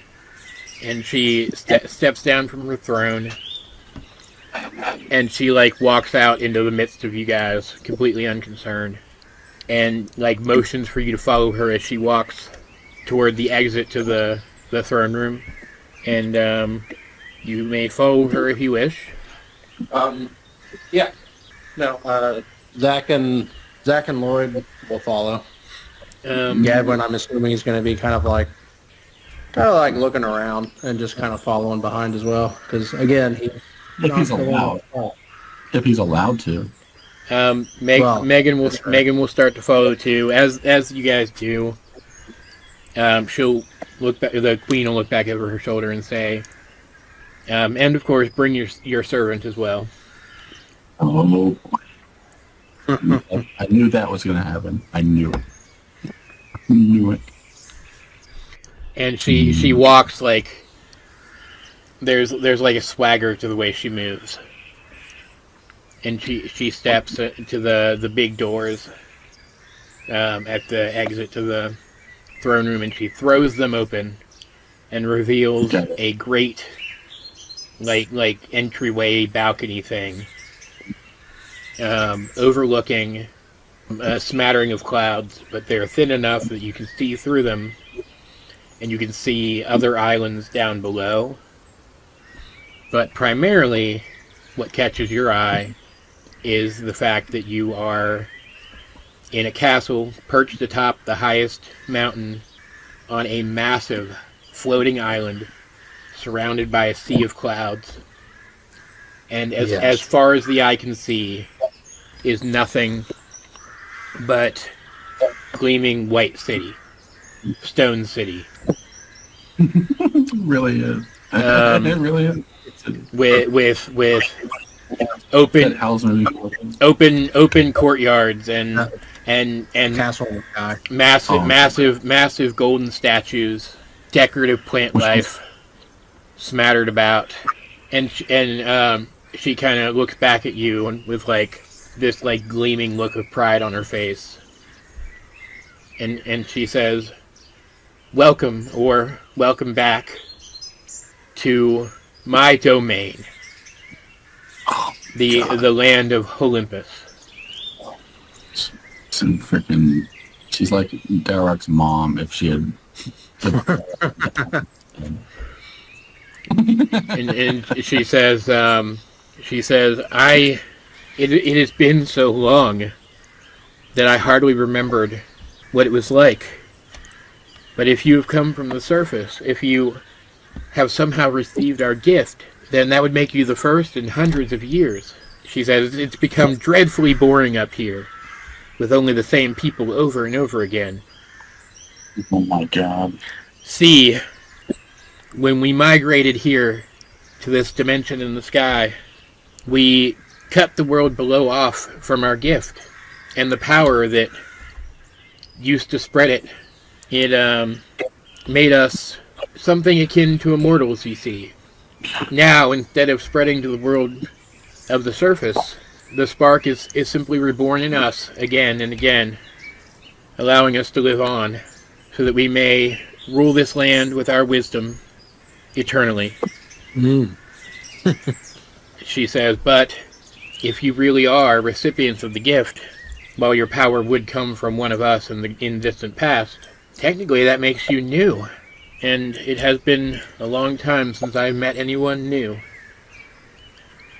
Oh, this may be even more fun than the trials. Oh my god, they use it for entertainment. You expect anything different? Like, oh, you're new. Let's go do something. As she says, more fun than the trials, Zach's gonna kind of just look at the other three people and just kind of get a general reaction of their looks on their faces. Gowin's like, Lloyd looks pretty pissed. Gowin's demeanor of him getting called a servant is just frown. And then hearing that, he's just like, if he could telepathically talk to any of you, he'd be like, whatever you guys came up here to do, I think we just leave and let whatever happens to them happen to them.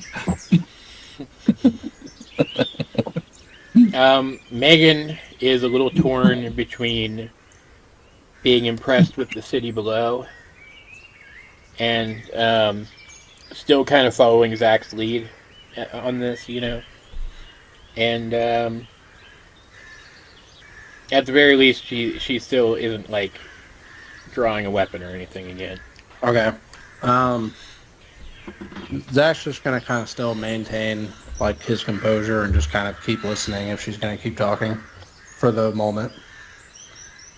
She will kind of look. Well, actually, you know what? He's gonna say, "If you excuse me for just a moment," and he's gonna pull out his sending stone from his backpack and try to contact Dowroc. Nothing will happen. See if it reaches. No, nothing will happen. Okay. And in fact, I figured no. she'll kind of wave her hand dismissively and say, "Oh dear, that won't work here." The sending stone? Yes. Or just communications? Magic such as that, directed at the islands below, it won't reach. He'll put it back and just kind of put his bag back on his back, and just okay. I understand. I just thought I'd give it a try. We'd like to try to find our missing team members. She kind of gives you a cheeky look and says, "Team members on the islands below. You really are different." Yeah. Yes, we traveled here with some more companions than what appeared in your courtroom, so we would like to reunite with them at some point. And she kind of leans in. She even says, "And are they as strong as you are?" I can assure you they are. But they're not like you. They don't have the spark or... And she kind of waves dismissively at Gadwin, or feathers. While they don't have the spark, as you say, or feathers, they each have their power in their own right. She kind of straightens back up and claps her hands and says, "Well, then I imagine they'll be quite entertaining." And she kind of calls back to the others and she says, "Can you imagine it? Ones as strong as them, down there, who have no idea what's going on." Lloyd kind of looks at her and he says, "You keep saying entertaining. Do you mind expounding on that?" She says, "Well, dear, when you've lived as long as we have, entertainment is hard to come by. We must take every opportunity for it that we can." And are we supposed to partake in your entertainment? "Only if you wish to." He won't really respond. He'll just kind of look away for now. She'll kind of... Nick, you were right. Entertainment. She'll kind of motion for you to follow her again as she walks back into the throne room. Zack and Lloyd will continue following her. Megan will too. And she'll kind of lead you up again, close to the others, and she'll say, "Please, ask me anything you wish to know, so that I won't feel so self-conscious asking you all about yourselves. I want to know everything about you, after all." Well, let's see. Zack will ask, and he says, "This divine spark that you speak of, that you say that we have, you say it's something that's reborn from people here?" "Oh yes, now it is. In ancient times, it was something that would rain down on the people of the surface, give them a spark of power to make changes in that world below. But ever since we closed ourselves off from that place, it has served a different purpose." What purpose may that be? "Why, to keep us in power, of course. Oh my God. After all, when that day came, and our gods abandoned us, I wonder. we were the ones who held this entire civilization together. Without us, it would all just fall apart." Sure, bud. You could see Lloyd getting ready to say something, and Zack just kind of shakes his head at him. Gavin's gonna move over here. Out of curiosity, what was he going to say? Gavin's over here. He just had a few words of like, I mean, basically, so your gods abandoned you, but then you decided to become God yourself in your own eyes. Yeah, play God. Yeah, you decided to play God, basically. But trying to keep the peace at the moment. Zack will kind of look at him, shake his head, kind of get him to stop, and he'll look back, and he'll say, Yeah, I wouldn't be afraid of him. Should Gavin be rolling dice? Because yeah, the deep vestige. You can roll insight on him if you want. No, I just mean for the vestige out. Because his wings are out. I didn't know because Gavin doesn't have that ability. Oh, you're fine. Wait, what wings? Which one? Lloyd's wings. Oh no, it's only for the initial frightening or whatever. Yeah. No, he you see Lloyd maintaining his wings out, but what's over here? There's some Lloyd. And Lloyd, Gavin give him like a look, like a knowing look. They're gonna give each other like a look. Actually, you know what? Zack is gonna look at Lloyd, shake his head to get Lloyd to stop talking, and Lloyd's gonna say it anyway. He's just gonna say, "So you decided to play God yourself, then?"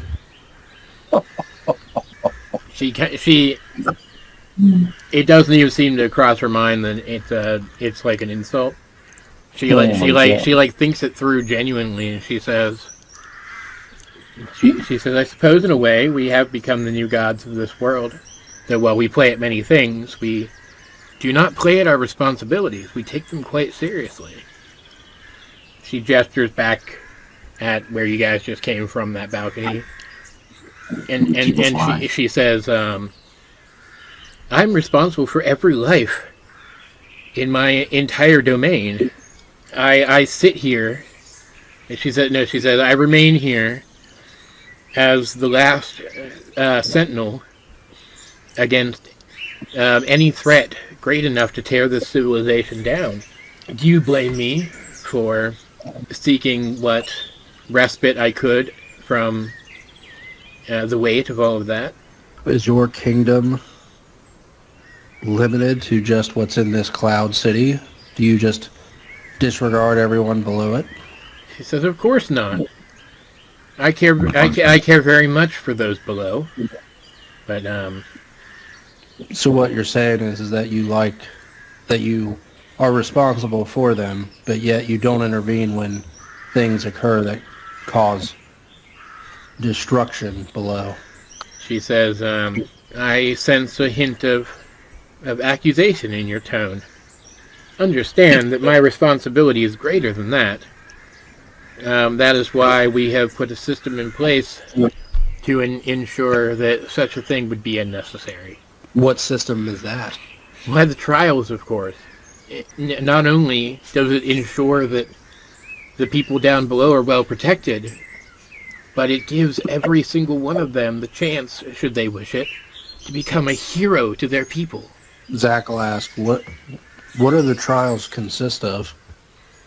Well, whenever we sense danger to the people below, we send a missive down to our representatives on the lower islands, where they will assign an appropriate trial seeker to the task of resolving the problem.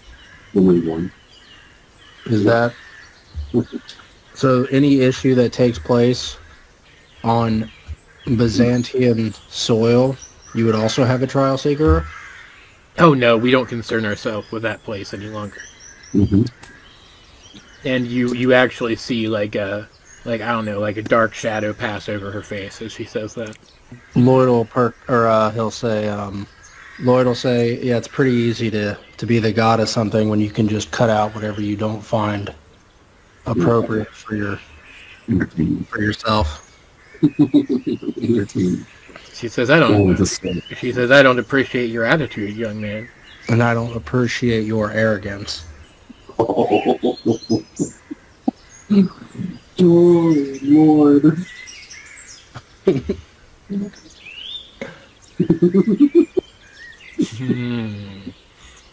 Oh, Lord. She says, "Well, you are new here. It, of course, stands to reason that you would take some time to understand.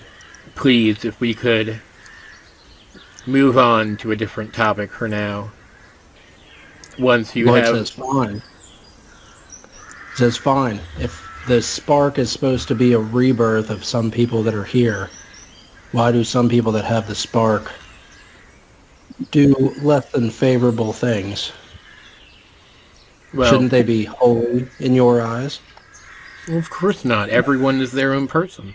Zack will chime in and just say, if you don't worry about Byzantia anymore, then why are sparks? Do you have control over the sparks, or Our gift should not be able to reach Byzantia any longer. That is why I'm so confused as to how you came to be. None of us have sent a spark down to Byzantia in hundreds of years. Zack will, huh? Nothing. Zack will kind of give a confirming look to the other three. Well, I guess mainly Lloyd and Megan, and he'll look back at the Queen and say, "What do you know about an individual named Cyrus?" Oh Lord. For the first time since you arrived here, the Really making you make a bunch of stuff up on the spot. well, no,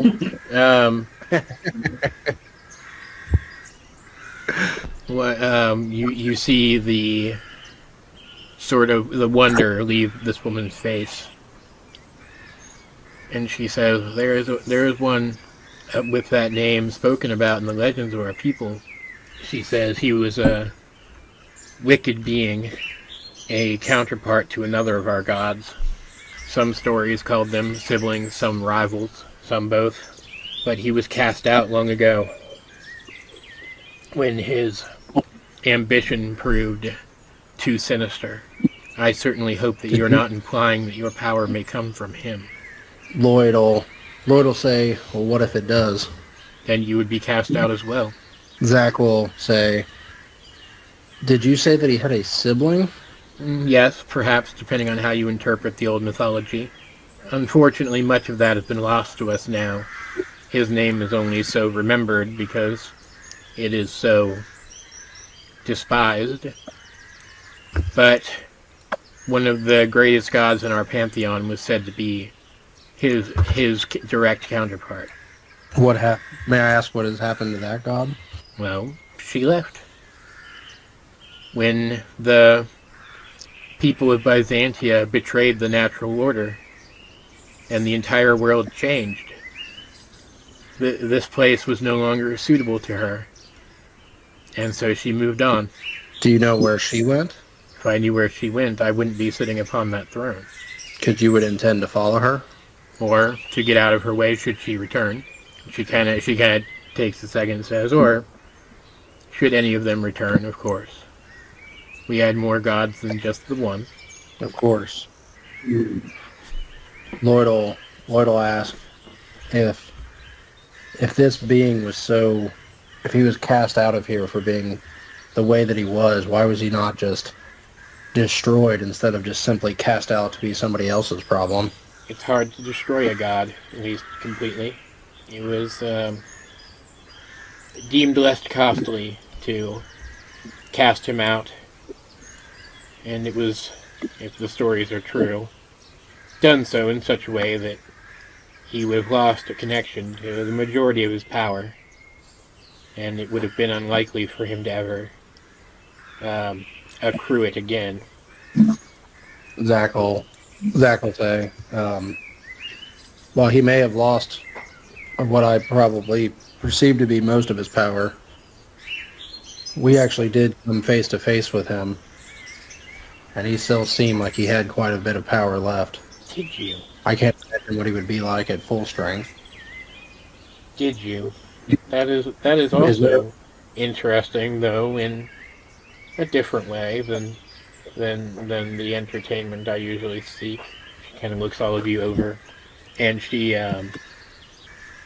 kind of turns again and finishes walking back up to her throne. And she looks over at the other woman and says, "Sister, what do you make of all this?" She says, well,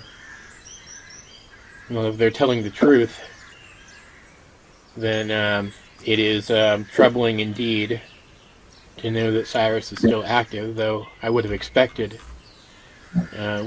some power on the surface to have put an end to him by now. They were never devoid of their own heroes. And then the man says, I'm surprised that the surface still exists with how irresponsible the surface dwellers have been with their power. I would have expected them to destroy themselves long ago. Lloyd will say, well, we've seemed to manage without your grace. And the queen will say to him again, do not misinterpret what I've said. We never interfered in the affairs of the surface. We only lent a small amount of help to get those who could become heroes, but otherwise would not have had the strength to get started down that path. It was not our place to do more. Even if things were now the way they were then, that is still all the help that we would offer. As Lloyd's getting ready to say something, Zack will interrupt him and just say, on to another matter that is a little bit more important at the time being. You have a great evil on its way to you now. Oh, I find that highly unlikely. I mean, Lloyd speaks up again. He says, well, no, not yet. Zack will say, That's what they all say. yeah, that's what they all say. Zack will just say, we've already been to 2 other places that had the staffs of power, and this evil has gotten a hold of. Actually, no. Have we been to 3 now? Because we went to the woods, the inverted tower. No, it's just the 2. Yeah. So we've been to 2, and he's already in possession of 2 of the staffs. She kind of... And if he gets his hand on more, it could mean disastrous for Byzantia, and potentially even leading up here. I mean, he has to come up here to get your staff. She kind of looks her own staff over and she says, you mean the old counterparts to this thing? Oh my gosh, she believes her. Wait, what'd she say? The what to this staff? The counterparts to it. Oh, yeah. Believes hers is amazing. She says, they still serve a purpose down there after the universe reorganized itself. Well, I imagine they must serve much the same purpose this one here does. Give them connection to the pillar of the world. Yes, that's the staffs that we've come into contact with still have quite a bit of power at their disposal. Almost devastatingly so when in the wrong hands. She says, well, again, I don't see how this concerns me. Any of those other staffs, as protected as they may be, all exist on the same plane of existence as one another. And these dangerous people, you say, are seeking them out. But we exist here, in another dimension entirely, one that can't be scryed for.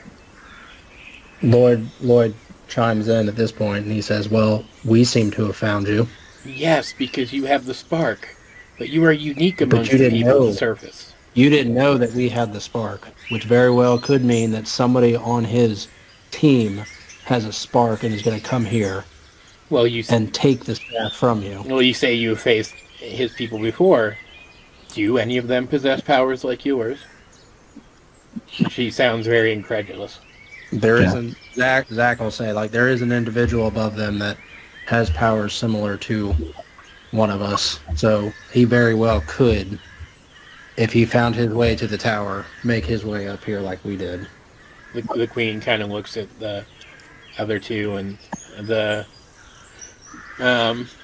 man says they lie. They seek to take your power from you. They would say anything. Lloyd, where? Who said that? The man. The blue guy? Yeah. As he says that, Lloyd Lloyd in his hand creates a small fireball and he says, "Say we lied again." And Zack's like, "What? Like, calm down." The man stands up, and his entire body crackles with lightning. And he says, "Do not threaten me, boy. I have been alive longer than you can conceive." Lloyd looks back at him and he says, "It's not the years, it's the mileage." The man goes to take a step forward, but the queen reaches out and stops him and says, "Please." She says, "This is not the time for such things. This is a happy occasion. Even if you are not like us, reborn in new bodies, you are still like us in that you belong here. I'm sure you can feel it already. Your power is greater here than it has ever been before." She says, "Please, let us put all of this distaste aside. The four of you," and she kind of gives Gadwin a kind of like a little bit of a side eye, like he's technically here. She says, "The four of you can become acquainted with this place. Settle in." The three of you, four of you, sorry. You can become acquainted with this place, settle in. And she looks over at the woman at her side and says, "My sister, Halise, will show you around, find you rooms in which to stay during your time here. And in the meantime, I will discuss with my advisor," and she looks over at the man, "Eropos, and we will decide how to respond to your assertions. I promise you, nothing will go wrong." As she says the last line, Lloyd under his breath says, like, "I'll show you what you can do with your assertions." Lloyd. Zack kind of steps up and he says, "Nothing will go wrong." Lloyd says for now. "We haven't heard that before." Watch out for those heart attacks, though, tonight while you're discussing this. He doesn't. Zack will, I don't think Lloyd would say that aloud. No, he didn't. Zack will say, "Thank you." And again, is there any way that, while we wait, is there any way that we can be in contact with the lower level? Why would you want that? Because as I stated before, we're originally from Byzantia, and we have traveling companions that I would like to make sure are safe. She kind of waves her hand dismissively and says, "I promise you there's no need. If your one servant is not enough, we have plenty we could lend you during your time here." Sure, Gadwin's getting upset. And she said, "Now please," and she motions at Halise to actually get moving and lead you guys away. She says, "Leave us to our contemplation. We will speak again tomorrow." Dalwyn's already moving.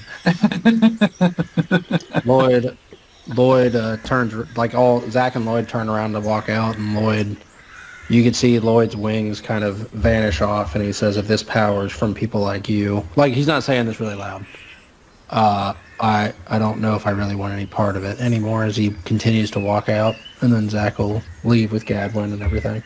Megan will follow too.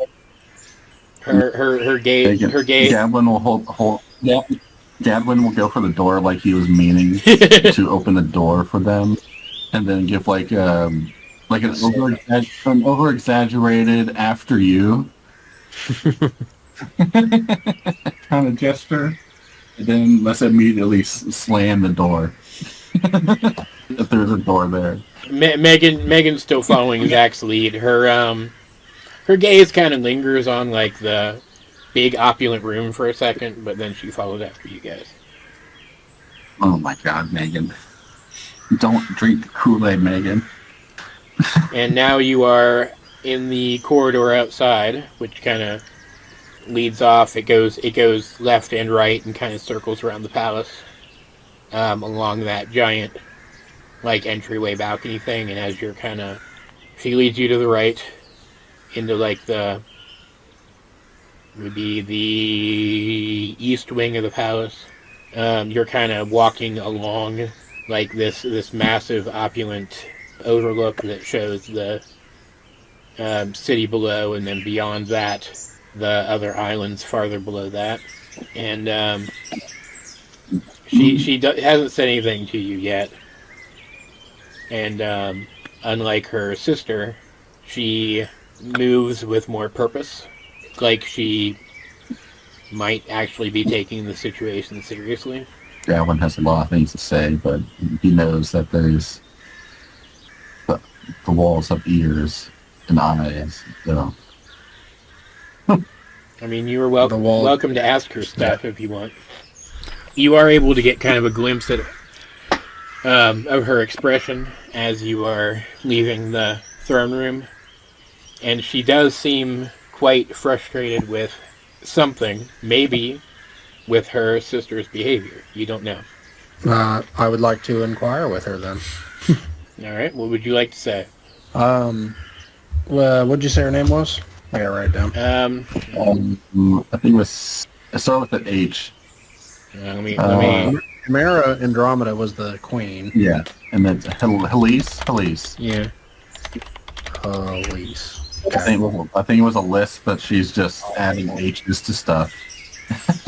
Olympus, Helise. Yeah, kind of.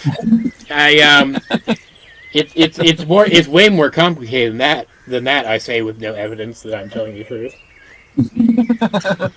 Just adding H's to the beginning of things, like she forgets people's names, and she's just adding H's to the beginning. Howrock. It's gonna be Howrock. Howrock. Haloid. Zack. More like. Or actually, Lloyd's gonna actually say something to her first. He's gonna say, "How do you stand her?" A lot of practice. Oh wow, she actually did. Then she catches herself and says, "I should not have said that."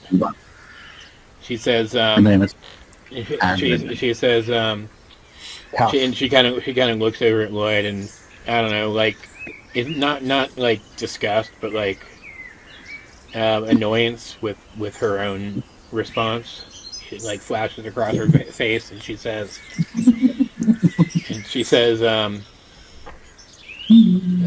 please disregard my unfortunate attitude. No, it's as much as I care for my sister, spending too much time with her, especially when she's excited, can be trying. But I promise you, despite her various issues, she does at least mean well. Zack will just say, like, what? I don't know why it keeps randomly popping up that people are doing custom rolls. So I'm not doing anything. I know it was an hour ago that it happened, but it just pops up every, 10 minutes. Weird. I mean, it's this website. Maybe it's catching up to the people. I think it's catching up to the characters that were in the fight. Maybe. Was that a fight? No. Does No, I'm talking about the other fight. Yeah. The Chimeras. The Chimera. Zack will look at her and he's like, I know she means well, but unfortunately we don't have a lot of time in order for her to spend to decide whether or not to assist us or not. This evil that we spoke of is no lie, so it is something that we have to take care of. As you're walking, she's kind of and speaking. She's kind of looking over at you, and she says, "You're entirely serious, aren't you?" Well, I suppose I can at least attempt to convince her to treat this threat as if it is real, at least until we have evidence to the contrary. I wish we understood more about how you arrived here. She's kind of thinking back, and she says, "It's been so long, but I do believe, perhaps, I did once know that it would be possible for ones like us to reach this place via the echo of the sky pillar that we left on the surface, so as not to draw attention to our departure, in case any of us should ever have need to return to the surface and then back here again. But that need never arose, so that magic was never used. I would have expected it to fade by now. Well, as you can tell that we're here, it's still very much working, which could mean that, like we said before, there's unfortunately a pathway that they can take to get to you as well. And while I definitely think that the Queen and her individuals, except maybe the one that we fought, is very capable, but you just don't know what kind of death and destruction these people cause. They were able to destroy the what was the druid town called? Wolfwood. Yeah. Oh, Wolfwood. Yeah. I don't know why I blanked on that. They were able to discover Wolfwood, which I know it's on the same plane of existence as your sister said, but it was hidden very well by magic that only somebody from there could get to, which they had someone that could get there. And just like there, here, they have someone that has the same exact spark that one of us has, or a similar power to that one of us has. So she kind of slows to a stop for a minute and thinks about that. She says, that is worrying. She starts walking again and leads you guys like around another corner and to like a hallway with doors on either side, and says, your rooms are here. You may have these four, and she gestures at the two to either side that are closest to you. And she kind of looks at Gadwin and says, since I assume, as having come from the surface, you are not a servant, as my sister assumed. Gadwin says, what if you was... That's correct, my lady. Gives her kind of like a bow. She she doesn't seem like angry about it, but she doesn't really respond.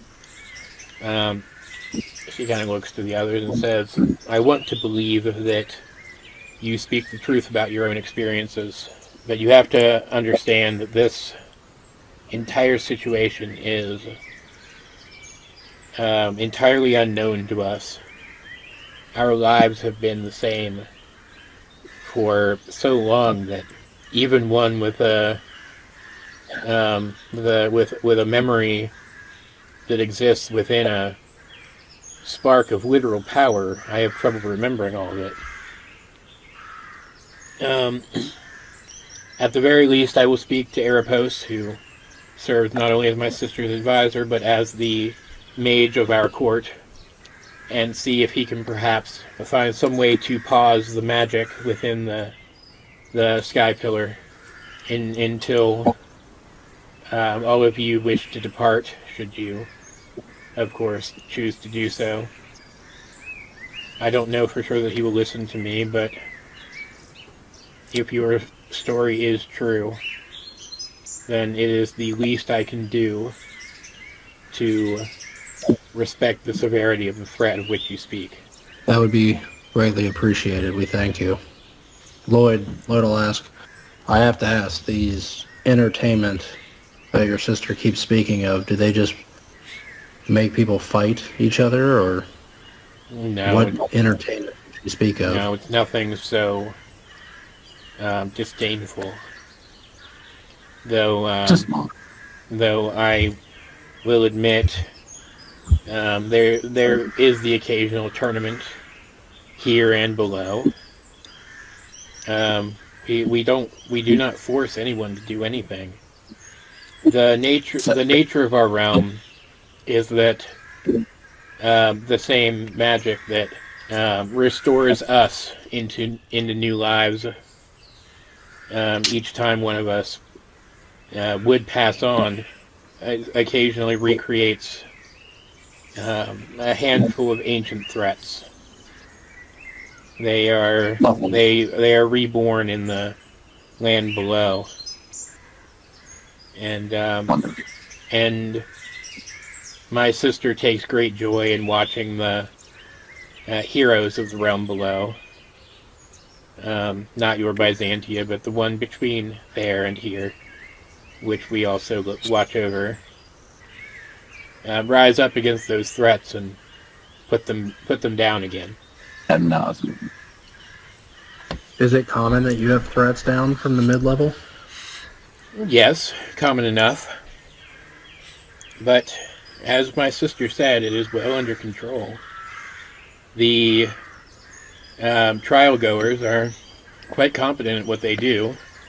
It is a system that's been in place since before we migrated to this other dimension. Okay, I was going to speak up. It seems like that would have a lot of resentment from them. And you see a little bit... There's no interference from up high, and they're doing all the work down below. You see a little bit of her sister's snootiness in her reply. She says, the people down below could never resent us. They understand our role as they understand their own. And it's not as if we remain here always. People from our city will make pilgrimages to the Sky Pillar once or twice a year to pay respect to the way things used to be before our gods moved on from this place. It is not as if we've forgotten about them entirely. And it's as my sister said, participating in the trials, it gives them a chance to be more than they otherwise would be. Even if it isn't exactly like it used to be. Would participating in the trials help maybe convince your sister that our intentions are good? Or would we just be entertained? Oh, you mean that you would wish to participate? No, that wouldn't be acceptable. You're like us, and she sprouts her own wings, which look a little more corporeal. Like angelic? Than her sisters, and almost hawk-like. And you even recognize the feathers that she seemed to pull out of nowhere earlier came from her wings. Ooh. She says, you're like us. It would be considered beneath you to participate in something like that. Our power is to be reserved for true threats. When's the last true threat that has occurred? We have been fortunate enough not to face anything that serious since the migration long ago. Dowroc just echoes in our mind. It's about time, though, isn't it? What did you say? I said Dowroc in our minds, just saying, it's about time, though, then, isn't it? Yeah, you're due a disaster, honey. Yeah. You're due one, then. She says, but I promise you... Dark sneezes.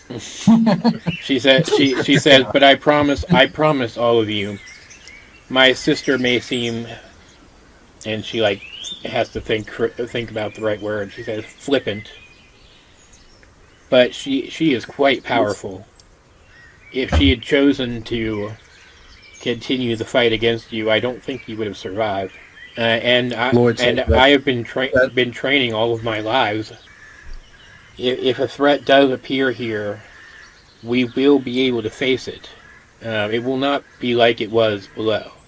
Zack will say, while I do appreciate your perceivance of your power for training for many lifetimes, but the druid king, or, well, druid, not king, chief. I would say archer. Chief. Yeah, our archdruid would be acceptable too. Yeah. Oh, okay. He was very powerful as well, and when this evil that we spoke of showed up, he was no match in any shape or form to this evil.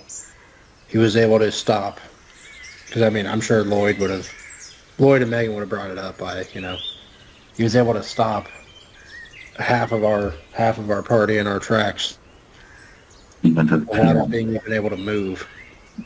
And while, yes, I do think your sister is very strong, the strength that he has, though, if he were to get here, he would be able to take her down. And I don't want to see that happen. She kind of I'm not she kind of just the way that you guys run your, system up here. I'm just trying to prevent bad things from happening in mine. She kind of looks him in the eye and says, "Again, I will speak to Arapos and to my sister. We will do everything we can to make sure that the magic that brought you here is unavailable to those who pursue you, I promise. For now, please do as my sister asked and try to get to know this place a little better. Spend some time in your rooms together or apart. Explore the castle and its courtyard. And how do I want to say this? Bask in the reality of this place and your connection to it. It may have some benefit for you that you cannot at this moment foresee. And we will speak of this again tomorrow. Your concerns will not be dismissed, I promise." Dowroc says, just give it a couple hours. Lloyd he won't say anything. He'll just turn around and then go into his room and shut the door. Not slam, but just kind of shut it. So he's... Sure. Zack will Gavin has open you to her and go to his room as well. Again, Megan will kind of hesitate. She, it's almost like she sees a little bit of herself in this other woman. But then she'll go off to her room, too. That's Gavin. Do I get my own room, or do I have to go? No, he gets his own room. No, I'm talking... Okay. He was going to talk to her and say, do I get my own room, or do I have to stay in the servants? She, looks a little like she's not entirely sure what to think of you. But she's respectful when she says, your room is here, and she gestures at the fourth open room and says, perhaps it is too much to ask, but please overlook my sister's attitude, at least for the time being. And then she kind of nods at him, and she'll walk away. Okay. And there's a certain point that I'm probably going to forget the whole servant higher than thou attitude. So living free on the sea is just going to turn a pirate into he's not going to have so much patience for that. Yeah. And because I need to actually sign off very soon, we're going to close out today with something I haven't done before, but, we're going to cut away for a second. Because we're going to get a look behind the curtain. Everything that has happened down on the mid-level with Dowroc's party, since they had to do all that sailing, it's taken longer than this. So while they're down there making their way to the town and then fighting, Halise does return to speak to her sister and to Arapos. And Arapos also seems to be taking the situation fairly seriously. He is still kind of dismissive, and the Queen is just kind of treating the entire thing like a game. And Halise walks in, and her sister starts to bring up the whole situation like it's the new gossip, But Halise says, "Sister, please, remember yourself, at least for a few days, as you did before when they mentioned Cyrus." Boy. And then she says to Arapos, "Look into what magics were placed on the old pillar when we migrated here. I think there may be some power in place that would allow ones like us to make the journey to and fro. If that magic can be suppressed, then if they are telling the truth, then the problem will have, at least for the time being, solved itself, and we can approach the situation however we might. And you can tell Erebos doesn't really like being ordered around by her, but she is the queen's sister, so he, after he kind of gets a look from the queen to acknowledge what she said, he gets up and heads off. About to get murked. The last we saw of Erebos. And and Halise goes to sit by her sister, and their speech gets like less formal, and they start talking through the situation, with Halise doing as she said and trying to get her sister to take the situation seriously. Meanwhile, Erebos moves into his study, and he's grumbling about it, but he brings out some scrolls, and he goes through, and he has to kind of take a beat to shake off the annoyance with Halise being right when he does find record of that magic that she spoke of. And he does go himself to a kind of like a crystal laboratory where he's able to connect with the power of the pillar below and basically switch its magic off. And still grumbling, he then returns to tell them that he has done as he was asked to do, which he does coincidentally, as on the surface in the ocean between North and South Byzantia, a ship with a black flag docks itself next to the Endeavor. Oh no, not the Endeavor. And Blackheart and his followers disembark and make their way to the tower. Though Blackheart is a bit concerned as he approaches, he says, "The power I sensed here, it's gone. It seems that someone has gotten ahead of us. This won't work the way we expected it to." But then he looks at Gavril and he says, "But that's why you're here. Yeah. You may not be able to take us with you any longer, but with my power, I can send at least you. You'll just have to do this yourself this time." And Gavril, nods wordlessly. Stands in the center of the room as Blackheart performs a ritual, and he disappears in a flash of light. Wonder if he is going to he's automatically in the throne room, so. Maybe. He should, go to the throne room. Maybe.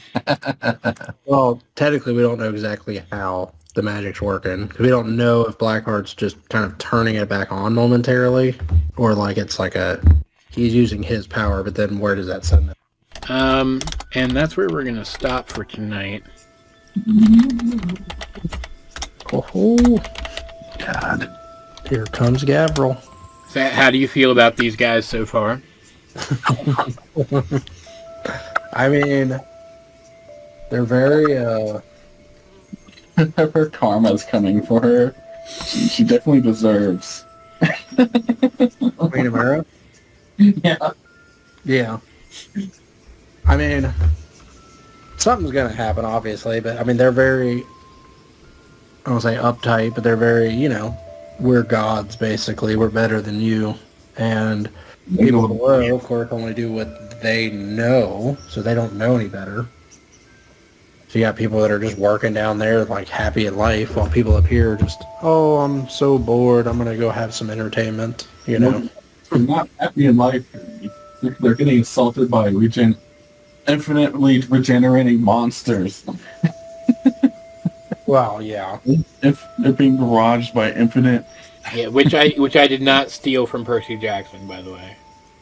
You can't prove anything. I was thinking it was more of a Star Trek, that the dark side and the light side of the planet. Yeah. It's the whole like the light side is like in reality it's the quote evil side.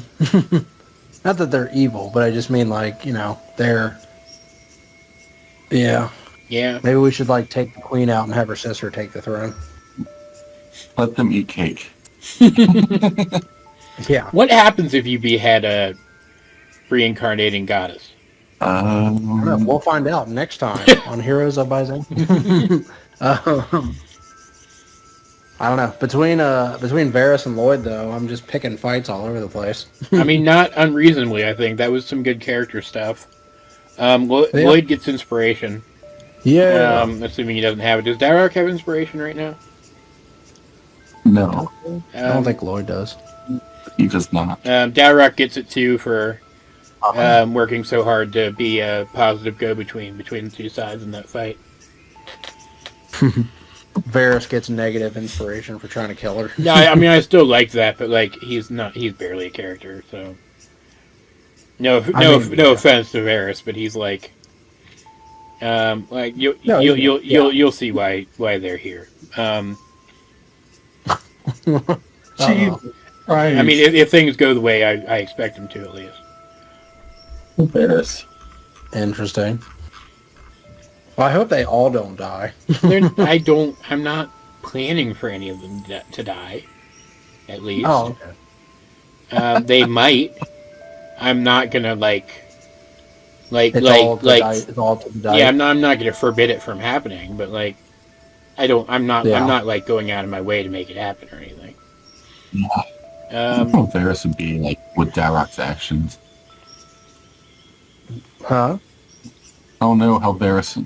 Wonder what Varys thinks of Dowroc for him trying to. I mean, I would say he's pretty upset because again, she jumped out of nowhere, hit one of our teammates, and he's just like, she just is trying to kill us. Again, like I said, he's like the most pirate out of the whole bunch, really. I mean, to be fair to her name's Lita. She would not have. She would not have killed you guys. She would have knocked you the frick out, and then her plan was to turn you into the authorities that determine where trial goers go, because she's assuming that you're other trial goers who swooped in and they stole their job. Basically. But she wouldn't. Meanwhile, Dowroc drops like a Revivify with components on a thing just for her to kill it. And be like, yeah, never mind. I mean, you left an impression on her. She could have gone a little harder than she even did. But you caught her off guard, and that's good. I will say I didn't expect... Well, I didn't know, I guess, that this one's much more involved. Like, the Sky Tower is much more involved than the Inverted Tower, for instance, was. Yeah, I mean... Like, it's not just, here's a tower, here's some puzzles, you fight the boss, and you get the staff. This is oh no, it's like cities, it's... It's just political... Yeah, I mean, it's a whole... I mean, I felt... This is going to be terrible, because they may think that they're happy down there. They're definitely not fucking happy. Well, one or two times a year, okay, that might be good for Grandpa, Mr. Grandpa Sater. Like, oh, they're gracing us with their presence. Nah. I mean, next time it's going to be just Dowroc running with a bunch of people from the mid-level as a revolt against the upper level. I mean, I'm not against that as a possibility. That is one of the endings. That's like one of the ways you could end this if you wanted to. Ooh.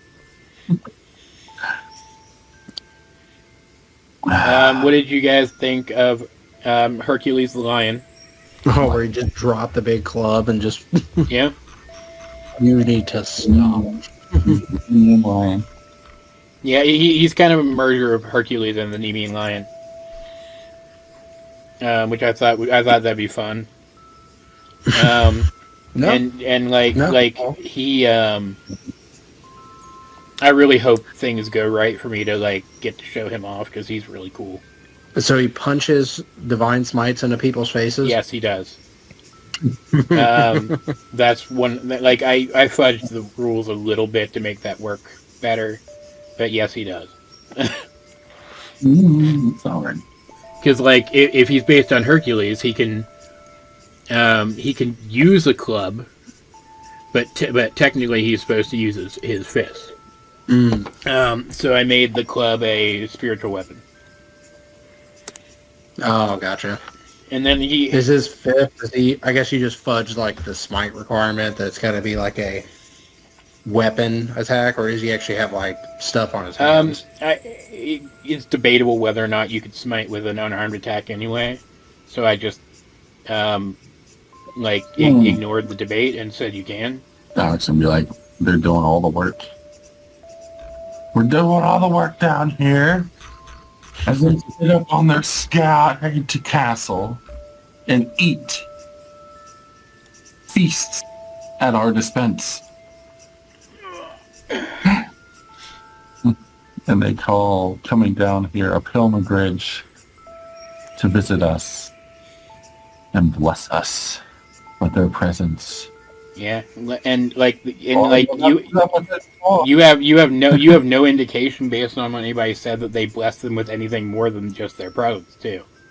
Like Exactly. it's not like they bring food or money or like weapons or anything. They just are like hello, hey, we're gonna Hi. go look at the tower and then leave. Bye. Yep. But like Sure. you know, if it really has been so long, and you've had the same people in power for so long, it would make sense for them to kind of stagnate and stop caring about everybody else. Which I did not intend this to be an analogy for the U.S. Congress, but I guess it is anyway. No. Oops. All right, I'm gonna go. We'll do. I have to rewrite some stuff because you guys took a couple of turns that I didn't expect. So that'll be fun. Yeah. What did we do that was the most surprising? Bringing up Cyrus, I didn't expect you guys to do that right out the gate. That was pretty cool. Once he finds out, though, that's gonna be. That's the big one because like I'm not gonna establish any specific lore about Cyrus. I'm just gonna imply some things that might be true. Yeah. But I was hoping that you guys would play along with the Queen long enough that maybe you would start to appreciate the place a little bit before it all turned to shit. I mean, but Lloyd was. Lloyd was there, so out of character.